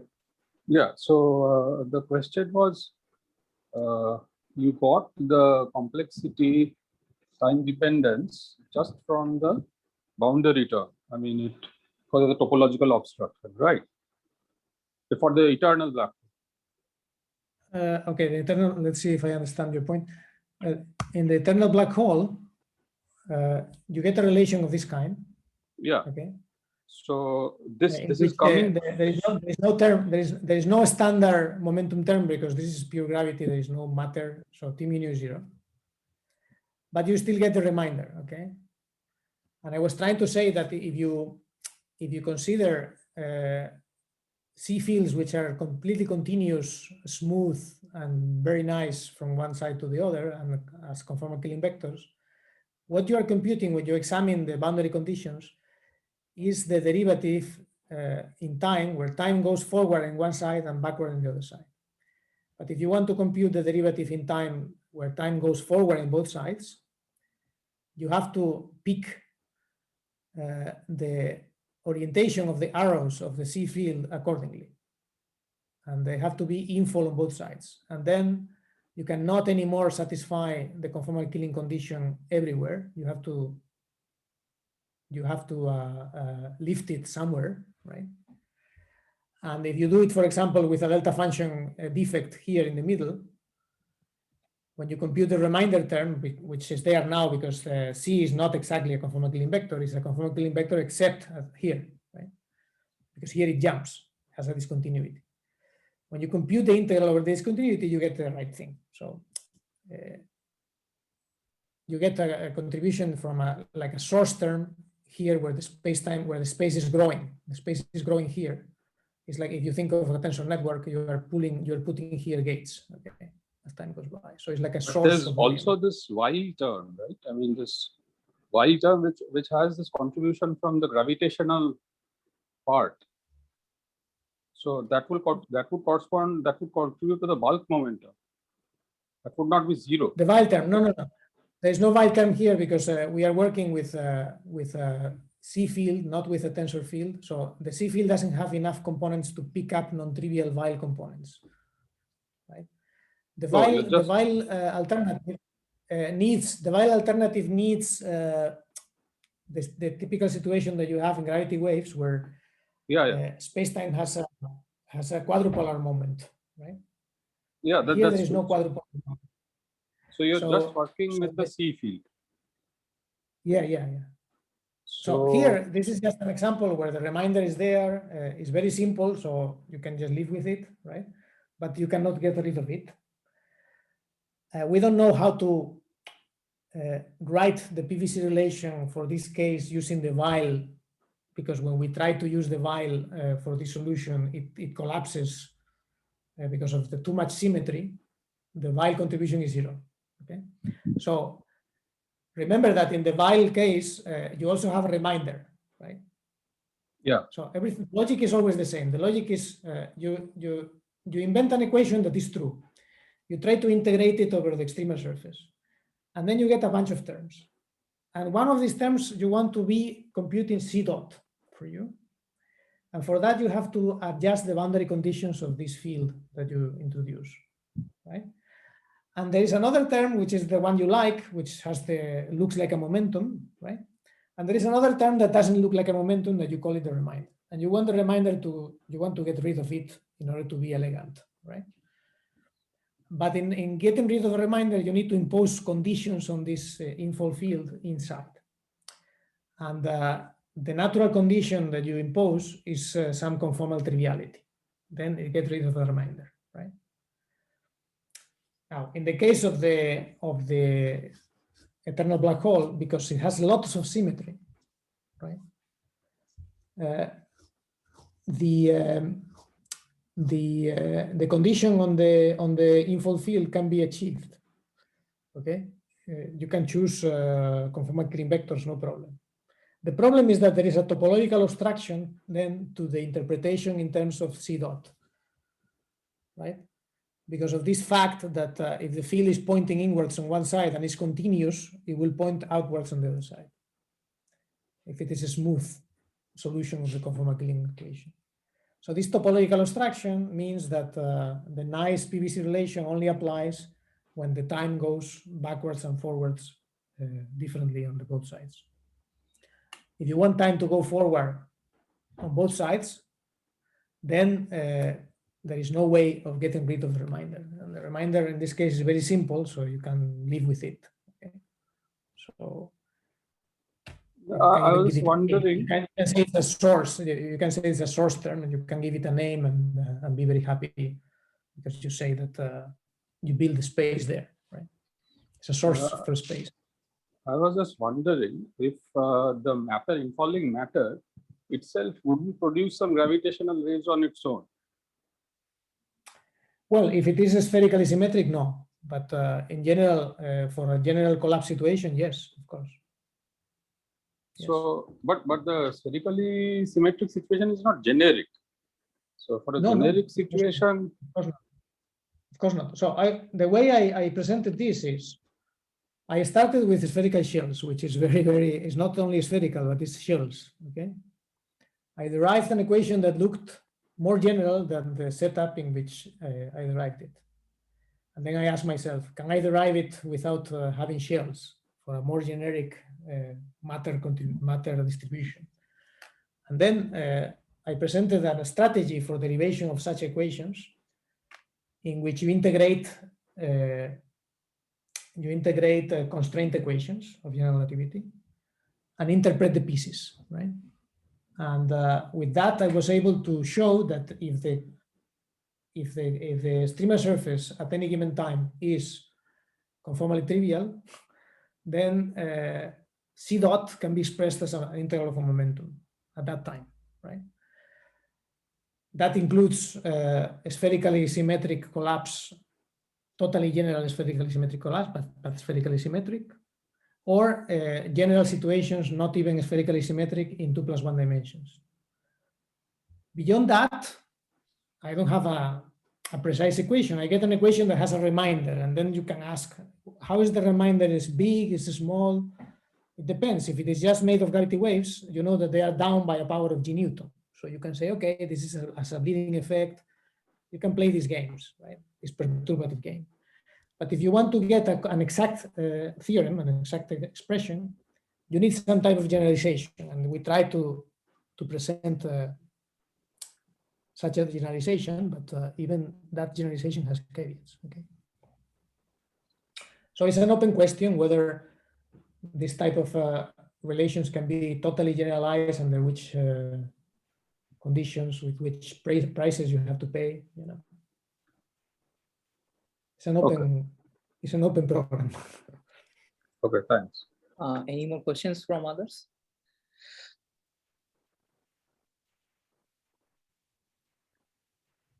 Okay, so any more questions for previous authors also, or speakers, sorry. Okay, so if not, then we thank again Jose for wonderful talk, and thank you. Thank you guys. So thank you for the invitation. Forced you to come to give that talk on holiday, on vacation. Thank you. Sir? Thank you. Excuse me. Yes. Am I audible? Yes. Yes. I had some questions. Okay. Yeah. You can ask. If you have a net flux of electric field or some electromagnetic waves, will that cause any change in complexity? Yeah, you have any kind of field. If you have any kind of field which contributes to the energy momentum tensor that appears in the right-hand side of Einstein equations, it will contribute to these equations that I just wrote, with the same caveats. The general equation always contains a reminder term, and you have to worry about this reminder term, how to interpret it, how big it is, etc. Right? There is always a piece that looks like an integrated momentum, and this momentum could come from all kinds of matter particles, from electromagnetic waves, from anything that feeds into the right-hand side of Einstein equations. Okay?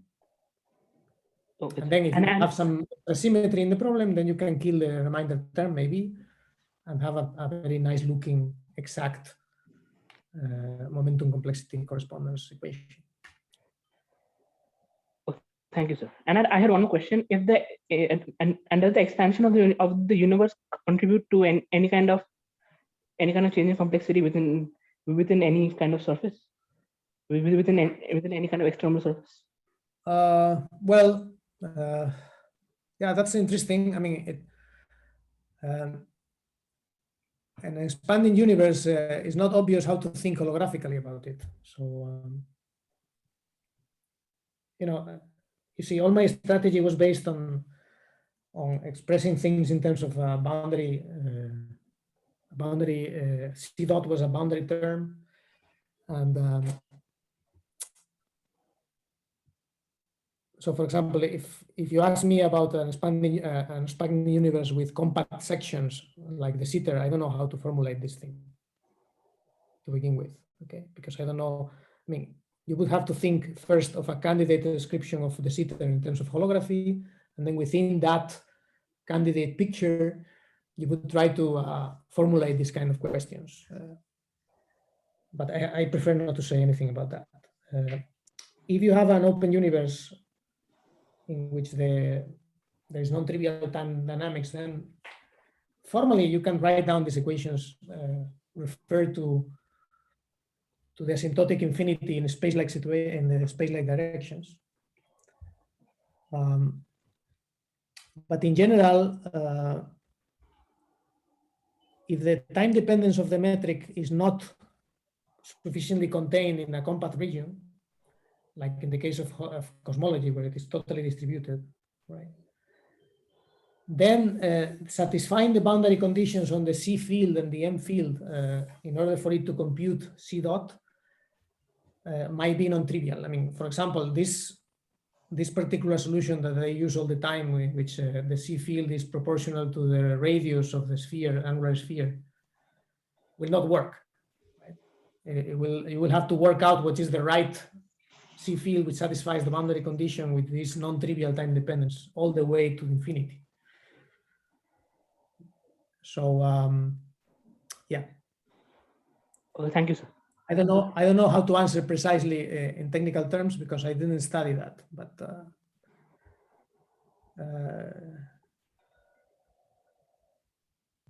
it's difficult to imagine the meaning of that because for a general cosmology we don't have a very clear intuition of what a holographic description would be. Would this be the complexity of what? You know, it's, when you have AdS, you are thinking of a conformal field theory that lives in the conformal and the conformal metric, the conformal notion of metric of Penrose,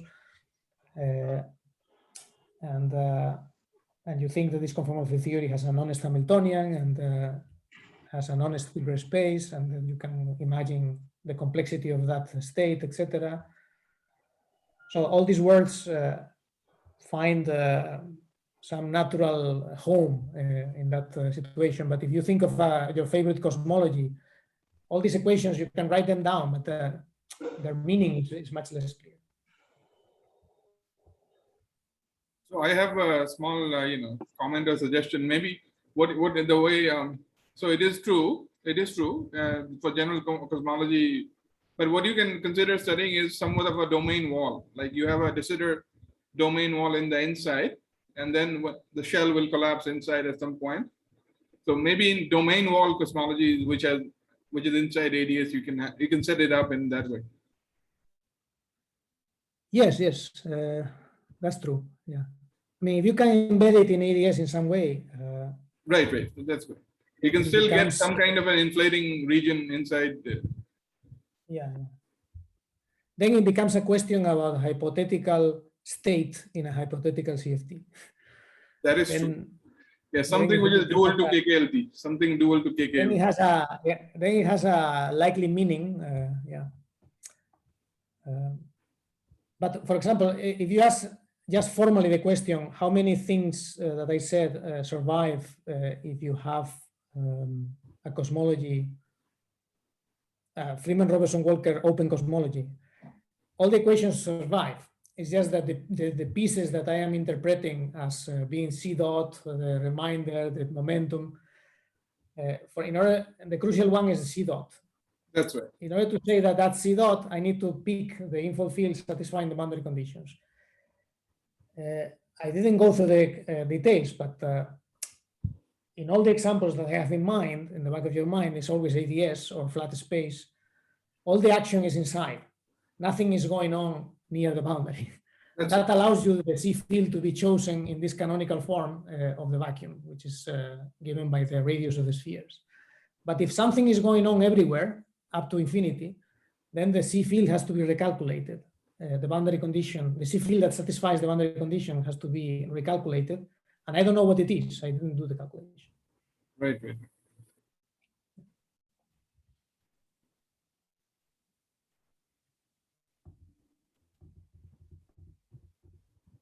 Okay, yes. Okay, guys, I have to leave now. Sure. Thank you very much again for the invitation. Thanks. I'm sorry I cannot stay to most of the talks because I'm in the middle of vacation, but I will watch the talks for sure. No, they are all upload. recorded. Yes. Okay. So we have two more talks by Suvrat, Raju, and James Sully, which will start roughly half an hour later. I will leave the Zoom open just in case you can interact with each other, but we'll resume half an hour later with Suvrat and James Sully's talk. So, see you there.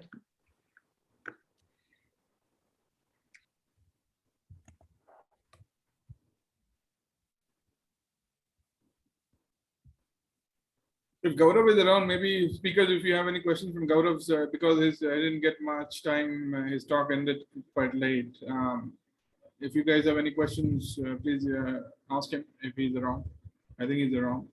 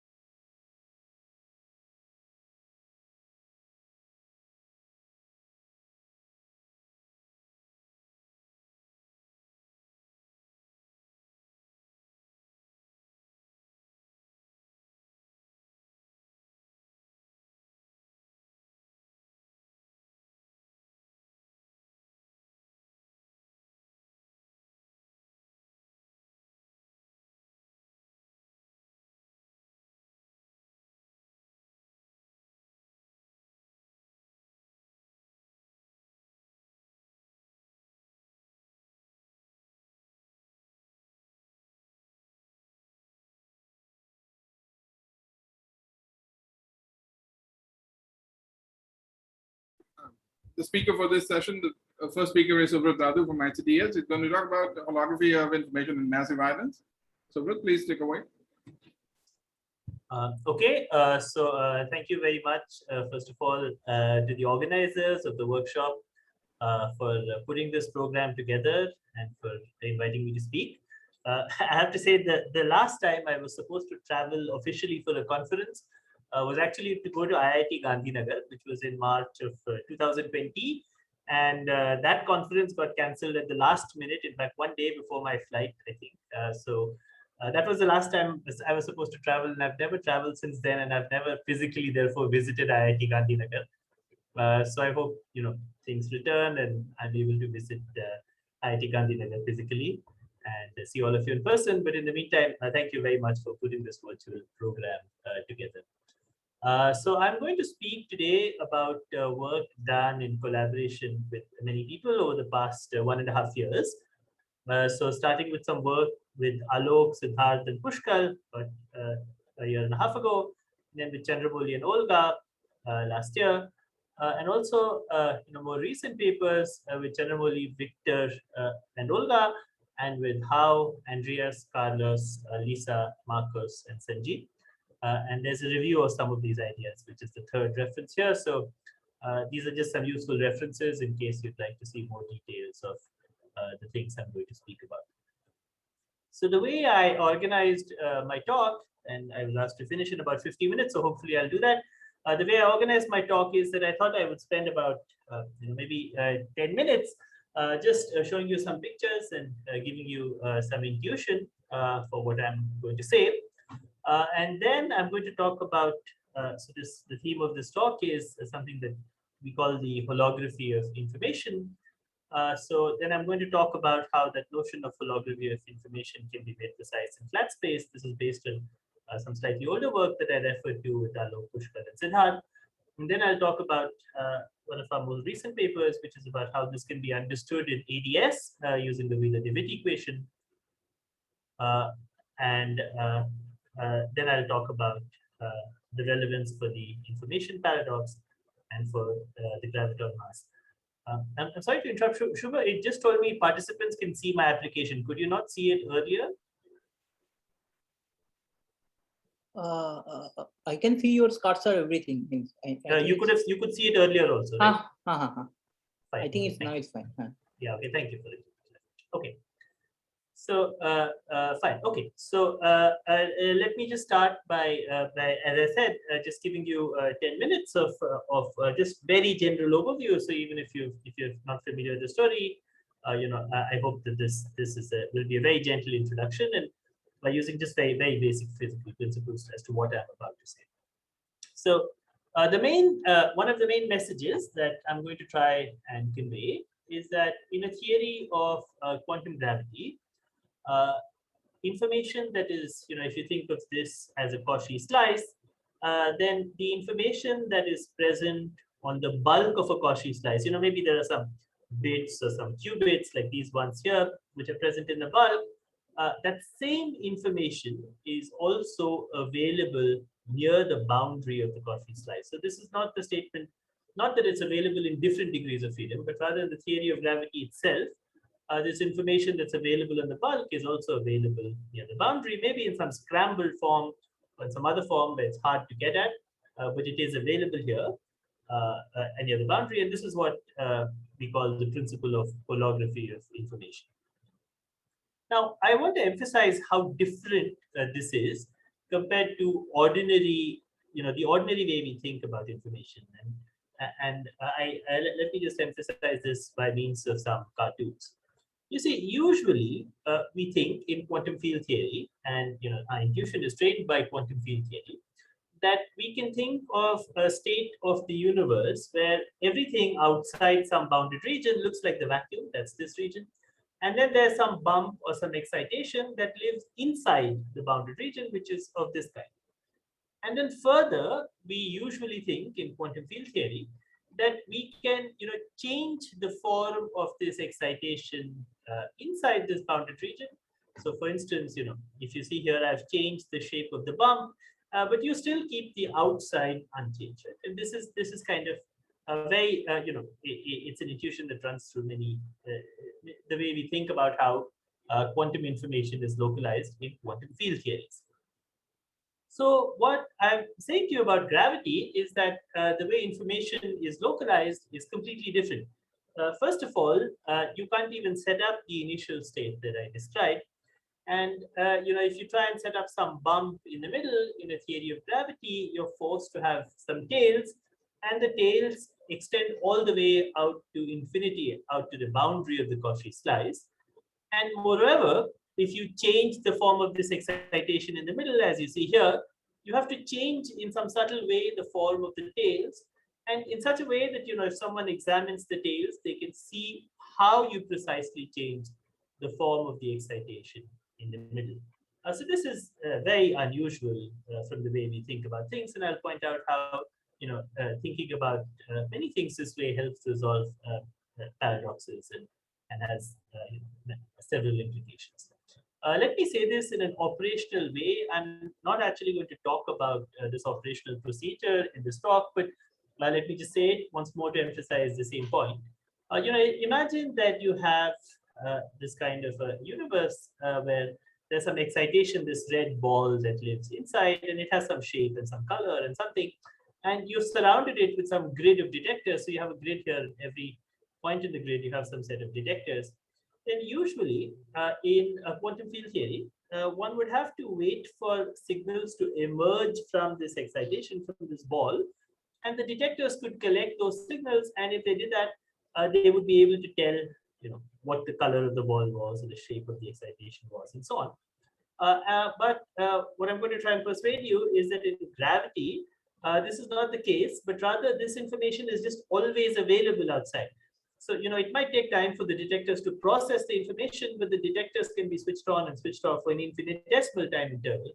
And they could already determine this information that's inside. And that is very different from the way quantum field theories work. So I'm going to try and give you some intuition for why it is that gravity behaves so differently from quantum field theories. Again, this is going to be very rough intuition, and I'll give you more precise arguments later, but some of the arguments might seem tedious or formal and so on. So this is what I'm going to explain now is just like the high school level or the undergraduate level reason why you should believe that something like this should be true. Okay? So first of all, we learn at our mother's knee about the Heisenberg uncertainty principle. And let me just, and the uncertainty principle tells us that, if you think of some state of a particle or something else, which is sharply peaked in energy, actually it talks about something sharply peaked in momentum, but momentum carries energy. So if you think of some state of some system that's sharply peaked in energy, then this state of the system is necessarily in position space, it's delocalized. Okay? So we've known this now for 120 years, and so it's delocalized, and this is the uncertainty principle, which is just at the base of quantum mechanics. Of course, not everything in the world is delocalized, right? We are localized. We kind of have excitations who are localized to some region, and we understand how to make localized excitations in quantum mechanics.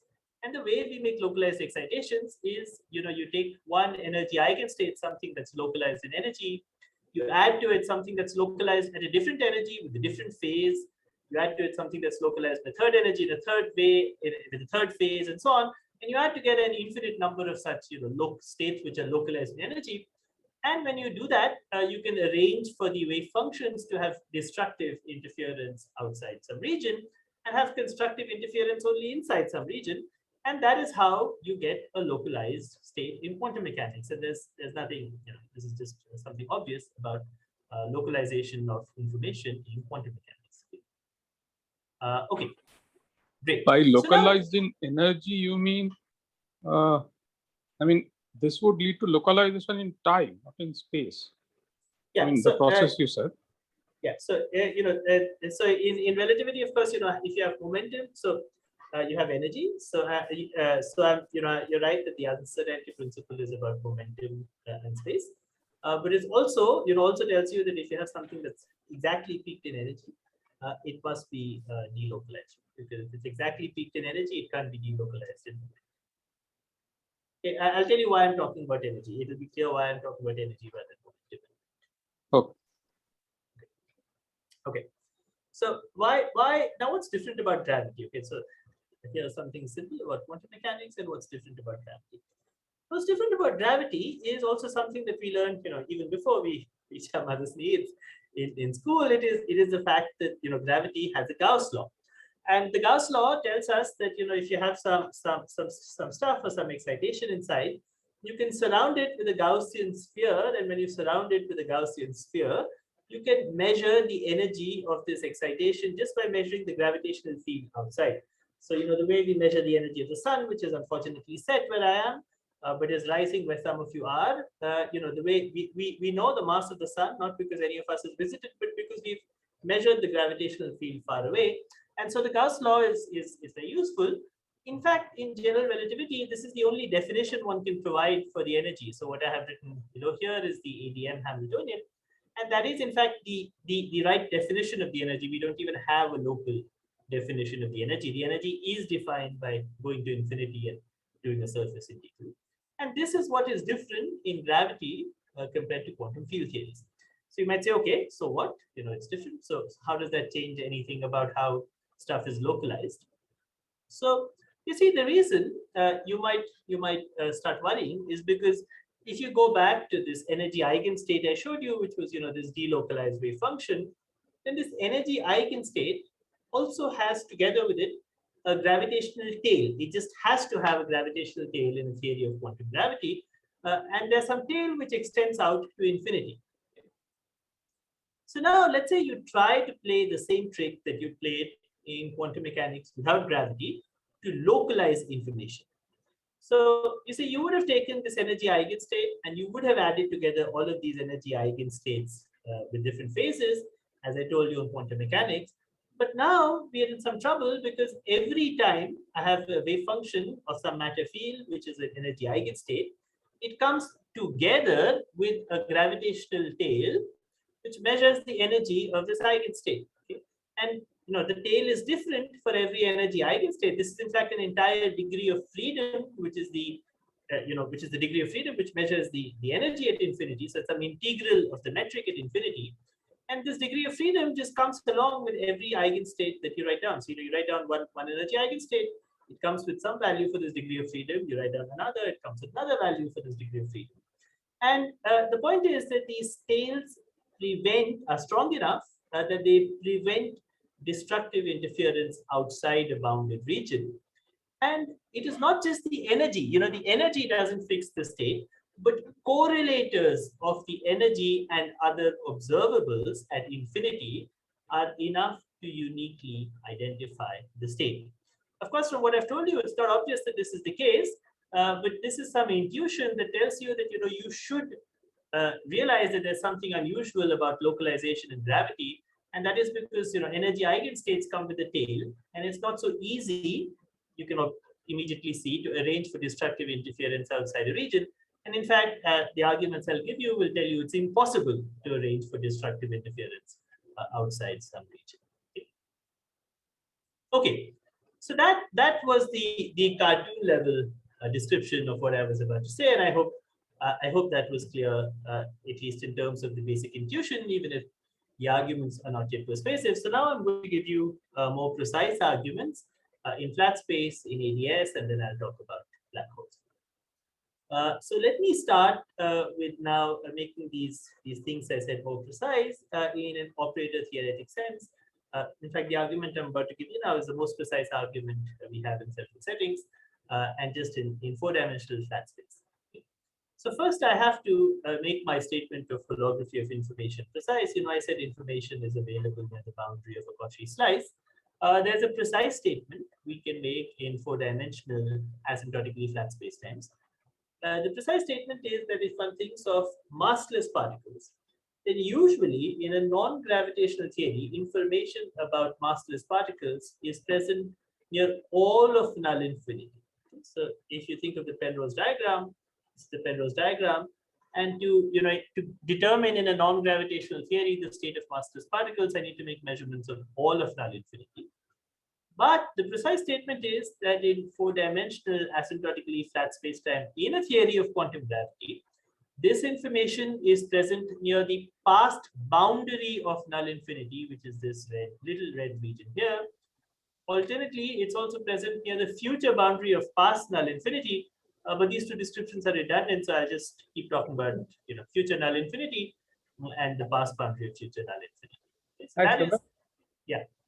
Sudipto here. So one naive question. So what do you actually mean by quantum gravity? Because you're using a classical background. I mean, a classical Minkowski space. So, I mean, in a traditional sense, this is not a classical background. This is asymptotically flat spacetime. So even in quantum gravity, we fix the asymptotics. So I'm only fixing the asymptotic nature of the spacetime, not the bulk. So should I think of this? So when you say quantum gravity in a Minkowski space or asymptotically flat asymptotically flat space, right? Don't you read a classical metric to say that whether it is asymptotically flat or not? Only asymptotically. So asymptotically, we believe that you should be able to specify. There's some notion of there's some metric which is some degree of freedom, but you only want it to take on some definite values, which could be fluctuating in the bulk, but you want it to take on definite values at infinity. So, this is the only way we know of defining quantum gravity in some proper way, right? You fix the asymptotics within AdS or in flat space and so on, and you allow the metric to do whatever it's doing in the bulk. This is what you would do in the path integral as well. You would fix the asymptotics and you'd allow the metric to do whatever it's doing in the bulk. Okay, so if I can interrupt a little bit, maybe. So is it fair to say that different asymptotics correspond to different superselection sectors in quantum gravity? This is the kind of idea we have, right? Yeah, they correspond to different superselection sectors. Sure. I mean, they're just different theories, but yeah, you could put them as part of one big theory and say they're different superselection sectors. But I mean, I think of them just as being different universes that we specify. I think of, the asymptotics is something that should go along with the definition of the theory. But you're right, you could always capture everything in one theory and make it different super selection sectors. Sure. Because in string theory, we don't really, we don't really give the asymptotic metric in some sense.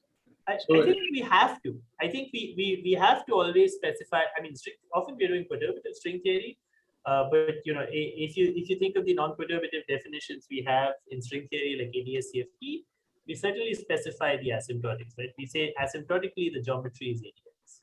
So in perturbative string theory, we don't really have a good non-perturbative definition, but there we are often perturbing about Minkowski spacetime. But in AdS CFT, we certainly say the asymptotics is AdS. So the fact that one has to fix the asymptotics of spacetime is part of the definition of the theory. So Suvrat, can I just consider it as a boundary conditions for the Euclidean path integral? If you can Euclidize this. Yeah, you can consider this as boundary conditions for the path integral. I have a question. Yeah. So in quantum gravity, the graviton should be an operator, right? Yes. So at the boundary also it should be an operator. It can't be. It can't just asymptote to some classical field at the boundary. It doesn't asymptote to a classical field at the boundary. We say something about what the expectation value of this operator is and what its correlation functions are. So you're right. It's an operator, and the statement is about the asymptotic behavior of the operator. Yeah. So how so you're saying that you will define it by some expectation value. As an expectation value and inside correlation functions. By the way, what I'm doing here is it's just a statement that you take the metric, and the metric goes to far away, goes to the operator Gij in any correlation function can be approximated as eta ij plus hij over r over some fall off with r. Correct. And that's true. You can any correlation function you can replace that, and then you can take the limit as r goes to infinity. So you're saying that eta is a classical thing, so it can be done. It's a number, so in any I can always say an operator becomes a number times the identity plus something else. You still have the identity operator. So it becomes the identity operator plus something else. Asymptotically, it is just flat. It is just flat, exactly. So it's eta ij, which is the identity, eta ij times the identity operator, plus hij, which is a fluctuation, divided by r, so fluctuation that falls off to the power of r. Correct. Okay, go ahead, please. Okay. Yeah, I just want to emphasize, what I'm saying here is, so far it's the way we would usually consider theories of quantum gravity. So far I haven't said anything new at least. Okay, good. So consider. So we already had a lot of discussion, but consider four-dimensional asymptotically flat spacetimes. I just discussed the boundary conditions, but these are the boundaries. So there are various ways to get to the quantum theory. One way is to start with the classical theory with certain boundary conditions and then quantize that.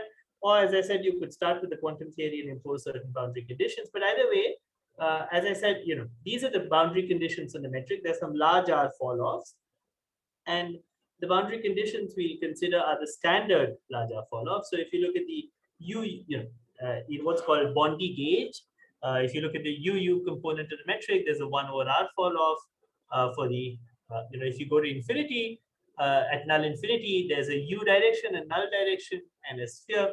And on the sphere, there's a subleading fall-off, which again is 1 over R compared to the leading term. And so you have these fall-offs of the metric. And these are the standard boundary conditions at infinity. Now, what I want to emphasize is that we will be interested in a particular set of observables at null infinity. These particular set of observables are obtained by taking the metric, subtracting off the leading part, which as we discussed right now, behaves classically, and looking at the fluctuation and scaling it up with a factor of r. So one of those observables, for instance, is the Bondi mass. Another such observable is what's called the Bondi news. That's this n observable. But in particular, when we talk about all the information being available at the past boundary of future null infinity, what that means is that we have to look at the algebra of observables, which means we take, all products and linear combinations. We define a von Neumann algebra in the usual way. of these observables in the range minus infinity to minus 1 over epsilon. So that's the algebra I'm going to look at. And nicely notice that the algebra of observables is much larger. It runs over u equal to minus infinity to u equals infinity. But I'm going to say all the information is present already in this algebra that looks like it's smaller, but in fact, as I'll tell you, is not. Okay, so let me say a few things about this theory. There's been some work on this theory, and we understand some things about the kind of Hilbert space one builds up. So it turns out that the vacuum of a theory of quantum gravity in four-dimensional flat spacetimes, asymptotically flat spacetimes, should be thought of as being infinitely degenerate. This, in fact, is not a nice feature for us. It's kind of a bug. It's something we need to deal with. But it's just how it is, right? So it turns out that there's been a lot of work, starting with that of Ashtekar and more recently by Strominger and collaborators, Alok and Miguel and many others, pointing out that the vacuum is infinitely degenerate, and the different vacua are labeled by what's called the supertranslation charges, which is this QLM. And in fact, on top of each vacuum, we can build a Fock space. The reason it's a Fock space is because if you're quantizing the theory at null infinity, then at null infinity interactions switch off, and you can build a Fock space about each vacuum. And the interactions all sit in how this Fock space maps to the other Fock space, which you can define at past null infinity. But that's not something which should be of interest for us in this talk. The point is just that the Hilbert space can be obtained as a Fock space of the action of these News operators on each of these vacua. And then you take the direct sum of these different Hilbert space sectors over these different vacua, and that gives you the full Hilbert space of the theory. Okay, so this is so far still standard stuff. Now I have to tell you how we prove that in fact information in this theory is all available near the past boundary. So I won't give you the full proof, but let me just sketch for you what the arguments are. The first step in our argument is to prove that I said that you can build up this Hilbert space as by acting with all these News operators and all of null infinity on these vacua. In fact, it turns out that you can approximate arbitrarily well any element of this Hilbert space in a given sector by the action of operators from the smaller or the seemingly smaller algebra A minus infinity on the vacuum. And this requires some analyticity property of these states, but it uses really only the positivity of the Hamiltonian. In fact, this is such a general statement that it is true even without gravity. This is not the key step in our proof. This would be true even if you just considered a quantum field theory living in four-dimensional asymptotically flat spacetime. The thing that is special about gravity is that, remember, I pointed out in my cartoon picture, but it's true even here, that the energy in a theory of gravity can be measured at infinity. Now, because the energy in a theory of gravity can be measured at infinity, in particular, you can think of the process of measuring the energy and doing a measure and discard procedure. So when you can measure an operator in some region, you can also measure its spectral projectors. In fact, that's what quantum mechanics tells you should look at. Whenever you measure an operator, you really are measuring, what you get is different values with probabilities that are controlled by the expectation value of its spectral projectors. But because in gravity, the energy is available at infinity as a boundary observable, it turns out that the projectors onto these different vacua that I showed you are available at A minus infinity, are available in the set of observables near the past boundary of future null infinity. And this is what is special about gravity. Second, you can check via some calculation, or we did, I'm just sketching for you the proof, that not only the projectors onto the vacua, but all operators in this vacuum manifold are available in the small algebra. And the reason we can do this in some very general way without knowing the details of how the metric is fluctuating in the bulk is because once you say that at infinity you can measure the energy, you can construct some low energy operators that can change the value of these super translation charges, and then you can project back. And so reliably within the low energy theory, you can check that all operators on this vacuum manifold are available near this algebra at A minus infinity, whatever is happening in the bulk. That doesn't affect this fact at infinity. So now the argument after that is pretty simple. And the argument is just that, because we are in a quantum mechanical theory, any operator can be expanded in a complete basis of states. So you can expand an operator in terms of these excitations in these different supertranslation sectors, S and S prime. You expand it in these supertranslation sectors. And then I said that every state in one of these supertranslation sectors could be generated by the action of an operator in A minus infinity on the vacuum. And so this equation is just true, as I said, by the positivity of the Hamiltonian, and would also be true in a theory without gravity. But remember that these operators that appear in the middle, which is ket S bra S prime, these operators are elements of this algebra A minus infinity, which lives near the past boundary of future null infinity. And therefore, everything on this line in a theory of gravity, and only in a theory of gravity, can be written in this form as the product of three operators, all of which are in this algebra A minus infinity. And for this reason, you see that any operator which maps this big Hilbert space of massless particles back to itself can be approximated arbitrarily well by an operator that lives near the past boundary of future null infinity. So just to recap, the elements that went into argument are first that you can squeeze the Hilbert space, you can generate it backing with operators in this small time band near the past boundary of the vacuum. And then most importantly, in a theory of gravity, the operators in the vacuum manifold, and this is why we don't need the details of the UV theory, because this is the part that's special to gravity. The operators in the vacuum manifold can all be found within this algebra near the past boundary of future null infinity. And that is a sketch of why we say that all the information is available in this algebra that seems to be small, because any operator can be approximated arbitrarily well by an element of this algebra. So what do you mean exactly by the past boundary of future null infinity? It means that if you look at future null infinity, then it was what I defined here. You look at the set of operators. So this is u equals minus infinity, and this is u equals plus infinity. You want to look at the interval u equals minus infinity to minus 1 over epsilon. This is actually a semi-infinite interval. It looks small in the Penrose diagram, but it's much, it's smaller than what you would need in quantum field theory, which would be minus infinity to plus infinity. So near the past boundary of future null infinity means this region. So it's in the past.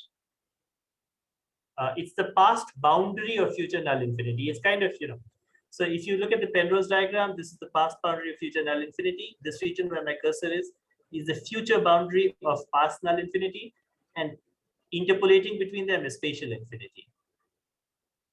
True, but I guess it's just infinity, spatial infinity in the past, right? It's not spatial infinity in the past. It's the most past point of future null infinity. So it's you can think of it as the boundary of the Cauchy slice here. But if you think of this entire upper region as future null infinity, it's the most past point of that. So it's these red regions which are marked. It's it will be space like separated to some point in the middle here. If you're an observer who lives here, this past boundary is space like. What I'm worried about is if you are saying that everything is fixed at the past, then how does any dynamics that happen in the middle, in some intermediate time, have any effect? Everything is fixed at infinity. So all the information is available at infinity. The dynamics is generated by the constraint. So there's some state, right? The way you should think of it is that you have a Cauchy slice. In this Cauchy slice, there's some information on the bulk. And once you specify the initial data for that Cauchy slice, that's all the information there is, right? There's nothing more that's going to happen. That data will just evolve. The point is that information can be read off from observables here. So in any case, there's no intervention you can make, right? You're only allowed to specify the initial state, and then the constraints fix for you what's going to happen later. But the point here is that in a quantum field theory, you would be allowed to specify the state independently in the middle and independently here. But in quantum gravity, you can't do that. So that was the point of what I just explained. Okay. Thank you. Okay, so maybe actually this addresses, this goes on to the question that was just asked. You see, someone might have said this, right? Yeah, maybe it wasn't directly the question that was asked, but it's a pretty natural question, right? So, I was giving you these operator theoretic arguments, past, boundary, future, null, infinity, but someone might say, let's just think of a Cauchy slice, right? And we think we're going to specify data with some subject to some initial constraints. And that's how we specify data in a theory of, even in classical general relativity, right? You specify data, you have to make sure it matches some initial constraints. Now, what prevents me from just writing down two wave functionals? Here's one wave functional, I specify some data, it looks the same outside. Here's another wave functional, I specify some different data inside, and I keep it the same outside. So, I'll just write down a wave functional, and I'll, someone might say that, I was giving some operator theoretic argument, but, what prevents me from just writing down the state and falsifying the argument? So, see, there's some questions in the chat. So if there's some questions, maybe if you can just ask me, or I can take them at the end, because I find it hard to address the chat questions while I'm speaking. So I'll just go on. So someone might say, what prevents someone from writing down two wave functions of this kind? The point is that in the quantum theory, in quantum gravity, you can't just write down any wave functional if you like. And in fact, there are some constraints that the wave functionals need to satisfy. And these constraints go by the name of the Hamiltonian constraint and the momentum constraint, where there's some form of these constraints that is not so important for us. This is the metric, and this is the conjugate momentum to the metric. And the same thing appears here. And the Hamiltonian constraint is called the Wheeler-DeWitt equation, because in a sense, it's the more important constraint of these two constraints. So it will turn out that one can show that, so let me say something about AdS now. I was saying something about flat space earlier. But in fact, one can show that if you take any two solutions of the Wheeler-DeWitt equation, in fact, solutions of all the constraints, but the Wheeler-DeWitt equation, as I said, is the one that's more important. If you take any two solutions of the Wheeler-DeWitt equation, in asymptotically AdS spacetime, so now I'm making an argument in AdS, that coincide at the boundary for an infinitesimal amount of time, then these solutions must coincide everywhere in the bulk. So one can in fact make the same kind of operator theoretic argument that I made previously for flat space also in AdS, but I'll try and sketch for you how one can in fact argue this just directly by starting with the Wheeler-DeWitt equation. The price one pays is that one has to work in AdS perturbation theory, which was the result that we showed. And one can, once again, come up with a non-perturbative argument by generalizing the arguments I gave you previously. But this argument kind of gives some more insight and answers the question of why it is that we can't just write down two arbitrary wave functions. And I want to emphasize that this is completely consistent with AdS CFT, but we don't, in our result, anywhere assume AdS CFT. Rather, we can think of this as a perturbative proof of AdS CFT. You can think of this as explaining why AdS CFT, why gravitational theories are holographic in AdS. So, okay, so let me just try and sketch for you how the analysis goes. Once again, I won't have time to go into details, but I'm happy to answer questions. So the Wheeler-DeWitt equation has of course been known for a long time, more than 50 years. But the Newpartify analysis, in some sense, was to just try and directly analyze this in perturbation theory. So in perturbation theory, you have the metric. The metric is an operator, but once again, you can expand the metric in terms of some background and some fluctuations. And it's useful to decompose these fluctuations into what we call the ADM form, into a transverse traceless part, part that keeps track of the trace, and a longitudinal part, which is just diffeomorphisms of the spatial slice. And then it turns out, and this was one of the things that we were able to show, that if you have these wave functionals that satisfy this constraint, and it turned out to be very useful for us to just focus on a particular integral of the Hamiltonian constraint.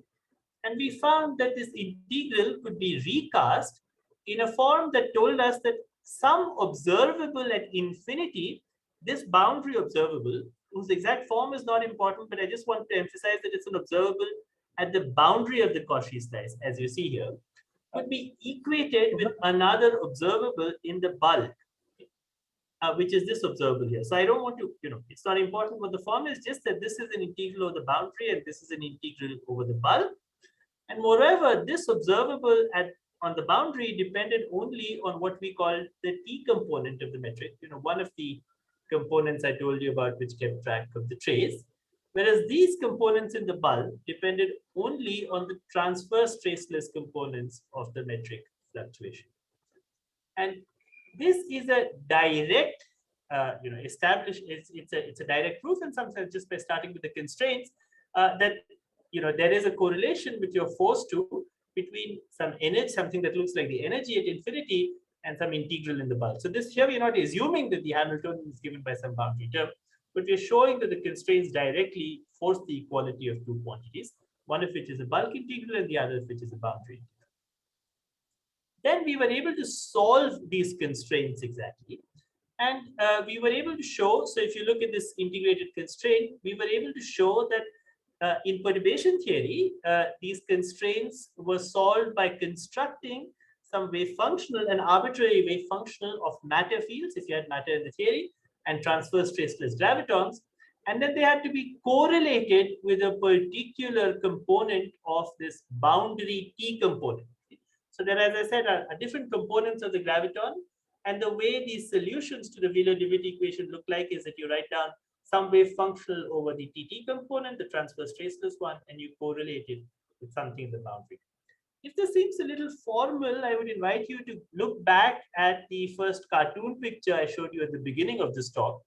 But remember, I told you that you had you could think of some matter wave functionals, and all of them had to be correlated with a certain tail, a gravitational tail at infinity.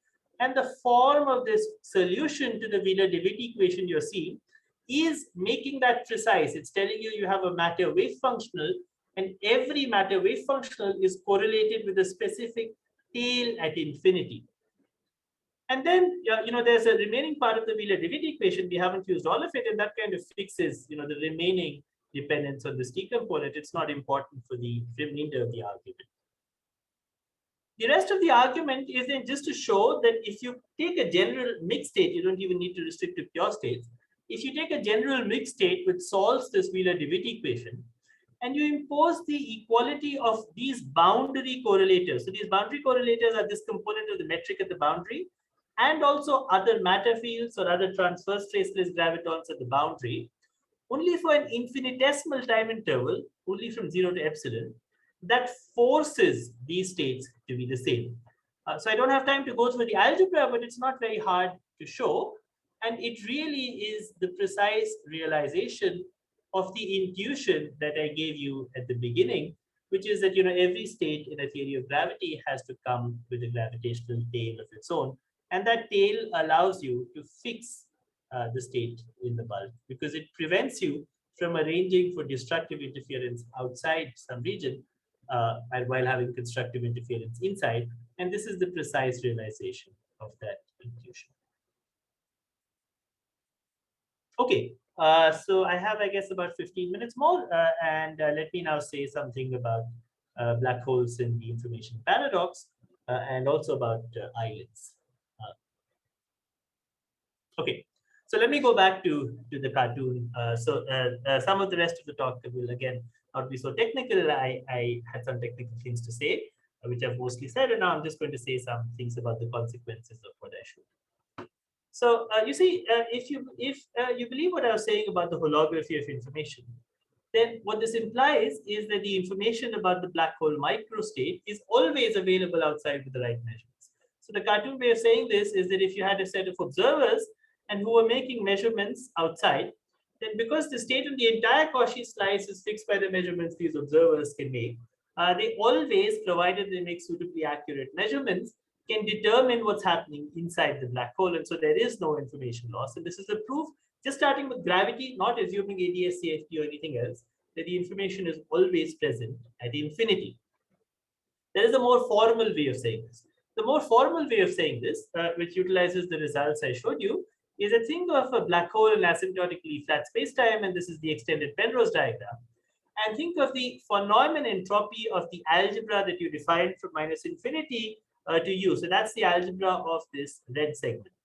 The statement that the information is always outside is the statement that this phenomenal entropy is independent of U. It doesn't depend on this upper limit. It's just a constant. That's the statement that the information is always available to observers who live here. It's at least making precise the statement that the information is always available to observers who live here. Okay. So now, of course, this flat curve I'm showing you for the entanglement entropy is not the same as a constantly rising curve. So this contradicts the result I just showed you. It contradicts Hawking's argument that the entropy from an evaporating black hole should just rise monotonically, because the black hole emits thermal radiation. So where is the difference?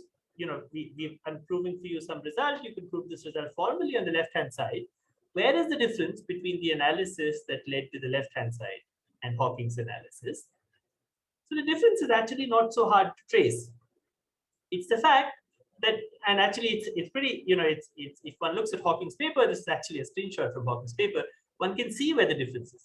So let me point out a couple of things. First, people often say in discussions that Hawking computed the entropy of, black hole radiation, and he found this rising curve.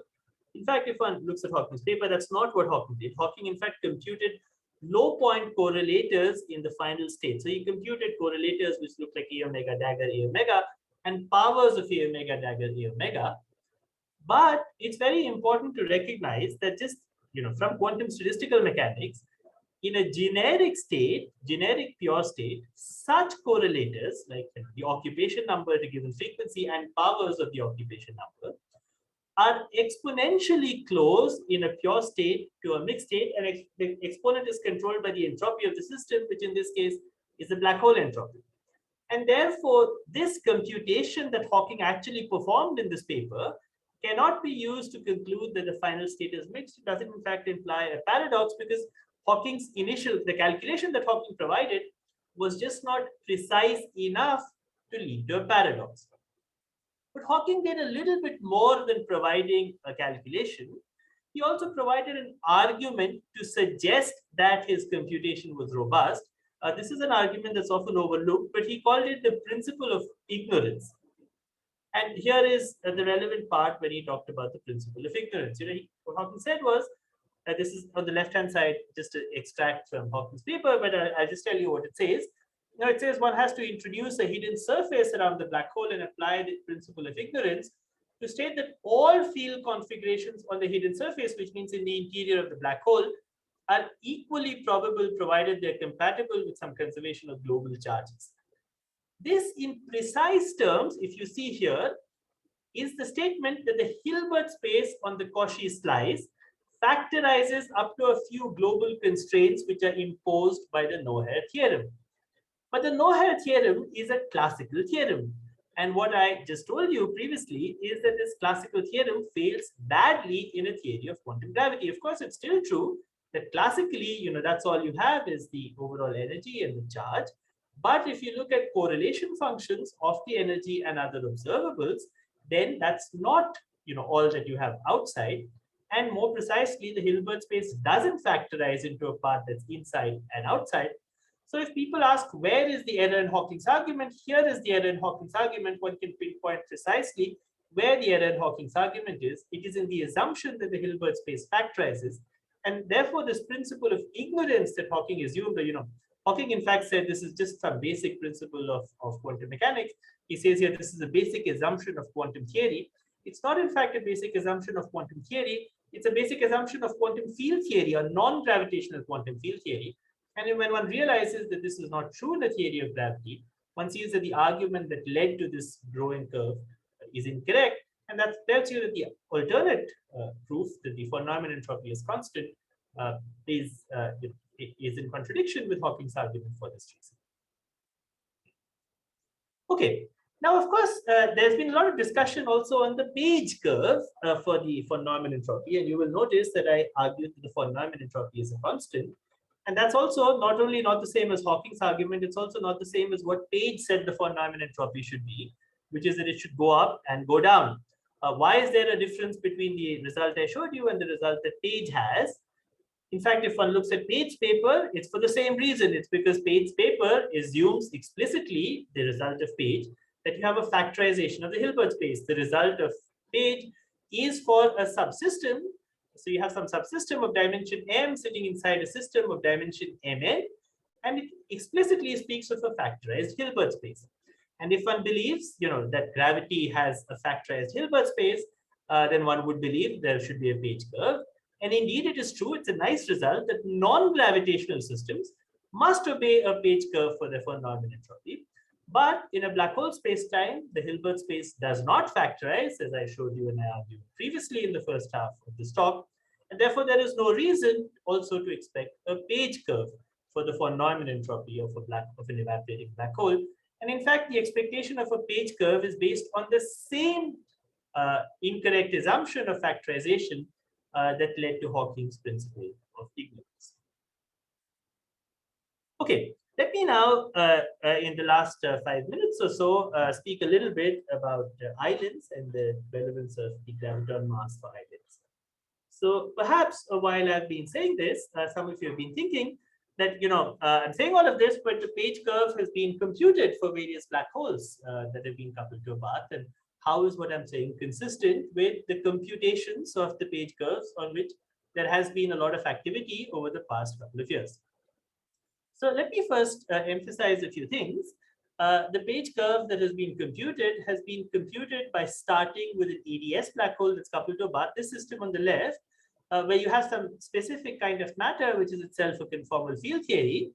And then the system is coupled to a non-gravitational path, which is, which also supports the same conformal field theory that was propagating inside this theory of gravity. And just by AdS CFT, this entire system, it can be dualized to a CFT living in d-1 dimensions, which is then attached to a path that lives in d dimensions. And so although the words that accompany these computations are that one has computed the entropy of a black hole coupled to a path, in fact, what is called the black hole here is this entire non-gravitational holographic CFT d-1 and some part of the non-gravitational path. And what is called the radiation is the remainder of the path. So the Page curve that's computed is across this dashed line that is marked by I, this interface. And if you look at this picture, which is the duality frame in which this is completely precise, you're just computing the entropy between two parts of a non-gravitating system. So there's one part on the left, which has some defect and some part on the path, and there's one part on the right, which has another part on the path. And because it's a non-gravitational system, of course, the Hilbert space factorizes by construction, and a Page curve emerges as it must emerge. So this is the calculation that has been done precisely. And that's why this Page curve emerges as it does. And it doesn't have to do with how much information is available outside the black hole. Okay, but in fact, this is a little quick. I've given this talk a few times. Maybe some of you have heard me already say this. This is why what I'm saying is consistent with these Page curve computations. This is what I said is a little too quick. Because, think of the same system that I was showing you previously. This is now a space-time diagram. Previously, I just had this diagram in space. So now this is what this diagram looks like in space-time. And here I have a Cauchy slice, which is a late-time Cauchy slice. So in the middle of these two solid lines, you have the gravitating region. This is the horizon. These two triangles on the left and the right are the non-gravitating region. And you're looking at this green region R, and this is the complement of the green region, that's R bar. And these constructions, in fact, tell us that there's a Page curve, of course, for information transfer between R bar to R, and that's fine. That's, because it's non-gravitating information transfer that they're computing. But they also tell us that this region R has information about an island in the bulk. So that's the island proposal. And in particular, that tells us that this defect, which is the boundary of the gravitating system, the boundary of the Cauchy slice inside the gravitating system, does not have information about the island. If that information is available in this green region, then it's not available in this black region or in this blue region. And so it's telling us the boundary of the region doesn't have information about the island. And that seems to be in contradiction with what I told you at the beginning, or what I've been spending most of this talk telling you, which is in a theory of gravity, the information that's available in the bulk is also available near the boundary. in a theory of gravity. So here we see that the boundary of the gravitational region doesn't seem to have information about the island. And that suggests a tension with what I was telling you. So the way the tension is so let me actually, sorry, before I tell you how it's resolved, let me just try and make the tension a little bit more acute, which is what we did in this most recent paper. And the point is that you can turn this tension into a sharp puzzle without using this full power of this principle of holography of information. You can turn this tension into a sharp puzzle through the very simple observation that islands are a very unusual kind of entanglement wedge. Islands are what are called entanglement wedges. Usually in AdS CFT, when we have thought of entanglement wedges are of this kind. You have some region R, and this is this entanglement wedge between this and this Ryukakinaki surface. But this entanglement wedge always has an asymptotic region. And the reason this asymptotic region is important is because gravity is a gauge theory, and if you have some operator, all operators in gravity have to be charged, they have to have some energy. And if you have some operator, you insert it at P, it must have some kind of a gravitational Wilson line. And this asymptotic part of the wedge provides a space for the Wilson line to end. Islands are the only known examples of entanglement wedges that we know of that are disconnected from the asymptotic region. You can use this to generate a puzzle already within low energy, within perturbation, low energy perturbation theory.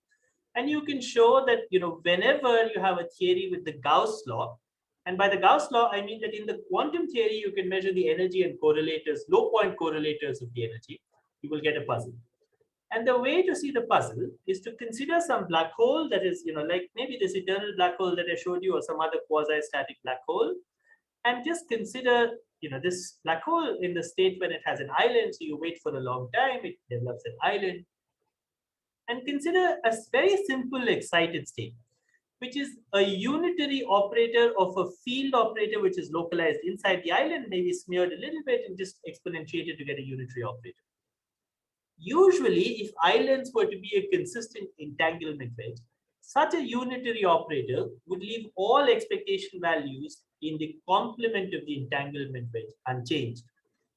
But here in a black hole spacetime, you can do a computation.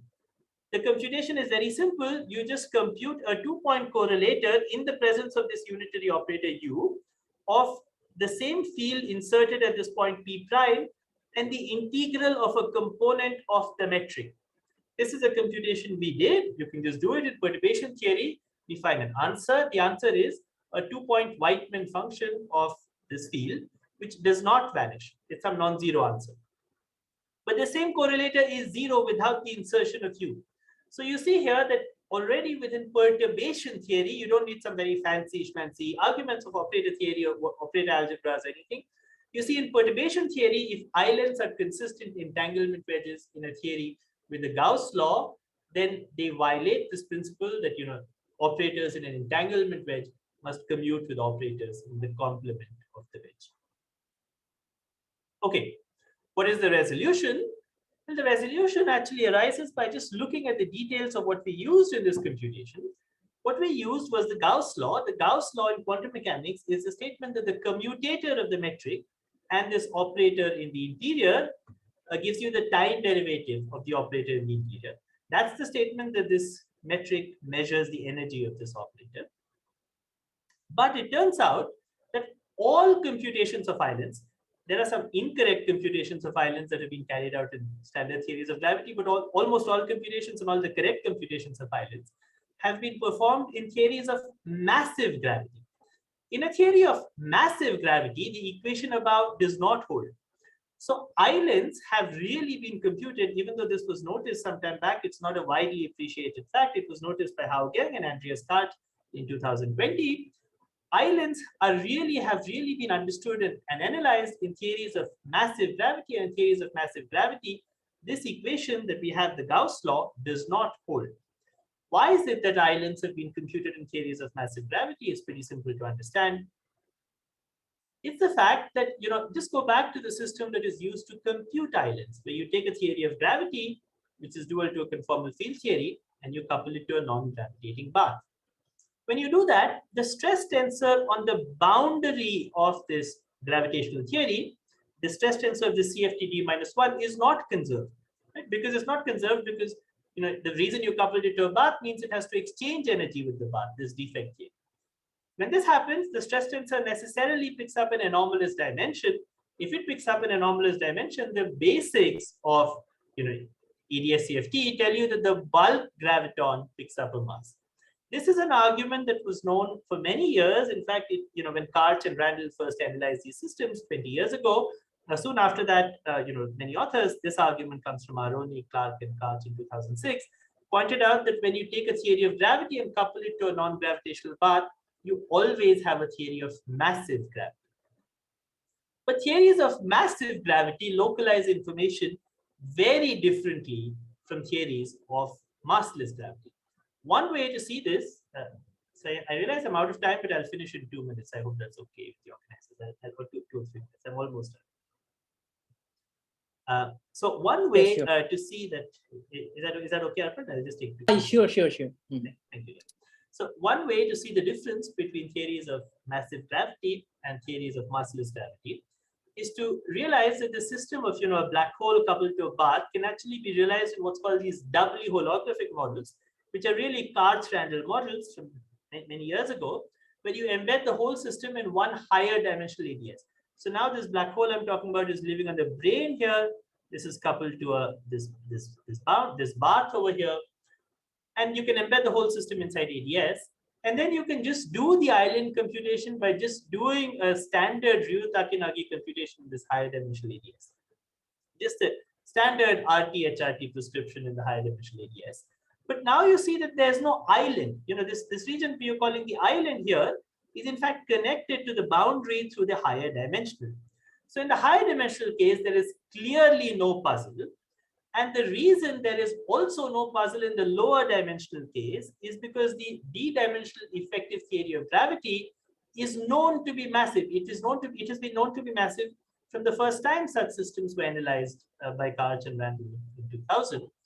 And we can in fact see explicitly where the mass of the graviton is important, which we did in our paper. It is just by writing down the analog of the Wheeler-DeWitt equation in perturbation theory. And if you write down the constraints obeyed by this theory on the brane, you find that these constraints, the details are not important, but the constraints take on some form, which tell you that the energy of the theory on the brane is not computed by a boundary term here. And that's obvious because the energy of the space-time is computed by a boundary integral of this entire region and not just by a boundary integral near the boundary of the brane. And you can see, in fact, the fact that this m squared, the mass of the graviton that appears inside these constraints, explicitly has to do with the fact that if you insert an operator here, you can dress it using this dashed Wilson line. And the fact that this Wilson line can run orthogonally to the brane is exactly what gives rise to this m squared term. So the summary is just that, in a theory of massive gravity, the constraints are different. The energy is not a boundary term. The Gauss law doesn't apply. And so a puzzle doesn't apply. And conversely, in a theory like in the world that we live in, where the Gauss law does apply, islands would not be consistent. But the correct island calculations are all consistent because they all work in theories of massive gravity, which, were known to be massive, but it was believed that the mass of the graviton was some technicality. But what we are pointing out is that it's not a technicality. It's very crucial to the existence of islands and to the way these theories store quantum information. Okay, so let me just summarize. So what I said was the first part of this talk was I said that standard theories of quantum gravity store information very differently from quantum field theories. This is, I think, a general slogan, but we can only prove it in some settings. One can give a non-perturbative algebraic argument. One can also give a perturbative argument in AdS. I gave you sketches of both. And this, I think, sheds light on why gravitational theories in AdS are holographic. It gives you a reason. It doesn't assume holography, rather gives you a reason why you should believe in it for all gravitational theories. Then, there has been a lot of work. I pointed out how if you look at this way in which theories of gravity localize information, you see clearly where the error in Hawking's argument is. It gives you a natural resolution to the information paradox. There has been a fair amount of work on the information paradox from a different perspective by considering theories with islands. Theories with islands seem to be in contradiction with this principle of holography of information. But the point is that islands are not consistent in standard theories of gravity. If you have theories of gravity where the Gauss law applies, where the graviton is massless, then you do not have islands. But islands are consistent. The computations of islands that have been done, they are consistent in specific theories of massive gravity. In those settings, islands can be used to compute information transfer across two parts of a non-gravitating system. But that calculation does not generalize to more realistic black holes, where I think the correct way to understand how information is localized is by thinking of this principle of holography of information. Okay, so I will stop here. Sorry for going a little over time. Thank you for your questions. Thanks, Suvrat, for the very nice talk. Are there any questions right now? Yeah, so I have a question. Go ahead. So you're saying that when you have the conformal field theory coupled to a thermal bath, the graviton becomes massive in the bulk theory, right? Yes. And the normal computations of Engelhardt et al. Are for those kind of theories. Okay. And you're saying that what you are doing is not that. Okay. And you're saying that you are not coupling it. But what is the realistic situation in a specific case when a black hole radiates, I mean, when a black hole evaporates? Are we supposed to consider that it's coupled to a thermal bath, or are we supposed to consider that it's free? But coupling it to a bath is not an innocuous thing. Coupling it to a bath changes the way gravity localizes information. It makes gravity localize information a lot like ordinary field theories, because you change information at the boundary. But when you couple it to the bath, you kind of change you change the boundary conditions for all time. So first of all, these computations are done in AdS. So it's like you have a cylinder, you cut things off somewhere, you broke diffeomorphism invariance at that point. Now you have a theory of massive gravity. So that's a different theory from the kind of theory we from standard theories of gravity. So I would think that if you wanted to understand standard theories of gravity, then you should not be looking at theories of massive gravity. I mean, that's, if you wanted to compute what happens if you have a CFT-D -1, which is coupled to a CFT-D bath. The best way to understand those computations is just by looking at the duality frame where you don't have gravity at all. There's a defect CFT and part of a bath, it's coupled to another part of a bath. It's an entirely, that system could be living in a lab, and there's a question you can ask about information transfer across an interface of that system. And then you can use these nice techniques to compute information transfer, right? So that's a nice computation, which could just work for a system in the lab. But it's a little misleading if one uses that computation to understand the physics of the gravity theory. If you use the physics of the gravity theory to understand the physics of the non-gravitational theory, that's a perfectly valid and correct computation. But that doesn't generalize, I think, to more realistic evaporating black holes. Okay, Omkar, please go ahead. Hi, thanks, Suvrat, for the very nice talk. I just had a quick question about your dressing puzzle. Couldn't you define operators in the island by dressing them to the quantum extremal surface instead of dressing them to some asymptotic infinity? And aren't these perfectly well-defined operators? Yeah, but you see, if when you want to dress things in a way that it commutes with everything in the complement of the island. In this case, the complement of the island includes an entire slice of the boundary. So let's say you dress the operators to the quantum extremal surface, and you did a large diffeomorphism which moved the entire boundary up in time. If you did that, it would move the quantum extremal surface up in time as well, because the quantum extremal surface knows about where the boundary is. So if you did that, the operator in the middle of the island would move. I mean, all the island computations are correct, and in the real island computations, the operator doesn't move because a large diff. But if you imagine a standard theory of gravity, like just AdS without not coupled to a bath, then dressing it to a quantum extremal surface doesn't really help because the quantum extremal surface is connected to the boundary. So if you do a large diff and you move the you move the boundary up, then the QES moves, and so the operator in the island also moves. And so this operator inside doesn't commute with the boundary asymptote. Okay, thank you. Okay, Nirmalya, if your question is short, then you can go ahead. Yes, short question. Hi, Suvrat. So my question was about the gravitational page curve versus non-gravitational page curve.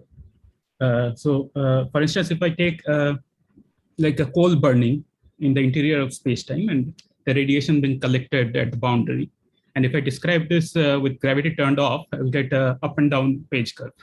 Yeah. But now from what you said, if I turn now gravity on, I should get like a flat page curve. Yeah.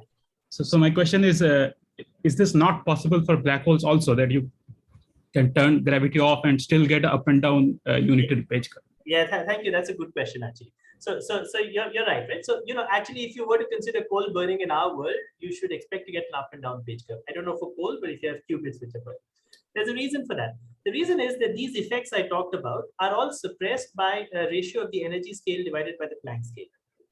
Now, if you have like a system of 10 qubits, you can cleanly separate the entropy of the system. So, to see the page curve, you need to make measurements at an accuracy which is controlled by e to the minus s, where s is the entropy of the system. You can cleanly separate e to the minus s from energy scale of the stuff that's coming out divided by Planck scale.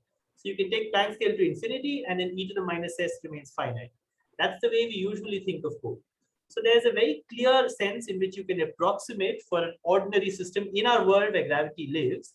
You can approximate, you can forget about effects of gravity, because Planck scale can be taken to be much larger than the entropy of the system that we are looking at. On the other hand, for black holes, such a limit does not exist. Because if you look at the Hawking radiation divided by the Planck scale, the energy of the Hawking radiation divided by the Planck scale, that is the entropy. That is 1 over the entropy.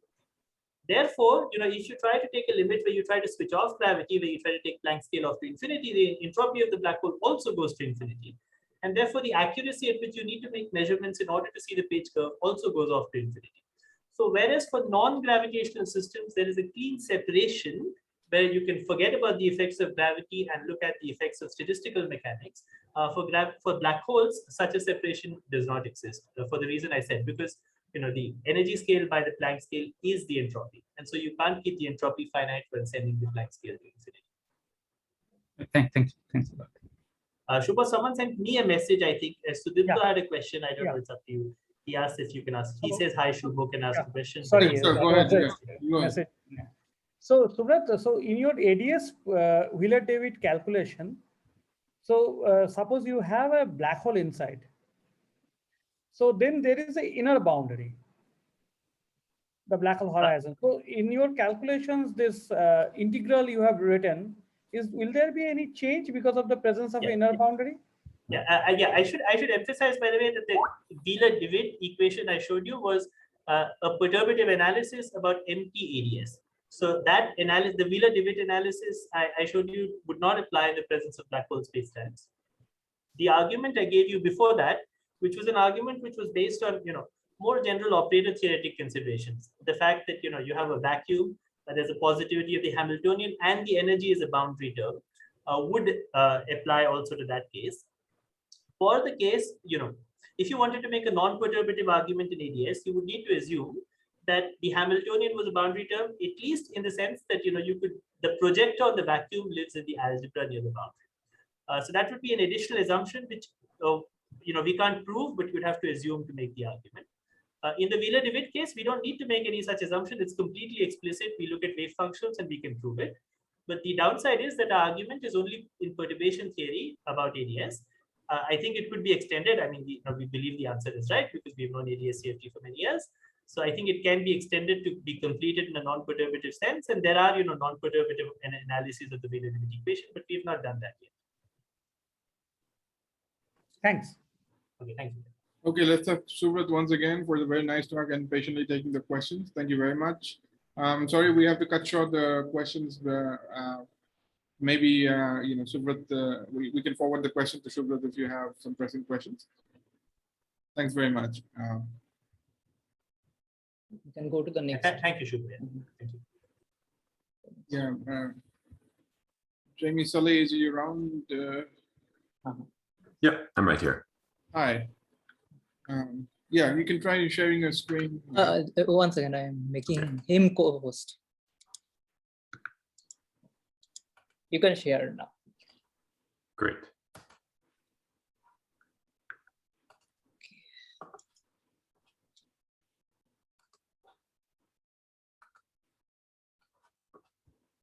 All right, so this is the last talk of the day. We have Jamie Sully from University of British Columbia, who's going to talk about inner turmoil, complexity, chaos, and the black hole interior. Please start. Yeah, go ahead. Thank you very much for the invitation to speak. And I'm looking forward to catching up on all the talks I missed while I was sleeping. I'm going to tell you today about some work that I did. We published earlier this summer with three, really exceptional collaborators. Yes, there we go. Arjun Kar, Lampros Lempra, and Moshe Rosali. And I want to begin just with a reminder of sort of the growing dictionary, the growing list of correspondences that many people have been developing over the last few years relating universal features of quantum chaotic systems and gravitational geometry and dynamics. And for example, on the quantum chaos side, we've understood how scrambling and out of time order correlators can be understood sort of by gravitational back reaction and shock waves. Understood how things like operator size and complexity growth can be understood in terms of radial momentum in the bulk. How eigenstate thermalization can be understood to give sort of universal correlators and the universal black hole exterior.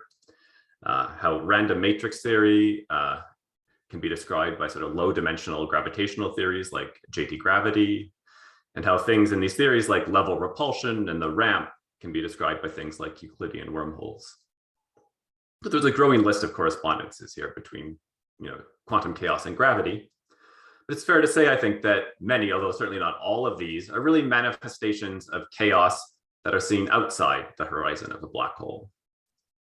So there are things that we manifest if you are sort of throwing things into a black hole, describing the sort of thermalization and scrambling in this exterior. But of course, we know that time evolution in the bulk gravitational theory does not end with thermalization and scrambling, that one can fall into the interior of a black hole and that things continue to evolve, that there are things that continue to happen. And so we might ask not just about chaos outside the black hole, but we might ask what is the inner turmoil inside the black hole? So what can quantum chaos teach us about the black hole interior? That's the question that I'm interested in giving an answer to today. One promising probe of the black hole interior is complexity. So what is complexity? Well, let's consider here, for example, just a thermofield double state, which I'm just going to show these sort of maximally entangled qubits between the system A and B. And we can think about how we do time evolution on this system by, say, just writing down some quantum circuit that performs that unitary evolution. And we can think about the complexity of this quantum circuit as just some sort of gate counting. And so we look at the number of gates that we need to apply to perform this unitary evolution as a function of time. And so here we see there's some sort of linear increase in the number of gates. And this is sort of well matched in the gravity picture by thinking about the volume of some maximal volume slice between the two sides. So the volume of this slice also has this sort of same linearly increasing behavior. And there seems to be then some good correspondence between complexity on the sort of quantum boundary side and the maximal volume on the gravitational side.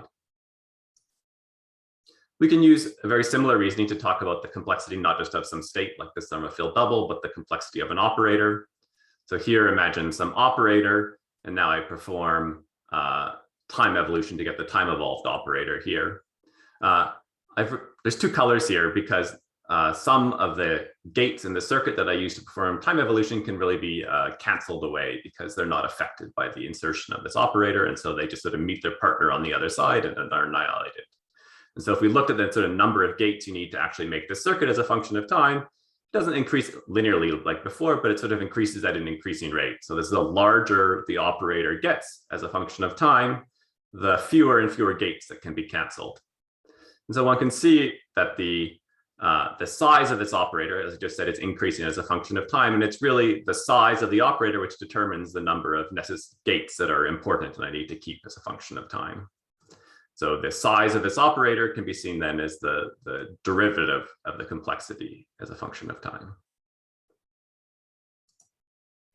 So there's a compelling correspondence between this operator size, the rate of change of this complexity, and the bulk momentum of some infalling excitation. And this has been seen most clearly, for example, in AdS-II and SYK, where if I throw in some particle into my geometry, there's a very sort of precise correspondence between the size of the operator, that is sort of the number of fermions in this operator, and the radial momentum in the bulk. So there's this exponential growth of the radial momentum, or of the size, as the particle falls in towards the horizon of the black hole. Of course, because we think of the size as the derivative of complexity, one can also ask about the sort of complexity equals volume picture, and we get a very similar story. So as this particle falls in, there's sort of a back reaction on the geometry, and this shock wave leads to as well some exponentially growing maximal volume slice. So we can think about this picture I've drawn on the right as either the size and the bulk momentum, or equally the sort of complexity and the bulk volume. They both have this exponentially growing phase.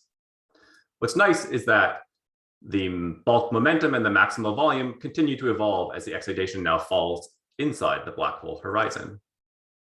So I can plot the maximal volume slice in the interior, and I see that this volume transitions from growing exponentially to growing linearly as a function of time after we've crossed the horizon. Likewise, the bulk radial momentum goes from an exponentially growing phase to some constant phase as a function of time. So again, this volume picture I want to think of as some bulk calculation of the complexity, and this radial momentum as some bulk calculation of the operator size. Of course, it would be nice to find a definition of complexity that is concrete enough to reproduce these bulk calculations in the field theory. So I started off with this picture of complexity as just counting gates in some quantum circuit, but it's hard to really understand how we'd want to think about some gate counting measure of complexity in some continuum quantum field theory. So can we find a definition that makes sense in the continuum? Well, there have been some proposals of how to do that. Some of these want to think about sort of the space of all unitary operators, and then think about the complexity of some operator as some sort of geodesic distance it would take in the space of unitary operators. So it's the sort of shortest path from some starting fiducial operator to the operator you want to describe. Of course, doing this requires you to choose some metric on this space. And so there's lots of choices one has to make that don't seem to be fixed about, you know, what is the complexity cost? What are the distances in one direction versus another direction? And so another question that we can ask is, can we find a definition of complexity that doesn't have any of these arbitrary choices? There is one natural notion of distance that's relevant to time evolution, and that's the distance given to you by time evolution itself. That is, how long or how far is it takes to go for some starting operator using time evolution alone to the operator that you want to describe. But that is, rather than looking at the geodesic distance between O and O prime, just using time evolution and waiting. And, you know, in some sufficiently chaotic system, we might expect this time evolution to sort of be ergodic and take us everywhere in the space of operators. And so if we wait long enough, it'll take us where we want to go. It's just not a very short path. So we can use time evolution to build a discrete basis of operators. We can start with some starting operator, then take the commutator with a Hamiltonian, and then to get a new operator, and then take the commutator again to get a new operator. And we can think that doing so gives us a sort of one-dimensional chain of operators, some sort of one-dimensional parameterization of the Hilbert's of the space of these operators. And then, you know, the farther down we are in this chain, the more complex their operator is, because it corresponds to some sort of longer amount of time evolution, because it's some larger series of nested commutators. So we can view the time evolution of any operator then as some wave function on this space. So we write some operator as some, you know, linear combination of all these other operators, and then we watch it evolve as a function of time. And we can define what's called the Krylov or K complexity as some average position in this space, some sort of average depth on this line.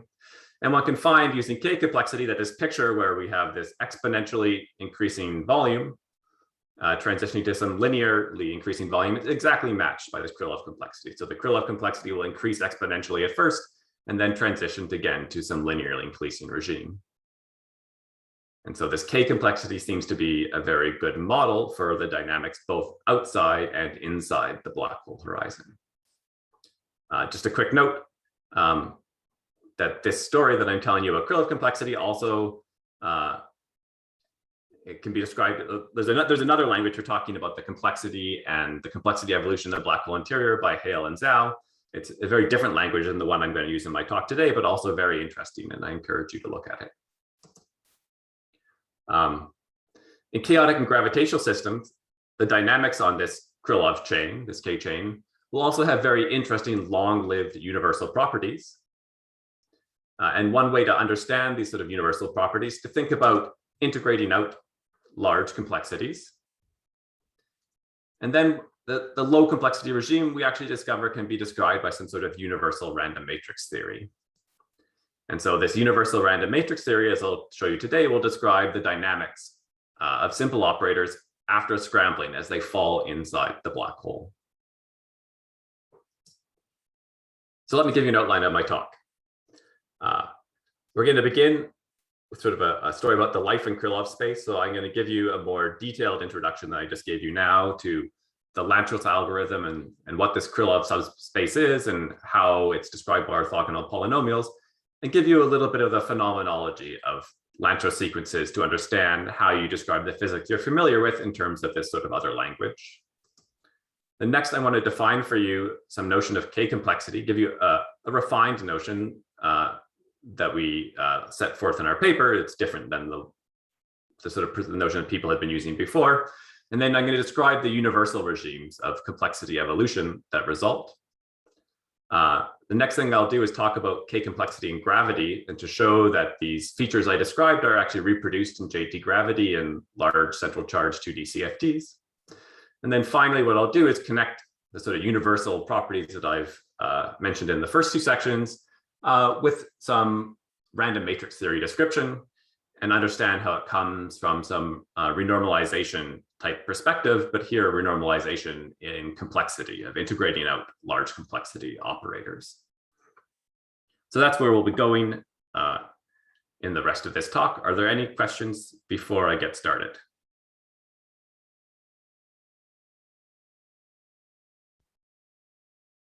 Okay, I'll get started then. So let's talk about life in Krylov space, about the Lanczos algorithm and the phenomenology of Lanczos sequences. So the Lanczos algorithm is a method to find a useful basis for approximating what are sort of the largest or sort of most extreme eigenvalues of some operator. And to begin, we're going to think of, well, an operator as some state. So we can think of an operator in our Hilbert space as some state in the GNS Hilbert space. And then there's a natural inner product on this Hilbert space where we just take the trace of rho to the 1/2 A dagger, rho to the 1/2 B, where we use some density matrix. The density matrix we're going to be interested in to give us our inner product is just the thermal density matrix. And in this Hilbert space of operators, the time evolution can be described by the Liouvillean, the commutator with the Hamiltonian. This is a Hermitian operator in this Hilbert space. So when the Liouvillean acts on some state described by the operator A, it gives us the state described by the operator, the commutator of Hamiltonian with A. And so starting with some fixed operator, some fiducial state, we can generate what's called the Krylov basis of the Hilbert space, the Krylov basis of operators by acting with the Liouvillean and then just using Gram-Schmidt to orthogonalize. So our first state is just O, then our next state is L times O, and then at the next state, the natural thing is just L squared times O, but you have to subtract away LO because it's not orthogonal to LO. And so you just keep doing this, building up the Hilbert space. We'll label these states by ON, where N is sort of counting the number of times the Liouvillean is acted. And we'll note that these can be written just as a polynomial because we act with L to some power and then subtract away the lower powers. It's just some polynomial of L acting on our original fiducial state. The polynomials that one gets are defined by some recursion relation. So L acting on a polynomial degree N gives you the next polynomial, the next Krylov element, degree N+1, as well as a piece that's of degree N-1. The coefficients that appear here are called the Lanczos coefficients, and when they're all together, we'll call it the Lanczos sequence. Because this is the basis, because OM is orthogonal to ON, these are orthogonal polynomials. It's sort of easiest to see when we use the continuum notation, and then we can see that we integrate with some measure mu, and then over the space of frequencies, the space of eigenvalues of the Liouvillean, and Pn and Pm are orthogonal with respect to that measure. This measure we're going to call the operator-weighted spectral measure. We give it that name because the measure depends both on the spectrum of the theory through the theory spectral density, that is, what are the eigenvalues of the Liouvillean, but it also depends on this state we start with, or with this operator that we start with. And so we need to reweight the eigenvalues that appear with their sort of the wave function of that operator. If we rewrite our Liouvillean operator in the Krylov basis, it looks like this. So say it's some tri-diagonal matrix where the matrix, the elements that are just off the diagonal of this matrix are exactly these Lanczos coefficients. One thing to note is, it's just another basis for writing this operator. And so the spectrum of this matrix L is fixed. It doesn't depend on the operator we started with. But the expression here that I have in terms of these BIs does depend on the choice of O, because these coefficients sort of depend on the measure, and the measure depends on the operator wave function. The information can be encoded in 3 equivalent ways.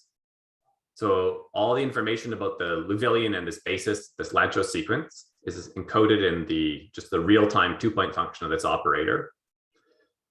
As we sort of said on the next slide, or the previous slide, it's described by the operator-weighted spectral measure, which is just the Fourier transform of this 2-point function. So it's obvious why those are equivalent. And it's described by the sequence of Lanczos coefficients. One way to get between these, which I'll mention, although there's many ways to sort of go between these different encodings of the information, is called the moment method. And the moment method says, just take the moments of our operated weighted spectral measure and form a matrix of them, where M, the elements of the matrix are just the I plus J moment. And then one can show is that the Lanczos coefficients are related to the determinants of submatrices of this matrix. And so one can compute all of these moments and then algorithmically extract the Lanczos coefficients from these determinants. I say this only because I want to highlight the fact, and this is one way to see it, that larger Lanczos coefficients are related to sort of larger moments of the 2-point function.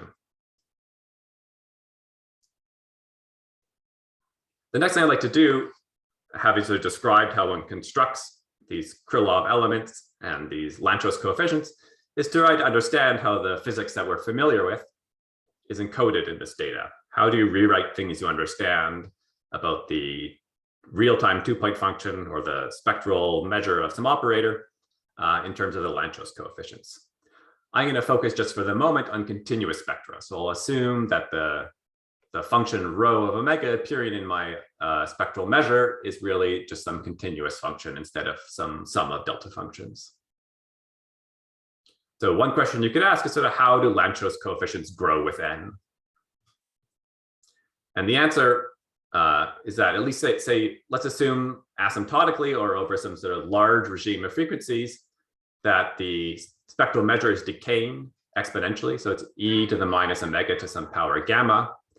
Then the Lanczos coefficients will grow like n to 1 over gamma. So for example, here I'll give you 2 spectral measures. It's like e to the minus the absolute value of omega, or e to the minus omega squared. Here's the corresponding real-time 2-point function.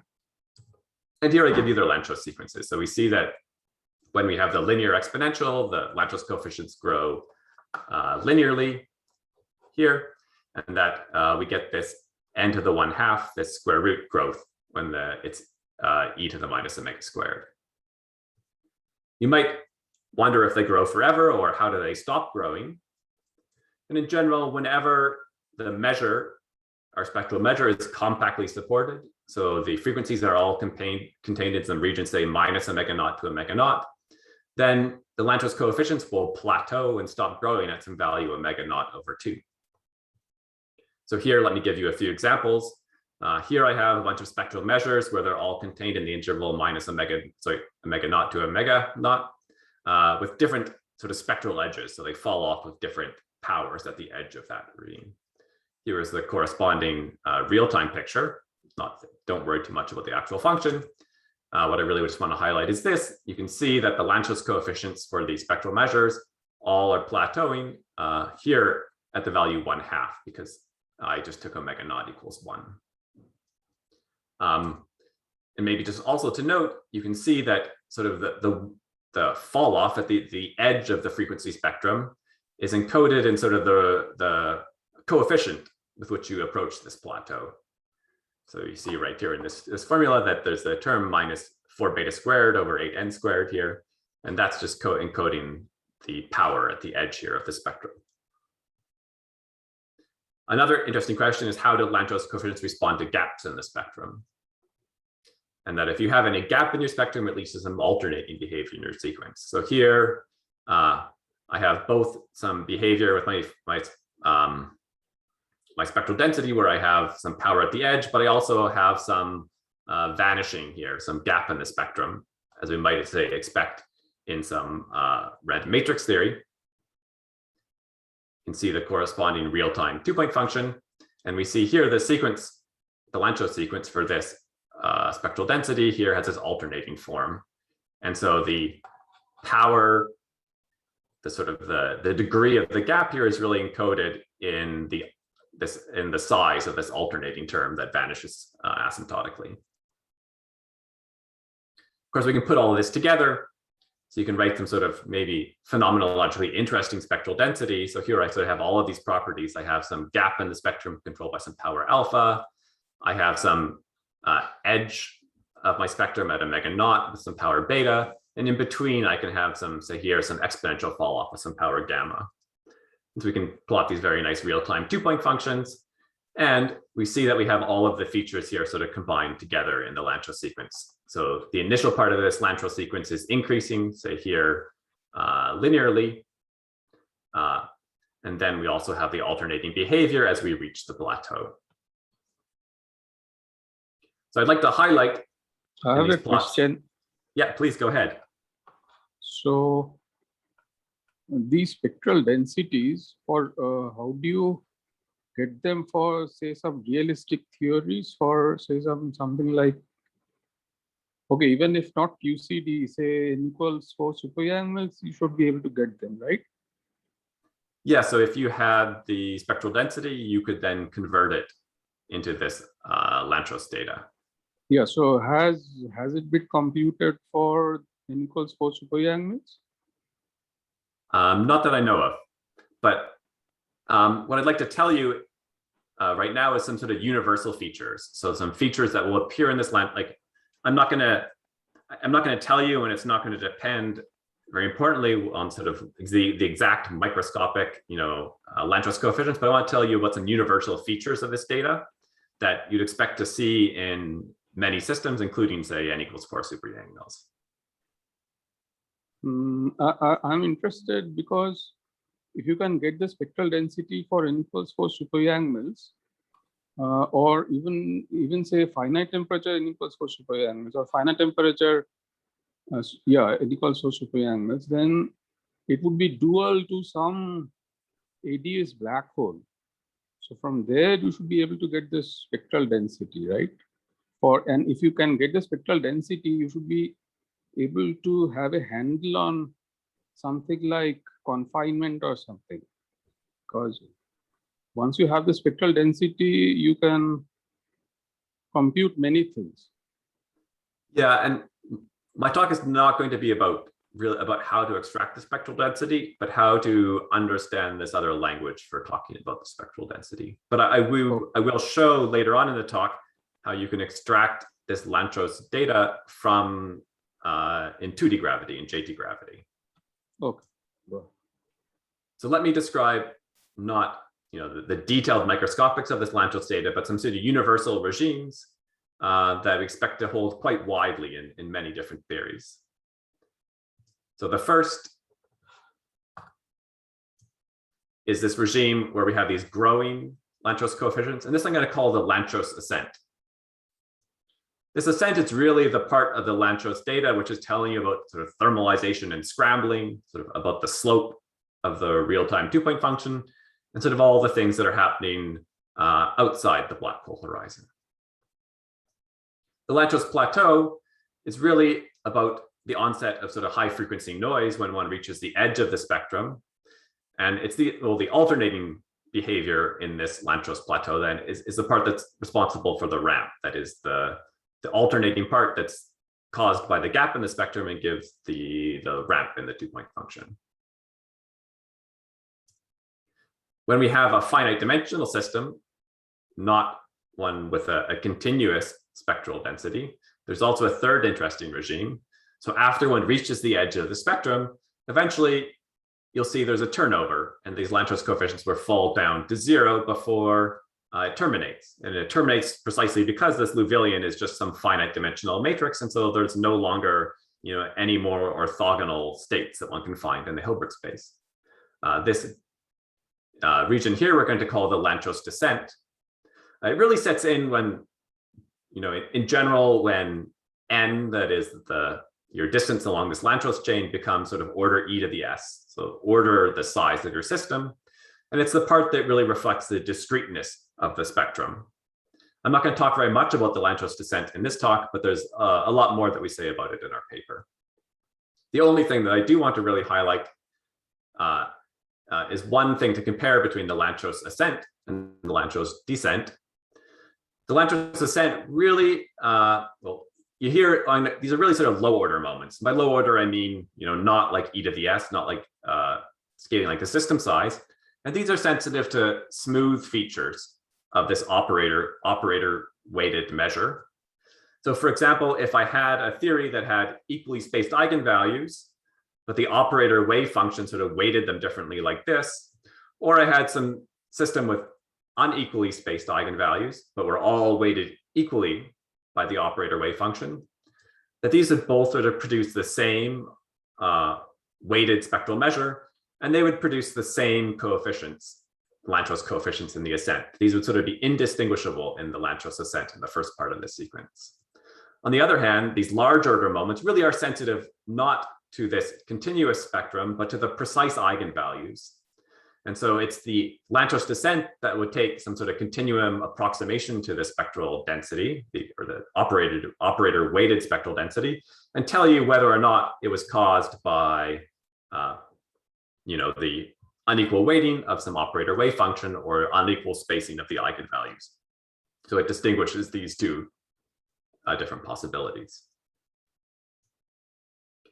So that is my sort of rapid introduction to the phenomenology of Lanczos sequences. Are there any questions about that?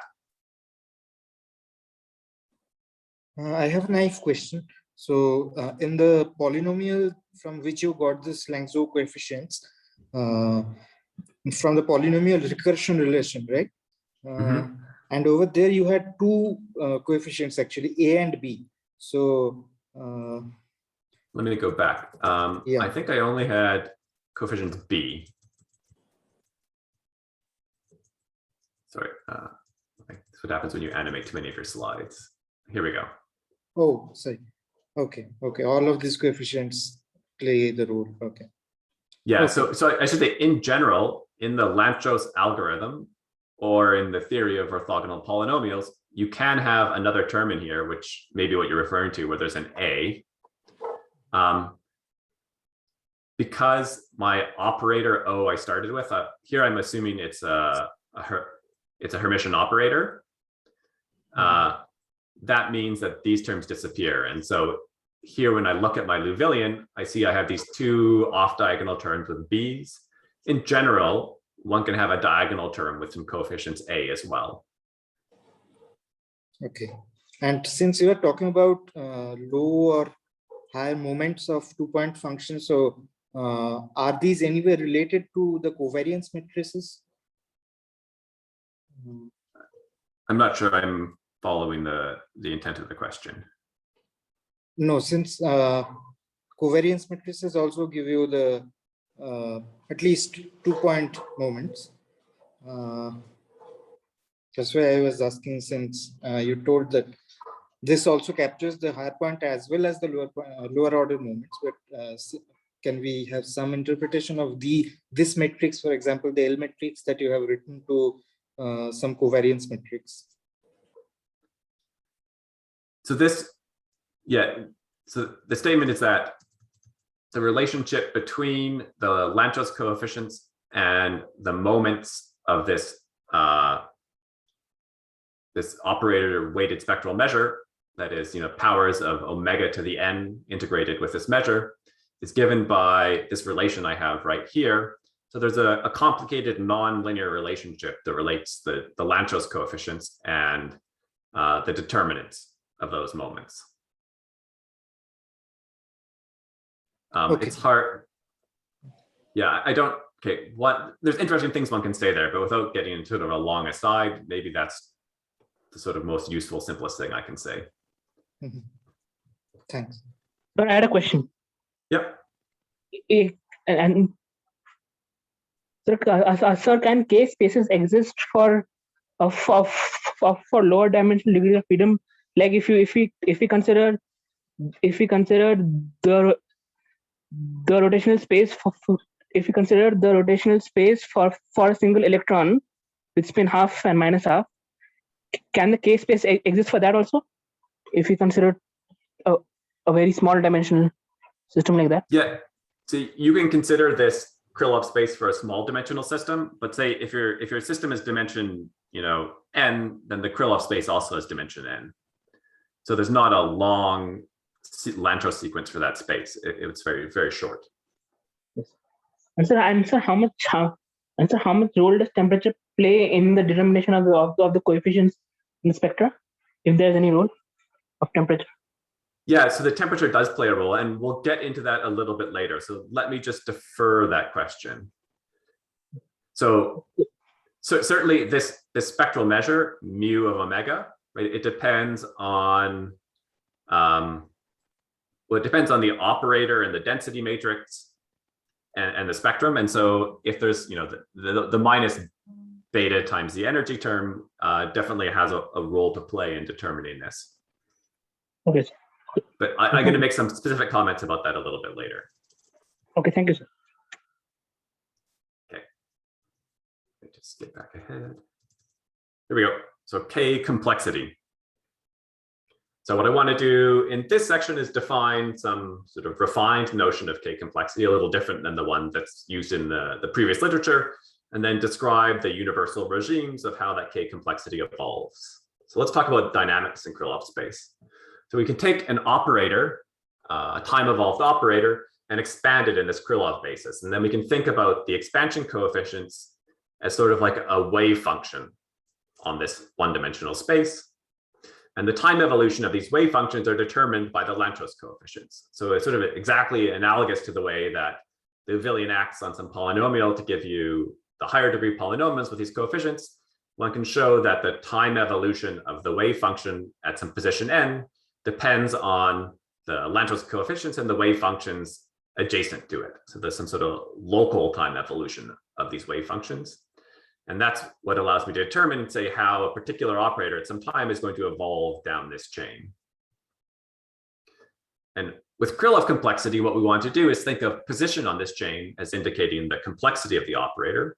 And so what I mean more precisely by that is I want to take the complexity really just to be the average value of n weighted by this wave function.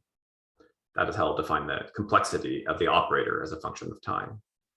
So an operator that sort of peaked at the beginning will be very low complexity, but my time evolution equations will evolve it to something of sort of increasing complexity where the average position of this wave function is farther down the chain. So how does K complexity evolve in the different universal regimes that I was describing?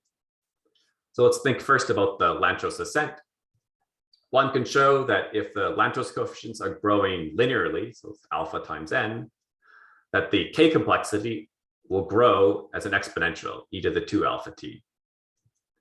Or if the Lanczos coefficients are growing with some power n to the delta, where delta is less than 1, one can show that one gets a sort of fractional power, the sort of more like polynomial growth. We then notice very quickly that if we want to match this exponential growth in complexity that we saw in the growth of volume gravitationally, that we want to have linear growth of the Lanczos coefficients. In fact, it's been shown in previous work that if you take a local operator and a local Hamiltonian, linear growth is as fast as one can get. So although I can write down an arbitrary Lanczos sequence, there's no rules about what this Lanczos sequence should look like. If it comes from a local operator and a local Hamiltonian, linear growth is the fastest I can get. One can also see or show that, maybe not prove it, well, yeah, one can show very generally that in chaotic systems, this linear growth is saturated. So a chaotic system is exactly what gives rise to linear Lanczos coefficients and exponentially growing K complexity. One can see this really, if you think about it, the linear growth in the Lanczos sequence really just means that you have this sort of exponential, e to the minus omega fall off in the operator weighted wave function, or the operator weighted spectral measure. And so, it's really just saying that, chaotic systems are sort of as spread out in frequency space as any system could possibly be. And that generally then non-chaotic systems will often just sort of have a more rapid fall off in frequency of their tail, of the sort of tails of the operator wave function. Jamie, another question. So recently was shown by Smolkin and DeMarchi that even for theory like a free theory, Krylov complexity exponentiates. So yeah. So okay. There's for like non-chaotic, a free. That's right. So I should say it's not sufficient. So it's certainly true in chaotic systems that you have these sort of very large, these slowly decaying exponential tails. The converse statement is not necessarily true, is that if you have these slowly decaying exponential tails, that your system is necessarily chaotic. So the implication doesn't go both ways. I think it's a very interesting question, and one that hasn't been fully understood, is that what are the sort of, or how exactly one would just fully distinguish a chaotic from a non-chaotic system in terms of the sort of the Krylov data, the Lanczos sequence. I think though the fact that you can sometimes get these slowly decaying tails, even in theories that are not chaotic, is sort of an indicator of some operators that behave somewhat chaotically, even though the theory may be integrable. And there's some interesting literature on this, which I could point you to after the talk. Okay. I think the statement in their paper was that they were trying to disconnect K complexity with chaoticness. Yeah, and some of the issues there, my refined notion of K complexity will deal with, but not quite everything. So let me explain the sort of refined notion of K complexity. I'll talk in a few more slides, and that will answer some of the issues that were brought up in their paper. But there's some sort of also some more refined, more subtle issues that one could ask about. I think are really sort of interesting questions about how operators sort of thermalize and behave sort of semi-chaotically, even in integrable systems. Hi, Jamie. Yeah. I had basically the same question, but then a follow-up. Like, what are examples where you have a delta smaller than 1? Do you know any? Well, so one easy example you could think of is that if it's not decaying, well, yeah, maybe even say is that many systems, you'll find that before you reach this regime where delta's 1 and you have this exponential growth, you'll often have, say, some regime where delta's 1/2. So one way to think of it is that it's like that there's some number of n where it's growing so that it's more slowly. It's growing like the square root at first, and then transitions to a linear regime. And that just often happens, say, if you're at some saddle point, the immediate behavior around your saddle point is sort of Gaussian. So you have this, e to the minus omega squared fall off, and then you transition to other behavior. Okay, thanks. But I think, yeah, I say in general, we haven't worked out for a lot of systems, you know, the sort of exact Lanczos sequences, although I think there is much more work on this in sort of the more condensed matter literature. And so I don't know, I don't have a good sort of table of systems and their Lanczos coefficients that I can point you to. Okay, thanks. Okay. So let's move on to the Lanczos plateau. So here is the regime in which the Lanczos coefficients are fixed. And one can then show that this implies the K complexity grows linearly. So we can match the Lanczos ascent then onto this exponentially growing earlier regime, and the Lanczos plateau onto this regime we wanted to see, where we had transitioned from exponential to linear growth in the complexity. And we can then see that the linear complexity growth in the interior of the black hole is sort of related here then to the boundedness of the spectrum of my theory. The problem is that a bounded spectrum is not a good approximation to the systems we're interested in. So we don't expect in some infinite dimensional system that the operator wave function should cut me off. It shouldn't have matrix elements of large frequency. In this case, sort of more generally, one expects is that, you know, if you're in a thermal system, that the measure should be e to the minus beta omega for very, very large omega. And so that your Lanczos coefficients seem to grow linearly forever without a plateau and without this transition to the interior of the black hole. So there's no plateau and no linear complexity growth and no black hole interior in an infinite dimensional system. You might wonder, what have we done wrong? The answer is that there's another operator we didn't talk about. There is a mean energy operator that acts on some operator and gives me back not the commutator, but the anti-commutator, the Hamiltonian. So it tells me not about the difference between the energy of the bra and the ket and the operator, but their sum, their average.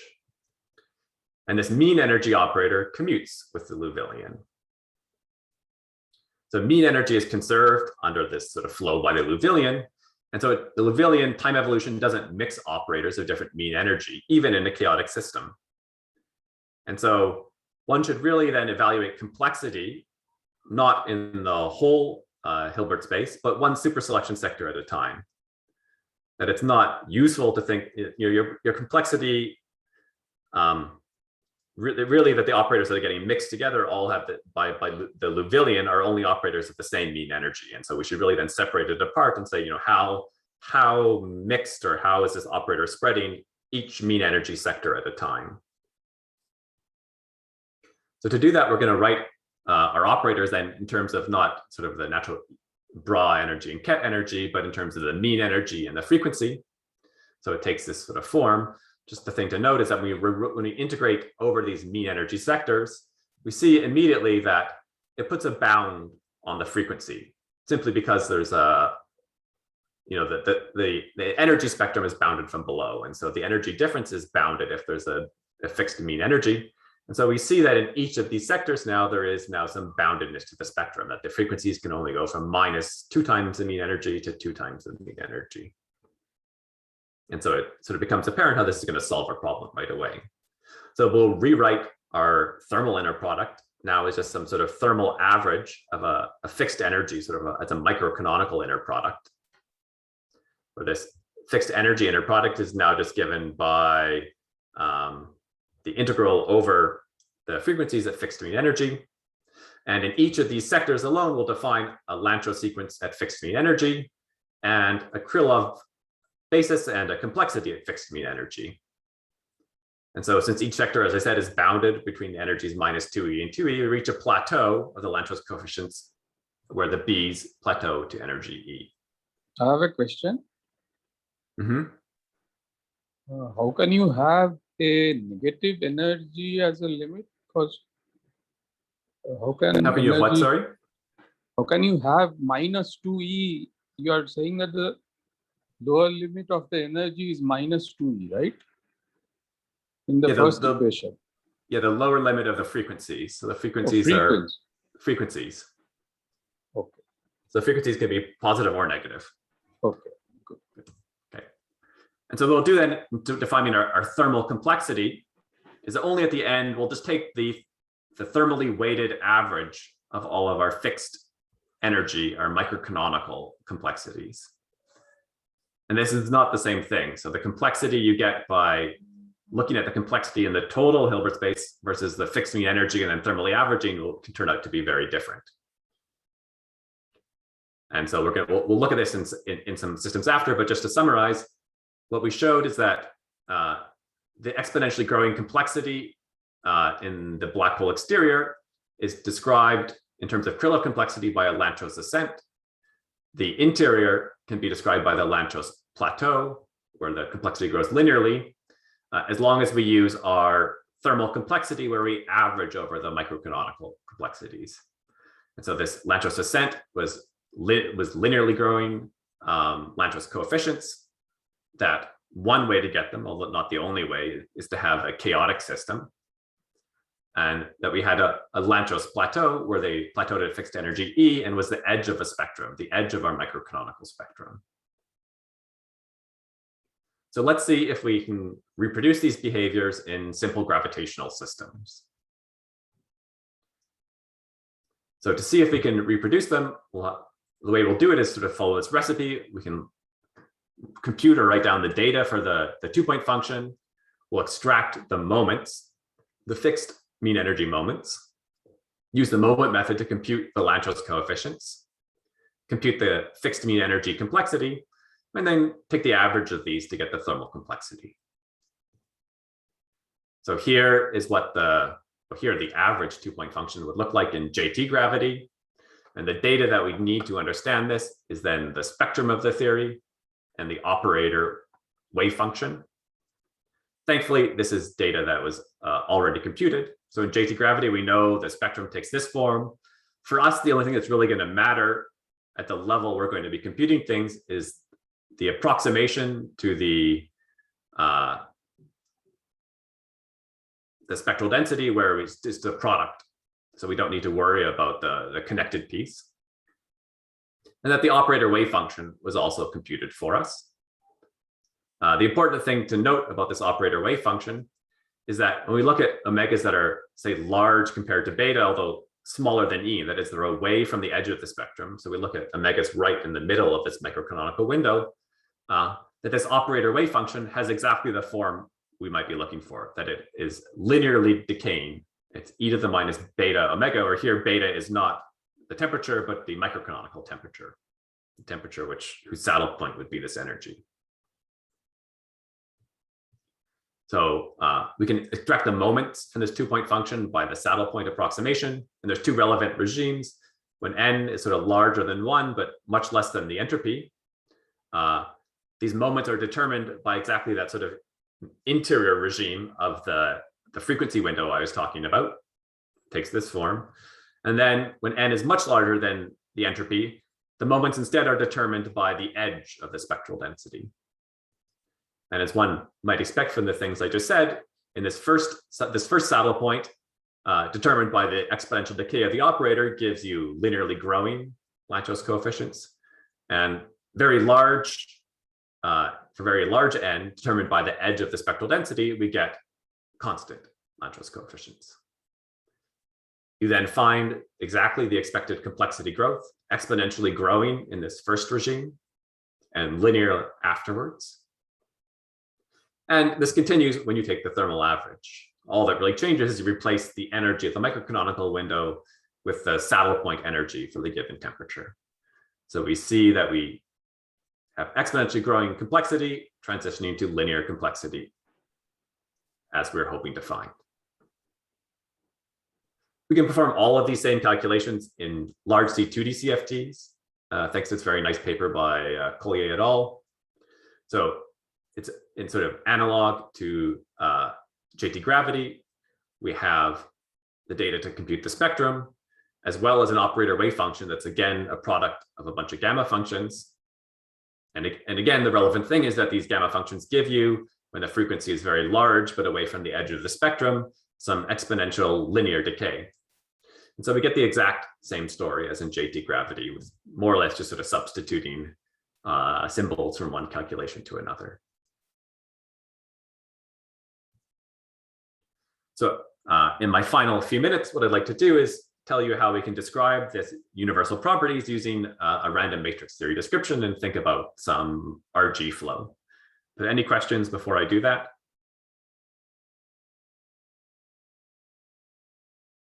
Okay. So the question we're asking now is, can we relate these universal properties to the types of sort of emergent universality we expect under RG? And the idea is to integrate out the large complexity part of our spectrum and find some effective system Liouvillein, which describes the sort of low complexity subspace of our system. And we'll treat the large complexities as a sort of random environment that gets coupled to our low complexity theory. In terms of the Liouvillein, this looks like this, where we sort of think about this first part of the Liouvillein as being this low complexity system, and this latter part of the Liouvillein for large complexities as my environment. This system is really going to describe the continuous, if you remember from before, it's the part that talks about the continuous approximation to our spectral measure. And it's this environment that's going to sort of encode the data of the exact microscopic eigenvalue spacing. And that's the part we want to think of as some sort of noisy environment. So to do that, we're going to truncate the Liouvillein to some subspace of Mikrolov space where it's spanned by the first n vectors. And then we can ask what the effective spectral density in the subspace is. That is, what are the eigenvalues of this truncated Liouvillein?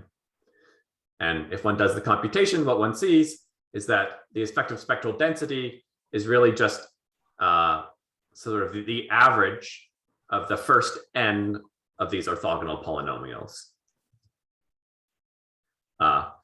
What we get here will depend on how we take k, that is the size of this subspace, large as we take the sort of system size to infinity. And so there's two different limits that we might imagine. We could zoom in here on the first part of my Lanczos sequence by taking n large first and k large later, so that we never see past the transition to the plateau. And we'll get some sort of semi-classical limit, which will describe the sort of just the ascent part of my theory. Or we can take the size of the subspace and n large at the same time with some fixed ratio. And that will allow us to see all the way into the plateau. We'll call this our n scaling limit. And the thing that'll be important about this n scaling limit is that once we see into the plateau, we'll have this sort of universal termination of our Lanczos sequence, that they all end inside the plateau. And as we talked about in the first section, the end or the descent of the Lanczos sequence is what controls the spectrum. And so these system Liouvilleins will all have some universal spectrum because they all terminate in the same universal way. So just to go over that in slightly more detail, we take n goes to infinity first in our semi-classical limit and k goes to infinity. I'm going to just speed up a little bit because I'm slightly short on time, so we can just skip maybe one or two details. The effective spectral density for our system becomes a sort of semi-classical density. And because the scrambling time is order log n, and that has gone to infinity before we took k to infinity, this spectral density here is really just going to encode the linear growth of the Lanczos coefficient. So it'll be the part that tells you the density goes like e to the minus alpha omega with some power. And so it's describing just the ascent.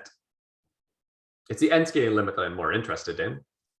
So here I take n and k goes to infinity with some fixed ratio. And now I'm summing over all of the polynomials up to, say, Rn, this ratio times n. And you divide it up into two pieces. I'm going to divide it out to this first piece where I sum over all of the orthogonal polynomials up to some critical k.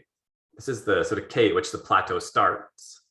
And then I'll sum it and take this other piece to all of the n's that are larger than that critical k. And this will give two different contributions to the measure. The first piece, where I just sum over the part before the plateau, is the sort of same semi-classical measure as before. But the second part all sums up to give this sort of universal form. And it's universal the same precisely because all the Lanczos coefficients are the same. They're constant to sort of good approximation. And this is the resulting measure. So as I said, the semi-classical part controls the plateau. So the semi-classical part controls the ascent to the plateau. This universal part is the plateau itself. And as we increase R, we sort of flow between the semi-classical measure and become increasingly dominated by this universal second piece. So for large R, that is when K is much, much larger than this critical K, but still less than e to the s, we find this universal inverse semicircle measure for the spectrum of our theory. So this is precisely the measure of a random matrix theory put in some infinite well potential. And so what we're doing as we run this RG, or as we run K to become larger and larger, is that we're filling in the operator weighted spectral measure with some universal spectral density. It's the spectral density of this random matrix theory in an infinite well. And we can do the same thing now to the end of our Lanczos sequence, to the environment. The important thing here is that when we split the theory in this plateau region and give us ourselves a sort of environment part of the system, we look at this, it's that the plateau now doesn't control the end of our Lanczos sequence, but it controls the beginning of this environment Lanczos sequence. And so now it's the ascent as opposed to the descent, which is universal. And so this environment actually has not a universal spectrum so much as some universal operator weighted measure. And the measure that comes out from this constant plateau is precisely the semicircle measure. And so what it means is that we can replace the environment with some regular GUE. So the picture we get from doing this is that we can kind of coarse grain our system, or we can perform some RG. We can replace the first part of our theory with some random matrix theory in some infinite well, and the second half with some GUE.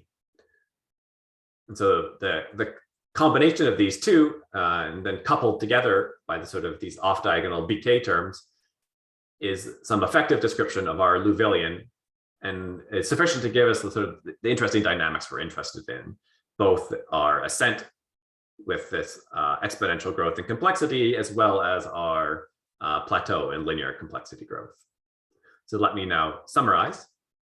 So we expressed the dynamics of an operator in Krylov space, and we gave us the operator in terms of a Lanczos sequence.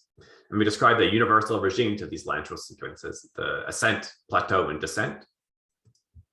And we used the universal regime to explain what is the universal evolution of our refined K complexity.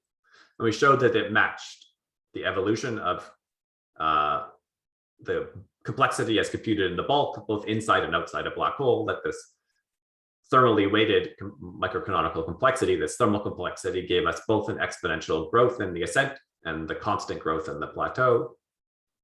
And then we explained how our complexity RG in Krylov space, the sort of breaking off of our Krylov sequence in terms of some low complexity and large complexity subspaces, gave us some nice emergent random matrix theory description of our system. So let me stop here. And thank you very much for your time. Thanks very much, Jamie, for the very beautiful talk. I'll open the floor for questions now. Yeah, so I have a question. It was a nice talk. Using the Lanczos coefficients, can you compute something like, say, the spectral form factor in JT gravity? I mean, can you see a rationale for the Lanczos coefficients to give rise to the sort of ramp and plateau in the spectral form factor in JT gravity? Yeah, so I was hoping that was what, here, let me jump back. I think you could see that all in this model, this example I showed you here.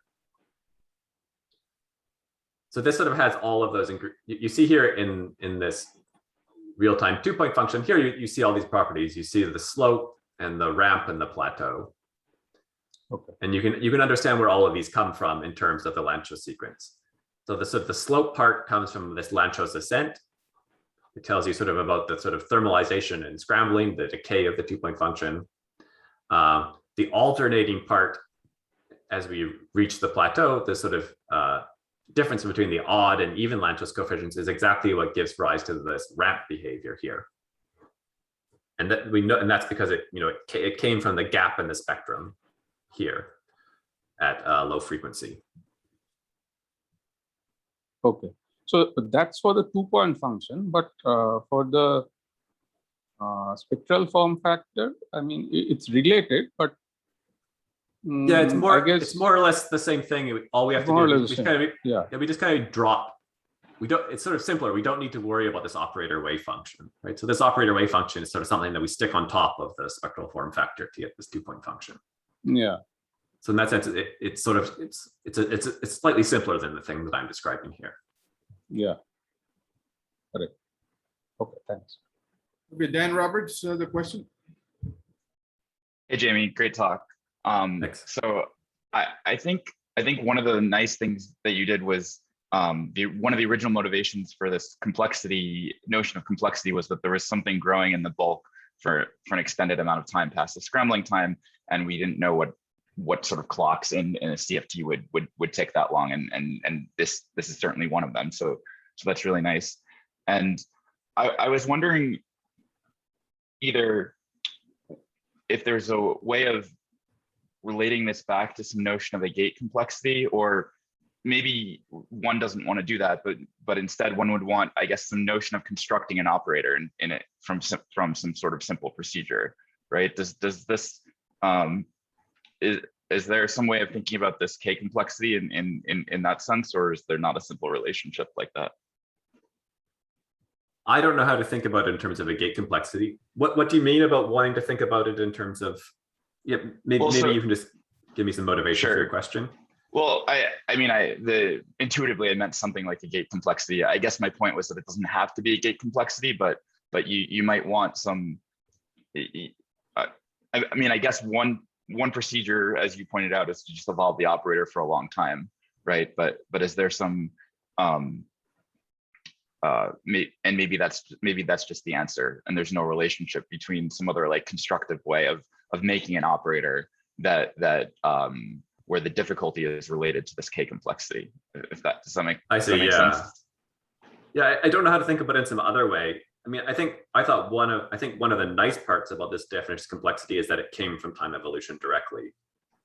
That it sort of, in that sense, it's privileged precisely because we care about complexity as measured by time evolution, and therefore we'll build a measure of complexity out of time evolution. I mean, the thing that makes that not trivial, I should say, right, is you could say, oh, we just measure the amount of time you have to evolve to get to your operator, right?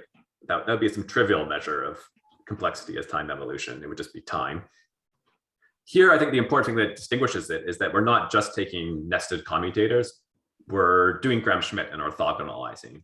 Mm-hmm. And so that's what makes this very interesting. And I wish I could give there's a whole nother talk, I think, which is interesting, thinking about how orthogonal polynomials work and how you sort of construct new operators which are orthogonal to each other. And there's a lot of sort of interesting phenomenology happening there. I mean, especially sort of in this way that the orthogonal polynomials want to sort of pile up on the edges of your spectrum and how they generate new operators there. Yeah, I mean, one of the interesting things about that, I guess, is that it seems like in this linear regime, you've reached the edge of your spectrum. And so the new operators you're generating all live at the edge of your spectrum. And so there's something then privileged about the interior of the black hole and all of these operators that live at the edge and how you generate them.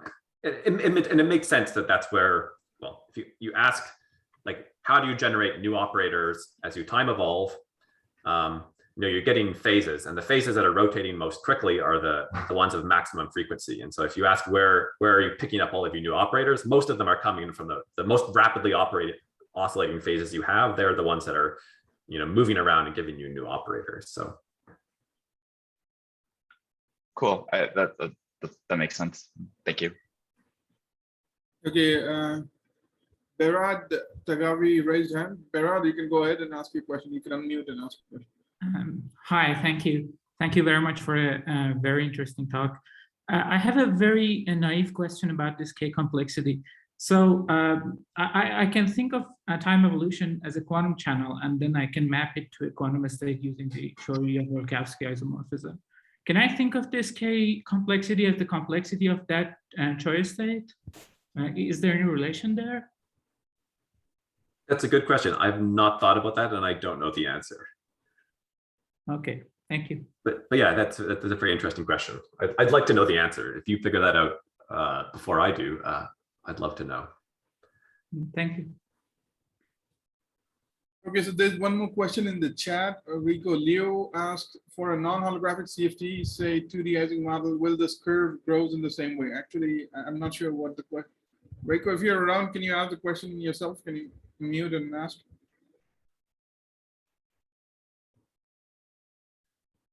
He's not, probably not around. That's, I mean, I think I don't, the things that we saw were, I mean, the thing that was important was that what I really used from the paper of Kulia et al. Was, you know, the form of the operator wave function of sort of a typical heavy light OPE coefficient.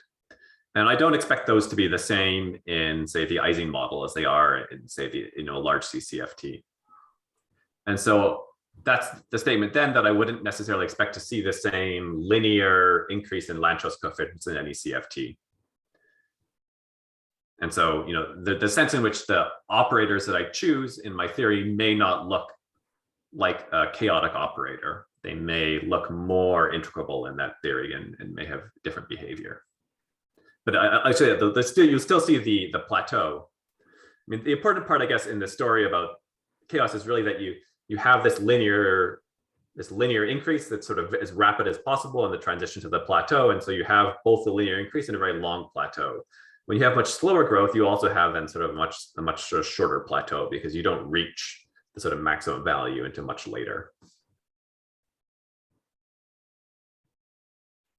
Gabor, sorry, hey. Yeah, I just wanted to make a comment on like this, is that if you have an infinite volume, let's say in a 2D CFT, you still retain this linear growing regime, right? Maybe this is the question part. Yeah, you still have this linear regime for sure.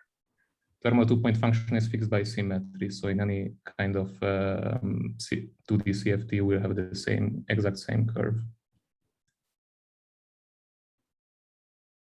So you say in any 2D CFT, you'll have a linear growing part?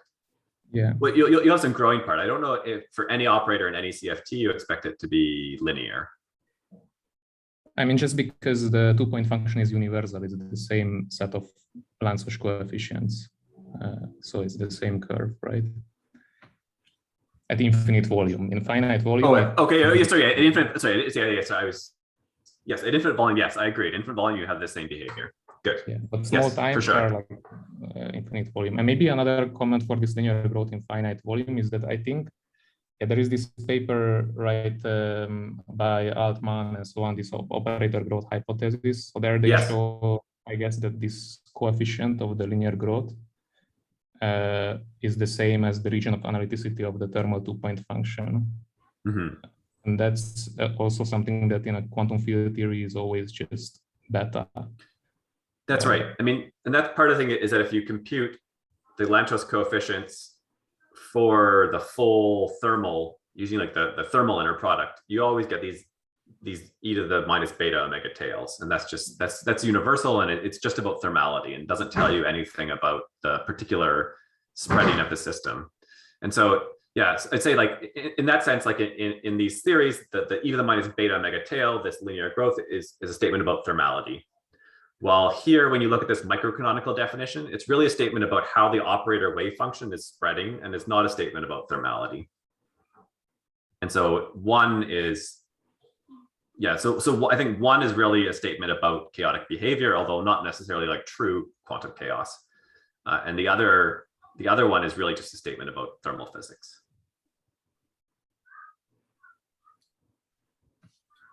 Okay, yeah, thanks.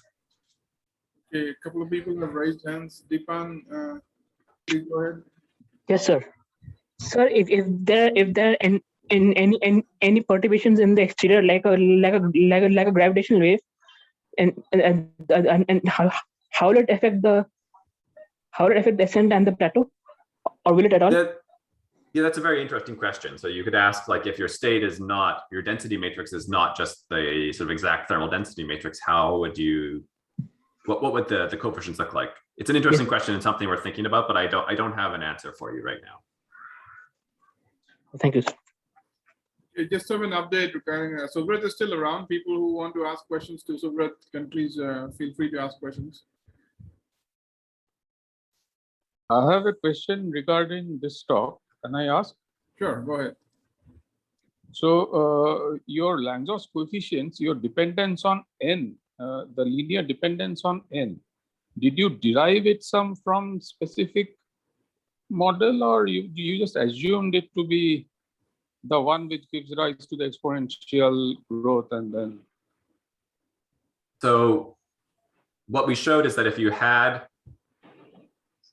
assumed the linear growth of the Lanczos coefficients, that would give you exponential growth of the complexity. And then we showed in some systems like JT gravity and largely 2D CFTs that we got exactly this behavior out, that we could derive the linear growth of the Lanczos coefficients.